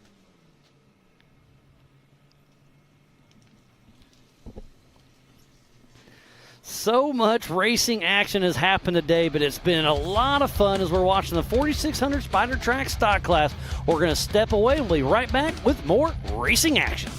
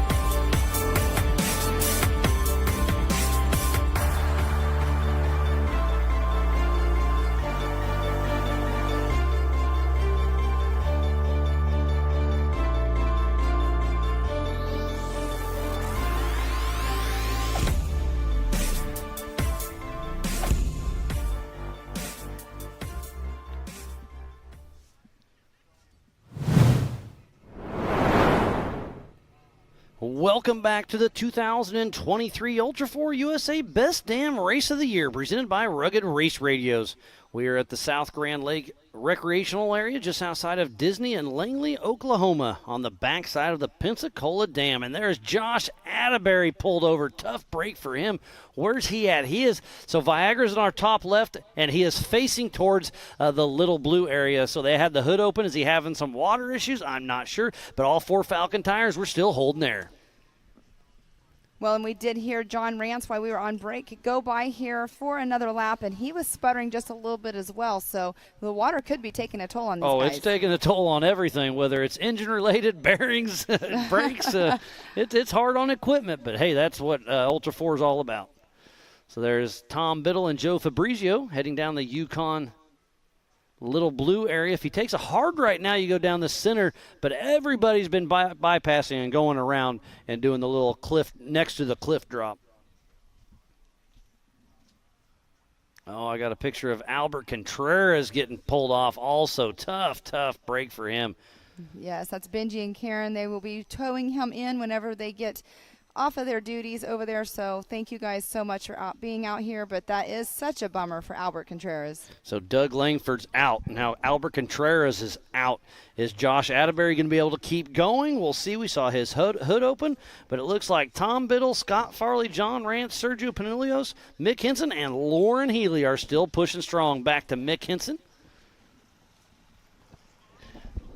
There's Gus Fisher, the manager of everything here at Mid-America Outdoors and Ultra4 USA, making sure everything's happening. He's got a great team that puts it all together. And you can see Scott Farley was over in the hot pits, the Amsoil hot pits, but they got him moving again, waving him on. And that is a beautiful photo right there, or a video, I should say. And there we do have Mick Henson still trucking along. And his tailgate's still up. For now. That It's not Cheeto's over. still holding strong, huh? There's John Rance still pushing along. Looks like all 4 of his Milestar tires are holding up. And this is back on board, well, briefly on board with Mick Henson. This on board is such a cool situation. There he goes. So we're at the top of the Yukon Little Blue. He'll go, well, you can follow the water tracks, and there's a big crack he's got to cross. Here it is right here. It's a little filled in, but you got to slow down, check up, crawl through it. And then he'll take a right, and then he'll drop down, bypassing the main object of Little Blue. So we'll see if this camera can hold its wits together. This is a pretty steep drop. You drop in and then take a hard left. So would you say that crack is kind of like if they were going too fast, it could be like a G out? Yeah, I mean, yeah, if you could stuff the front end, and you could make a mistake for sure. There's Scott Farley and Littlefoot blasting through the heads-up loop. So he'll be coming through to finish another lap. And I'm surprised I haven't physically put eyes on Lauren Healy yet. I feel like I should see him, but I haven't yet. Yeah, you said about, 14 minutes? I think it's been how long ago was that? I'm getting a little. It was 12 minutes ago. Okay, so, he's a little off pace. Because I looked at the ticker, and it was at 15 minutes. So Rufus Racing is hooting and hollering for Scott Farley as he heads through. Scott Farley and Littlefoot with Rufus Racing heading out for another lap. And speaking of Lauren Healy, he's in the sights. All right, I knew he should be coming soon. So he's at roughly race mile 3.5. He's in our qualifying run from this morning. He's taking it a little slow right in that area that he's in, but you can hear the gas picking up. Mick Henson again on board. He'll be heading into the woods right where Doug Langford's been parked for most of this race. Tough break for him. It happened early. But Lauren Healy, I got physical eyes on it. It looks like that little Bronco is doing well. So Lauren Healy and Jesse Amex with Fun Haver Off-Road really making a great showing here in Disney, Oklahoma. He has a very large lead.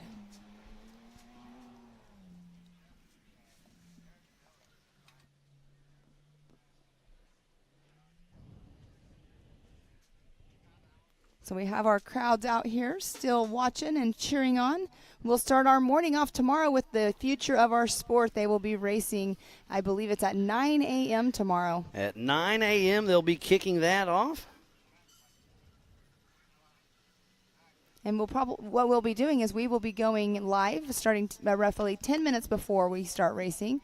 So it's going to be a great day, starting off with the Tiny Tots. Then we'll move into our 45 and 4800 class. They start off at 11 a.m. They'll race another hour and a half plus a lap, and they'll move in on to our 4400 main event, presented by Good Boy Vodka at 2 p.m., and that'll be a 2-hour race plus the white flag. So Lauren he's making his way around. But be sure, we still have some awards to give away this evening. And then it'll be a great showing tomorrow, starting off with the 170s. Then the 4500 Yukon Gear and Axle Modified class racing with the 4800 Brannick Motorsports Legends class. And then it'll be the 4400 Unlimited class. It's going to be a wonderful day of racing, so be sure to make your plans, tune in, or come on out. It is a free entry out here. Spectators get in free out here and come enjoy some Ultra4 USA racing.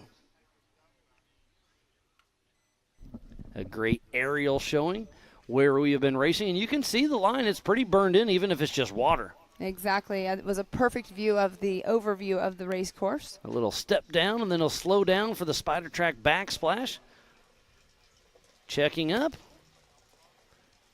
He is definitely checking up a lot more than I would expected him to do. Hey, but he's like got I a said, great lead. Exactly. Why push it and why have any issues towards the end? But So- there we do have Sergio Pinilios. And he's in that adjusted time of third position. So Lauren Healy's probably about 2 minutes away from grabbing that white flag. Back on screen with Scott Farley. And Rufus is having fun. They're going to party tonight. I think they party every night. Good times, always. He's bypassing the waterfall. Lauren Healy heading up the grand staircases towards the Amsoil hot pits. So, Miles, we have, 5 vehicles? Or Tom Biddle, he's still moving too, correct? So we have 6 vehicles still moving. Scott Farley did have a passenger front flap that he got switched out there in the Amsoil hot pits. And Diesel Krentz is hooking me up with some info. He said Sergio and John are nursing an overheating issue, so that's why they are a little bit off pace. But if they can make it happen, they could still get that third position. They just need to splash the water a little more to cool it off. Well, there's a happy medium there, that's for dang sure. I was just talking about Tom Biddle. He's in our sights, and Mick Henson is also chasing down Tom Biddle.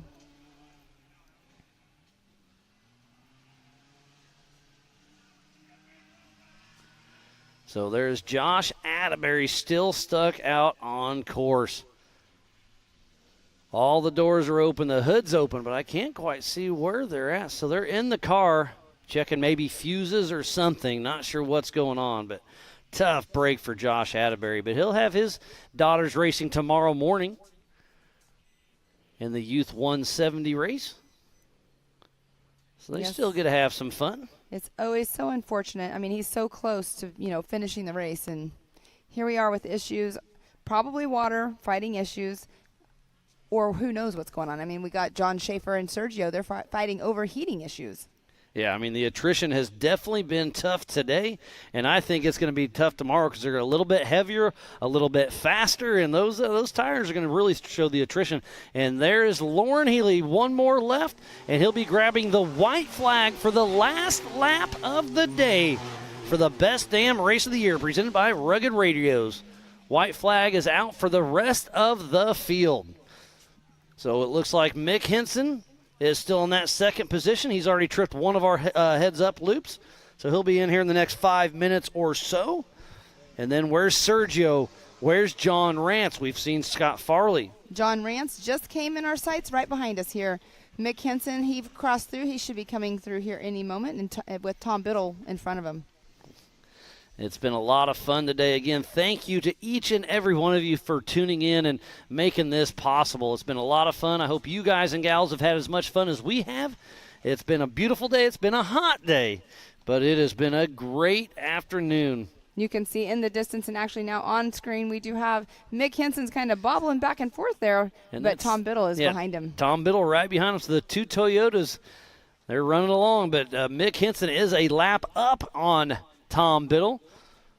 So Mick Henson and Derek West checking up for the Spider Track backsplash. And we'll see Tom Biddle cruising through as well. And they will all be getting the white flag here in just a little bit.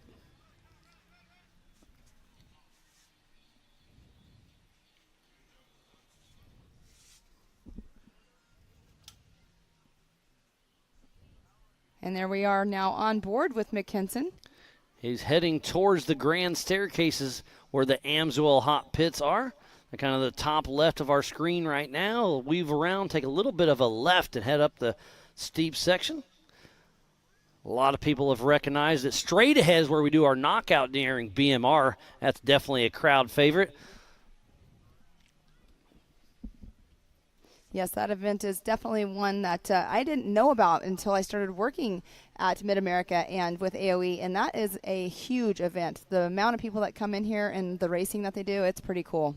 Yeah, it started out as John Sumner's big meet run a long time ago. I've been coming off and on for quite a while, but it's really cool to see what Mid-America has done with it and making everybody safe and have fun. And it looks like Mick Henson is in the pits. They're going to be jacking up the front. There's Zach and Hopper with the pit guys. They've been working their tails off in the Amsoil hot pits all day long. Not sure. So it looks like a right front flat tire probably. But that's a smart move to change it here so you don't have to get out of the car. Because Derek West hasn't been in a car for a while, so I assume he still remembers how to change a tire. But, again, if you can do it in the Amsoil hot pits, that is absolutely the place to do it. So Tom Biddle gets back around Mick Henson as Tom's in the Brannock Boulders. Yes, and Mick was definitely chasing him down earlier on before he passed him. Obviously, he got past him, and now they're passing back and forth. But we do have Sergio Pinilios on camera, and then now we are on watching Lauren Healy making his way through. Our physical race leader has a great lead because second place is in the Amsoil hot pits. Lauren Healy is at race mile number 1 as we speak, so he's got a great run ahead of him. Looks like the pit guys are still down there getting that tire changed. They've been helping out a lot of teams this weekend. Or this weekend, just today. And look at that. There's Brian Crofts. I saw one of Anthony Yount's team members out there. So, I mean, there's 4 or 5 teams hopping in to help get this tire changed. And there's Ryan Miller, part of Campbell Enterprises, checking everything out, doing a little sign language. That's what I love about this, that teams that are not racing today, they're out over there in the hot pits, and they're helping out the other race teams. And it's really cool to see that. And we see that normally at every single race. It's really a racing family all together. So Erica Allreed's down there. She's saying that Mick changed out a passenger front and the spare. So he was out of spare tires. So putting a couple, one on the vehicle on the right front and then one in the back and heading back out. We'll see if he can pull together this second place position. How far back is Sergio as he's nursing that overheating issue? I don't think I've seen him come through here yet, have we? No, we have not seen him yet. He was actually, I think he was right behind. Oh, so John Rance is actually going to hop up into... Is that going to put him in second place? Yes, I believe so. So John Rance skips from 4th to second place, if I'm not mistaken. So John Rance is running a great run with Mud Nut Racing. We'll see if he can pull that Bronco together and get Bronco 1 and 2. So there's Sergio nursing that overheating issue. Mick Henson is still in the pits. So, getting updated through the rugged radios. Mick Henson is out of the Amsoil hot pit, so he's got about a minute lead over Sergio, but John Rance is in front of him. Where'd we start these racers? John Rance was on that pole position, so he has to beat Mick Henson by 2. He has to beat him by a minute and a half. So John Rance needs to beat Mick Henson by a minute and 30 seconds on adjusted time. It's going to be close. I don't know if Mick has what it's going to take, but he's going to give her all. Definitely know he's going to try his hardest. What a great race it's shaping up to be for second and third position as Mick Henson hitting up the heads-up loop with a fresh right front tire and a spare in the back. So Mick Henson and Disco Derek West are still in the fight. Right now they're sitting in that third position. We'll see what happens between Mick Henson and John Rance in the 4600 Spider Track stock class. And Mick Henson, we can hear him coming around here in just a moment. He's definitely bouncing around in his Toyota. And grabbing some gears. Mick Henson heading out, grabbing the white flag. And JT Taylor's getting him thumbs up. And here we are on board with him going along that front stretch after he went through the rugged finish line. We do have John Schaefer on screen. It looks like he's trying to make a left-hand turn with that blinker on. Oh, on adjusted time, it is super, super close between Mick Henson and John Rance.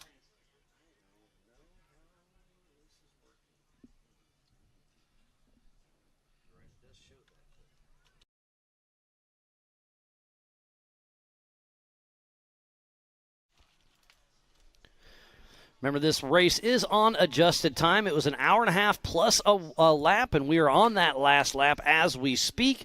This race is on adjusted time. We took off 2 at a time and 30-second increments as Lauren Healy, our physical first and on adjusted time, heading into his final wood section. This is a fun little spot.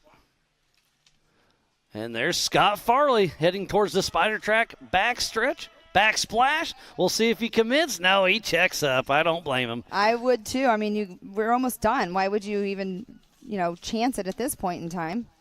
So Scott Farley in that physical 5th position and on adjusted time. But we saw Sergio having issues at the grand staircase. Well, we'll see.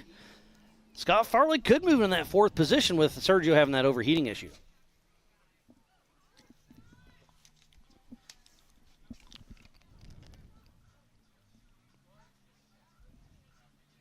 And he's turning left into that wood section that we were talking about earlier. There's John Rance. So on adjusted time, if I'm doing my math right, it does look like Mick Henson has John Rance by 1 minute and 11 seconds on adjusted time. And there we do have Sergio Pinilios and John Schaefer making their way through the water section. So how far back is Sergio? Oh, there's Sergio, rather. How far back is Scott Farley? Well, we will find out soon because we did see him go by. We just have not seen where he's at again. So John Schaefer and Sergio Pinilios going to grab the white flag. One more 5-mile lap to go. See if he can nurse that overheating issue. And there's our physical race leader, Lauren Healy and Jesse Amex, with Fun Haver Off-Road Team out of Farmington, New Mexico, in Bucky. Back on screen with Mick Henson. Adjusted time, 2nd place. It is going to be a race to the finish between Mick Henson and John Rance. And I know all the rugged radios are pretty active right now, doing some time splits, some strategy, and explaining who's where and what's happening. And hey, you got to start pushing. This is the last lap. Exactly. But Lauren Healy is sitting in a really nice spot as we speak. Making his way through. He'll be coming through to the finish line here shortly. So I know Kyle Usnick is up in the Amsoil hot pits. Super excited for his driver, Lauren Healy, coming through. I know Rob Usnick, Kyle's dad's back home watching. Great to see the family. Rob Usnick has raced King of the Hammers with us for a very long time. He stepped away. His son comes through the Fab School and now is working for Lauren Healy. Really, really cool to see that. All right. And Scott Farley's coming through, and Rufus Racing. I see Mama Ann's up there giving him the arm pump. Keep on keeping on. So Lauren Healy is sneaking up on race mile number 4. So about a mile and a quarter yet to go, and the checkered flag will be flying here in, I'm going to say, roughly 5 minutes. And then within this last few miles, it can be a long race if you end up doing something wrong. So hopefully Lauren Healy's just taking it easy because he has that decent lead over everybody else.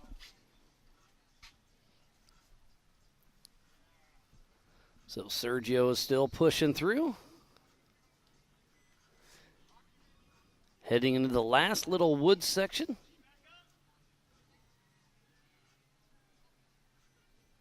Oh, no, I know where I'm at. Sorry, I was misspoken. He is still heading towards Waterfall. From up above all the trails, it can get a little tricky. It's been a long day. We'll see. Okay, that log right in the center of your screen, I tried moving that earlier in the week, and I got stung by a bee, so we just kind of had to kick that off to the side. All right, so Lauren Healy in that number 1 spot. Mick Henson in second. John Rance third. Sergio Pinilios with John Schaefer running. Scott Farley in fifth. So that is rounding out our top 5. And Benji has given me some split times that at the top of Little Blue, John Rance is 1 minute ahead of Mick Henson, and he has to beat him by a minute and a half. So right now it's still Mick Henson by 30 seconds on an unofficial time split. Thank you, Benji, for working so hard up there at Little Blue. And give me a little info through the rugged radios.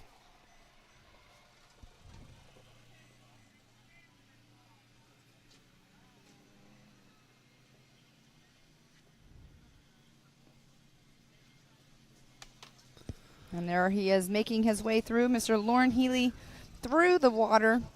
That was the Spider Track backsplash. He's making a last attempt, heading towards the Amsoil Hot Pits, and we'll have him here in town very soon, Pam. Yes, we will. You can actually hear him in the background, so he'll be making that turn here shortly. But on camera with John Schaefer and Sergio Pinilios.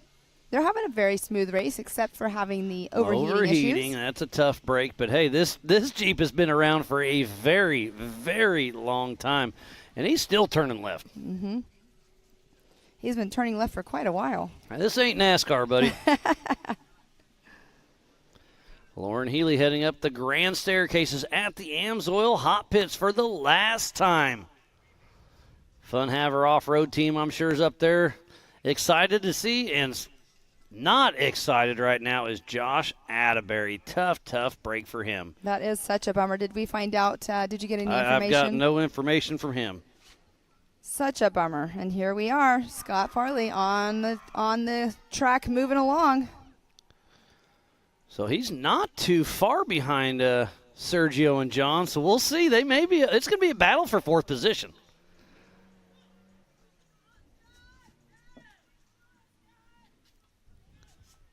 The whole Rufus Racing team's over there hooting and hollering. And there's our physical race leader, has cleared the Brannick boulders. He'll be in here in about 1 minute grabbing that checkered flag. And we got a race in the woods with Mick Henson and Tom Biddle, it looks like. The 2 Toyotas that could. And there is no passing in this situation. Well, and Mick Henson, he was in front of Tom earlier, but he went in for that tire change, and now he's trying to get that pass back. But like you just said right here, there is no passing, so I'll have to wait just a little bit and have some patience. Oh, and he does pull over. Oh, this one's a little tricky, and he bounces off that tree a little bit. And we have John Rance in our sights. So Mick Henson does make a pass where I said there wasn't very much passing. He found a way. And here's Lauren Healy coming around. 2 more turns to go, and he'll be grabbing the checkered flag. The number 2567 out of Farmington, New Mexico with Fun Haver Off-Road Team. Lauren Healy, one of our Mid-America Outdoor ambassadors, is going to grab the checkered flag for the 4600 Spider Track stock class. Lauren Healy unofficially just wins the best damn race of the year presented by Rugged Radios.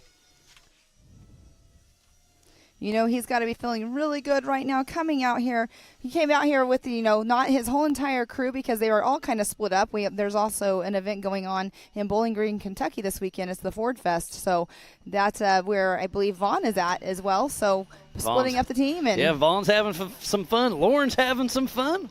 Yeah. Ooh, how far back is Scott Farley? There he is. So Scott Farley and Sergio are about 20 seconds, maybe 30 seconds split. It's going to be down to the wire. But look at Mick Henson in the back. We have him in our sights. He is definitely pushing it. And here we are on board with Mick Henson. I love watching these on cameras. It's really super cool to see how much they're actually, taking a beating out there in this racetrack. So Scott Farley actually has to pass Sergio and beat him by 30 seconds. So it's about a minute time split between Farley and Pinilios on adjusted time. So we'll see how it all shakes out. But here is John Rance our physical second, but on adjusted time, it's really close between him and Mick Henson. So we'll have to call this as a physical finish on the second, because on adjusted time, it's going to be down to Mick Henson. We'll see how it all shakes out. And there's Scott Farley, as we were just talking about. And look at that. Sergio is right up there. Sergio and John Rance, they've closed the gap as they're passing Doug Langford in this first little wood section. So remember, Scott Farley has to get around Sergio and John Schaefer and pass him and gain 30 seconds. So it's, I mean, where are we at right now? This is roughly race mile number 2. So we got 3 miles of racing yet to go for 4th position. And you know that he knows the time splits, and his team is more than likely telling him. And here we are with John Rance. So it is a time split of, looks like 35 seconds between John Rance and Mick Henson at the first loop. So it looks like right now it's still Mick Henson by 35 seconds. And he's definitely picking up his speed on this back section because he wants to make sure he has a bigger gap than what he has right now. Well, it's going to be a race to the finish. John Rance knows he's got to push hard, but Mick Henson is not cutting him any slack. This is a great race to the finish between Mick Henson, John Rance for second and third, and then for fourth and fifth is Sergio at John Schaefer versus Scott Farley and Littlefoot. There is John Rance, physical second position, but remember this race was on adjusted time, so it's going to be about a minute and a half before we see Mick Henson. It's going to be super close. He's hitting that water hard. Hopefully he doesn't kill the engine. He's slowing down. He may have got the engine wet. Oh, no, he hit the water too hard. Oh, so my John goodness. Rance, holy cow. Dang. He's just right here. Yeah, he's 100 yards away from the finish line. What a terrible. So Mick Henson's going to come into the screen because he's coming through the Brannock boulders as we speak. He has to be. And he's going to see John Rance sitting there. Oh, and you know Sean Rance is back in the pits. Oh, man, what a bummer. Hit the water a little too hard there at the end. Got a little too excited there. Yes, and that's what I was going to say. This is a perfect example. Oh, I see it firing. The exhaust is blowing the water around. Hopefully he can grab a gear and go. But there's Mick Henson. He's about got it locked down. So Mick Henson should get second position. As long as Sean Rance can keep moving, he'll get that third spot. Oh, my Here's goodness. where That is a perfect example of why you do not want to take that too fast. So if this was me, I'd be flagging Mick down and say, hey, tow me across the line. I want that third position. But old Mick Henson's still racing, so he's got to get around John Rance, which he is right now. So Mick Henson just locked down second position. Mick Henson and Disco Derek West. A couple more turns, and they're going to lock it down for second position. Wow, this has been an amazing race today, but the finish right here, this is an awesome race. So the checkered flag is flying for Mick Henson right now, second spot. And here's an instant replay by Rugged, showing how he went through that water just a little too hot. So Mick Henson just locks down unofficially second position. What a great race it was to the finish. But hey, John Rance is right there. And there's that little rock section. They cannot push it. Oh, he's back running. No, this is the replay again. Sorry. And he hit that water a little too hard. And the Rugged replay, man, just shows that the engine died. But I thought I saw him have it fired up a moment ago. Yeah, but, coming on over and getting into that intake. But Mick Henson revving up his engine. He's over here hitting the revel and we're letting those squirrels eat. And here comes Tom Biddle. Tom Biddle is a lap down, but he will finish his lap. Tom Biddle and Joe Fabrizio splashed by John Rance. John Rance, this could come down to Sergio Pinilios and Scott Farley. This could turn into this is going to be interesting how this shakes up. And here we do. We have Sergio in our sights right now. He is at race mile 3.5. How far back is Scott Farley? 20 seconds. Remember, Scott Farley has to pass Scott Sergio. Farley. So we'll see. Oh, nope, I hear some engine, but that's Tom Biddle finishing a lap down. But, hey, a finish is a finish. So the checkered flag, that should put him in, I'm going to say roughly 6th position. So right now the race is all about John Rance. Is he going to be able to get that Bronco fired up before Sergio and Scott Farley get there? Scott Farley has to pass Sergio and get 30 seconds on it. But is Sergio and John Schaefer going to push too hard? They're having overheating issues. Pam, this is an exciting finish for the 4600 Spider Track stock class. Yes, it is. And you know that right now Sergio Pinilios is definitely excited. He's probably cheering on John in the car, saying, let's get this done. But how exciting. We do have Lauren Healy right now unofficially in that number 1 spot. Mick Henson in that 2nd position. And then Tom Biddle came in. He was, like you said, a lap down, but he is in that 6th position. Oh, and they're underneath the front. So, look, I think I see the exhaust spraying down. So, I think it's running. You see the middle of the car? You see yes, it looks I like see the it. water's splashing around. So, to me, that means the engine's running. The exhaust is splashing, but he's saying go. Leave me. Oh, if he can go, go, go, go. This is the race right now. If he can keep it running. He's trying. Start pushing. Can you hear us? Come on, Andrew Anderson. Give him a little push. That's all he needs. Oh, and you see fired it up again.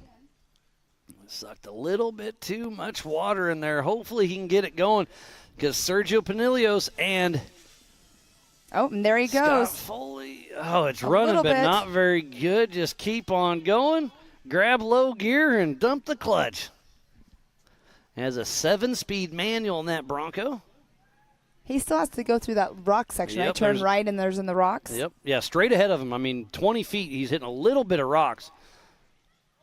Oh, man, this is going to be a nail biter. Okay, so here's Sergio. And look, Scott Farley is on his heels. Scott Farley does have to pass and gain 30 seconds. And is John Rance going to go? Here's the splash pass. Go around wide, but don't suck any water in the engine. Who's going to hit this Spider Track backsplash harder? It is Scott Farley, full send mode. And Sergio and John play it safe. Is Scott Farley still moving? Oh, no. Oh, Sergio and them pull off. This is going to be interesting. Can John Rance? What is he doing backing up? What is going on here? What in the world is going on? Here's John Rance, slow but surely. So it looks like Scott Farley is going to be either in 4th or 3rd. I'm kind of confused on what John Schaefer, but he got splashed pretty hard. Can he see where he's going? Heck, I don't know. So Scott Farley's got a little bit. Is he trying to wash some stuff off? No, okay, there he's going. But it looks like Scott Farley just moved into 4th position. How far back is John Rance? John Rance left on the lead lap. He has to beat Scott Farley by 1 minute on adjusted time. It is going to be a nail-biter for 3rd position between John Rance and Scott Farley. John Rance is running on half the cylinder, it sounds like. And a flat moving tire. at, 4 miles an hour. And a flat tire. Flat left front tire. John Rance is running not worth a darn, but pushing strong. He's moving, but not moving very fast. How far back is it going to be for Scott Farley? Don't show the inside. He has no helmet on. And he crosses. I'm going to start my unofficial timer. John Rance has to beat him by 1 minute. Can Scott Farley get in here in less than a minute and steal 3rd position from John Rance? And the Bronco is not looking good over there. He definitely put a beating on. All right. Ooh, it's going to be close. I'm at 20 seconds. It really could steal the show from John Rance. We're at 25 seconds. So this really might, again, I am saying this unofficially, but if he can get in here in 30 seconds, he's got 30 seconds, and that time could show up. Scott Farley, is he going to steal this thunder from John Rance? He's got 20 seconds. He's making it around the corner. I think he could do it. There he is. There we go. Full throttle. Can he steal 3rd position? Scott Farley grabs the checkered flag, and I think he steals it away by 10 seconds. Is that correct? No. No, I'm off on my timer. I do apologize. So Scott Farley in that 4th position, but only a minute little bit. Looks like about 20 seconds off. So my timer was off. I do apologize. But unofficially, 1st place goes to Lauren Healy. Unofficial 2nd goes to Mick Henson. And unofficial 3rd goes to John Rance. And then Scott Farley put on one heck of a show and raced all the way to the finish. And here we have John Schaefer and Sergio Pinillos. They are back running a little bit faster than they were just a minute ago. Not sure why he was doing the whole back up and forward thing a couple times. We'll have to find that out. I'm going to ask that question. Yeah, right? But John Schaefer and Sergio Pinillos have a solid top 5 for sure. Fighting overheating issues off and on all day, but hey, he's still pushing through. And here he comes around the final corner into the finish line. I am getting an update from Diesel. They were splashing through the Spider Track backsplash trying to cool down the engine. Oh, goodness. Thanks, Diesel, for the heads up on that. So that makes a little more sense. All right, so our top 5 are Lauren Healy unofficially in that number 1 position, Mick Henson in 2nd, John Rance in 3rd, Scott Farley 4th, Sergio Pinillos in that 5th position. They all completed 7 laps. We have Tom Biddle in that 6th position, and he completed 6 laps. We have Albert Contreras, who was out on course that we did see. He's going to be getting towed back. He did 3 laps. Josh Adbury, as we were seeing too, still broke down out on course with 3 laps, and Doug Langford in that last position, who did not even complete a lap. Yeah, he had that steering issue early on. Tough break for them, but thank you everybody for tuning in to the 4600 Spider Track stock class. Here's the Good Boy Vodka 4600 Spider Track stock class results. Unofficial: Lauren Healy 1st, Mick Henson 2nd, John Rance in 3rd, Scott Farley in 4th, Sergio Pinillos in that 5th spot. And then we have Tom Biddle in 6th position. And as we saw, Albert Contreras, Josh Adbury, and Doug Langford are out on course. So Tom Biddle rounds out the finishing of the race in that 6th position. The Ultra4 USA Best Damn Race of the Year, presented by Rugged Race Radios. There's the Good Boy Vodka unofficial results as we have the drone flying through.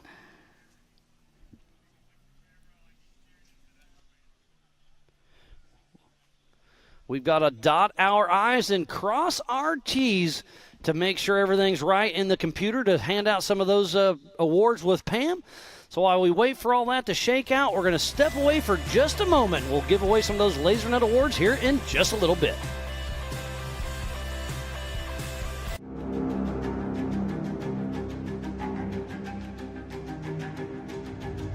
Connect with the Wild is about off-roading with your buddies.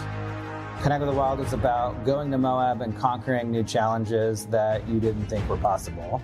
Ultimately, Connect with the Wild is about enjoying the outdoors in your vehicle as best you can. We're treating it like we know it's something special that everyone will remember.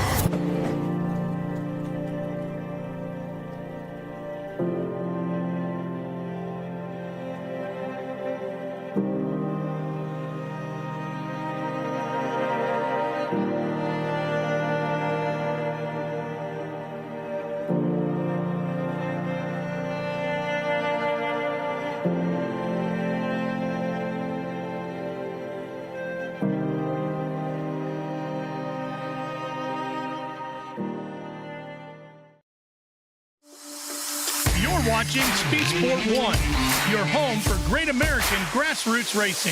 It's time to rumble! Whether you're into sprint cars or stock cars, off the line! Modifieds or midgets, down to the low side, retake the lead! Dirt lane models or demolition derby. Oh! Speed Sport 1 has the grassroots action you love. Are you kidding me? Speed Sport 1, the Motorsports Network.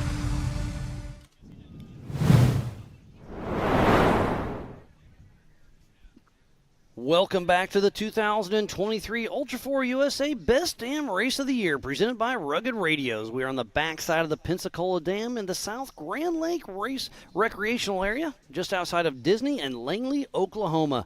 We are just wrapping up the 4600 Spider Track stock class, and it was such a great race all the way to the finish. There was drama at the end. Lauren Healy kind of got an early lead, had a commanding lead, and then just some great racing by him. And then it was a battle between Scott Farley, John Rance, and Mick Henson. And John Rance put a hurting on that Bronco engine. Not sure exactly what happened, but it's tired. I think he took in some water. That is for sure.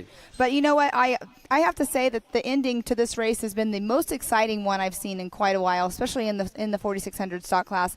It was exciting down to the wire, literally. I mean, John Rance, like you were just saying, having the engine issue, but he took that just a little too hot, and that's what happened to him, as we have been talking about that all day long. And we've been seeing a lot of our drivers, they have actually been, taking it easy. But look at the drone flying over our water area and part of our track that we're racing.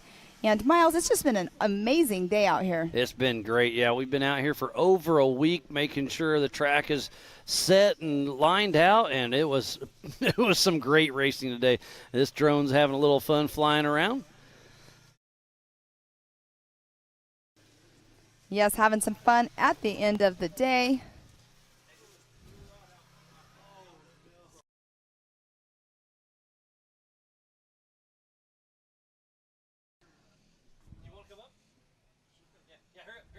All right. Chatting with the drivers over here, Miles, and we're going to be waiting here just for a little bit to get the podiums done and out of the way. We do have our driver appreciation dinner that will be going on here in just a moment. I think it's starting right about now, yes, so we need to get this thing wrapped up. It is. We just saw John Rance up there. And I'm going to switch out, Miles. I'm going to go get ready for the podiums here in just a minute, but I'm going to hand off my headset to Mr. John. So we saw him splash through there at the end, hit the water a little bit too hard. What happened, buddy? This is John Rance, by the way, in that white and red Bronco. So we had the pick in our ears telling us that Mick Henson could have us. And we needed second to get the Western points. And so I told my co-driver, we're going to hit this water harder than we've hit it yet. And I hit it too fast. And it was the wrong move, huh? Sucked enough in that it hydrolocked and threw a rod. So you finished the race with a blown engine. Yes. It was running. I heard it. I mean, it's a four-cylinder, right? Yeah. And it had about two of them running that still. Poor little four-cylinder across the finish line with zero oil pressure and locking up. Yeah, and then you went across the line, and it was smoking pretty good. Did it lock up again on you, or did you shut it off? It's seized right Okay, there. it's done. It made it 20 feet past the checkered flag, and that's it. It welded itself tight. That's all you needed to get that third position. And I believe that'll put you in second for Western Series? It should, yep. Okay. Yep, that let Lauren take it from us. Yep, it was pretty interesting to see how that shakes out. And you know what? If I can thank Lauren Healy while I'm up here. Absolutely. A week ago, so I have that Bronco, first of all, because of Lauren Healy. But a week ago, I had no front locker in that thing. The only person that could help me out with parts was Lauren. And he gave me the parts His to spares? come here. Yeah, to come here and race against him. Against him. Yeah. That's what we always talk about Ultra4 USA is we want to beat you on the track, not in the pits. So everybody's all hands on deck, shipping you some parts so you can get the front end working. And then he went out there and he ran a great race, and you had it so close to the end. Such a bummer. I blew it in the last half mile. Well, hey, that racing's racing. That's just part of it. So now we'll have to find a new engine and see if we can get it out in time for finals. Yeah, that's interesting because that's a fairly new model, so it's going to be a little tough to find one at a salvage yard or whatnot. So what is your game plan? I have to start looking. So get on the horn. Yep, might be hitting up Lauren here real soon. Yeah. I mean, maybe give Chad Hunt a holler. He runs a scrap yard out in Indiana. Okay. He comes through some stuff. So, yeah, so Chad, get on the horn. Try to find a Bronco that's wrecked, and we need an engine for old Mud Nut Racing. All right, thanks, Miles. All right, John Rance, congratulations. Tough luck, but thanks for the little update, and what a wonderful, wonderful day it has been. Thanks again for everybody for tuning in. It's been a wonderful day, but we are going to step away and give away some of those trophies here very soon. So while we have a quick break, we'll talk to the winner when we get back, so don't go anywhere. We'll be right back. AMSOIL runs on freedom and has since 1972. We punish our products firsthand in our world-class laboratories and beyond, because some things can't be learned from a test tube. Run with us.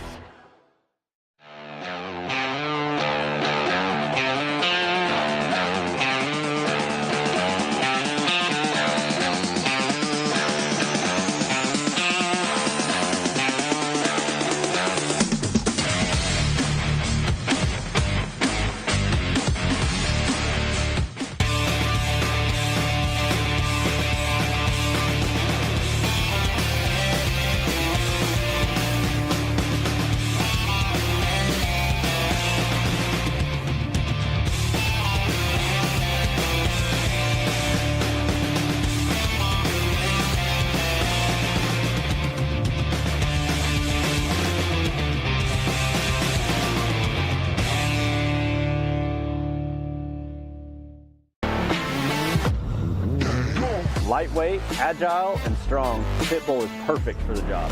The Pit Bull is the first and only lift that can be used in the pits and in your garage. Elevate your racing with a Handy.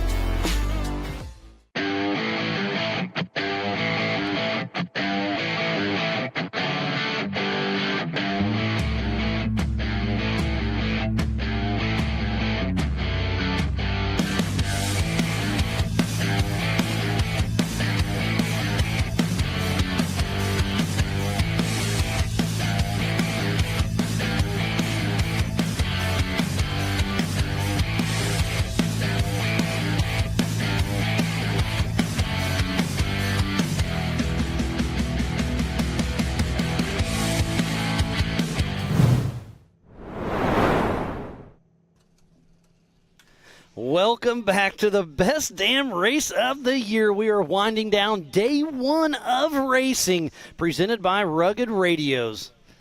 We just wrapping up the 4600 Spider Track stock class. We raced UTVs all day. We started out this morning with qualifying all classes. It's been a wonderful day, but we still have one more day to go.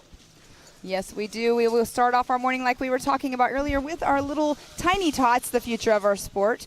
Starting off our day tomorrow. They are the only class that did not qualify today because we obviously, the kids class, we don't qualify them. But we will be doing tomorrow morning with that, and then we'll move on into our 4500 and our 4800 class at 11 o'clock. And then at 2 o'clock, we will be going into our 4400 Unlimited class. So we are going to have another full day of racing tomorrow, another fun day of racing. We just completed an amazing day of racing out here in Disney, Oklahoma. We will be recording most of these awards later on this evening, but we do have Erica Allreed running down there trying to catch up with Lauren Healy, so we'll be throwing down to them here in just a moment. But man, what a great race that was. It was a battle. Lauren Healy got the lead early, never looked back, had a tire issue, but only one was able to winch up the Joker Raceline waterfall and just kind of ran his own race. Definitely had some lap traffic, but it was a Lauren Healy show for sure. But man, what a fun race it was there at the end between Mick Henson, John Rance, and Scott Farley. It was absolutely amazing out there. But it sounds like our third member, Erica Allreed, is down there with Lauren Healy. So let's see what she's got to say. Erica, take it away. Thanks, Miles. Like you said, joining me is our unofficial 4600 winner, Lauren Healy. Lauren, from start to finish, it seemed like you really had everything under control, and from the outside looking in, it looked like a flawless race. So how did you manage that fine line of when to push and when to be conservative to ensure that the truck made it across the finish line and in front? Yeah, we were kind of getting our butts kicked when we got here pre-running, and so we learned a couple lessons real quick, and I think we also learned lessons last year about what the attrition is in the 4400 cars. I mean, we scattered our engines last year. We knew what this place can do to your car, and while it feels like a little bit of a sprint, it's definitely, you got to take your time and find the right pace and see what everybody else is doing around us. So we jumped out front, wanted to get the waterfall out of the way, right out of the way, just so there's no chance of bottlenecks that could control our race. We just wanted to pop out, winch up it, not mess around, and then let the race come to us and see how it worked out. And I earned one flat tire that was very well deserved. Pushing a little bit too hard. I think we had about a 10-minute lead at that time, and I was like, all right, jump out, change the tire, back off your pace a little bit. We'll pace off everybody else from here on out and just try to keep a decent lead. Well, Lauren, congratulations. A great showing for you and your team. Yeah, thank you so much. I mean, I'm so stoked for Ford and for Bronco, you know, and our team. My guys out here absolutely killed it. Jesse did a very good job of keeping me calm today because I haven't been doing very good at that lately. I've been making dumb mistakes. So grateful for everything. And I think that may wrap up the West Coast Championship for our team. So I'm really stoked. Well, congratulations again. And thank you for the time. Guys, back to you. Thank you, Erica. What a great race it was for the 4600 Spider Track stock class. So now we're going to switch over and give you the tomorrow's race schedule. Another full day of racing. It's going to be a blast. And then we'll be giving away the Western Series Awards tomorrow evening.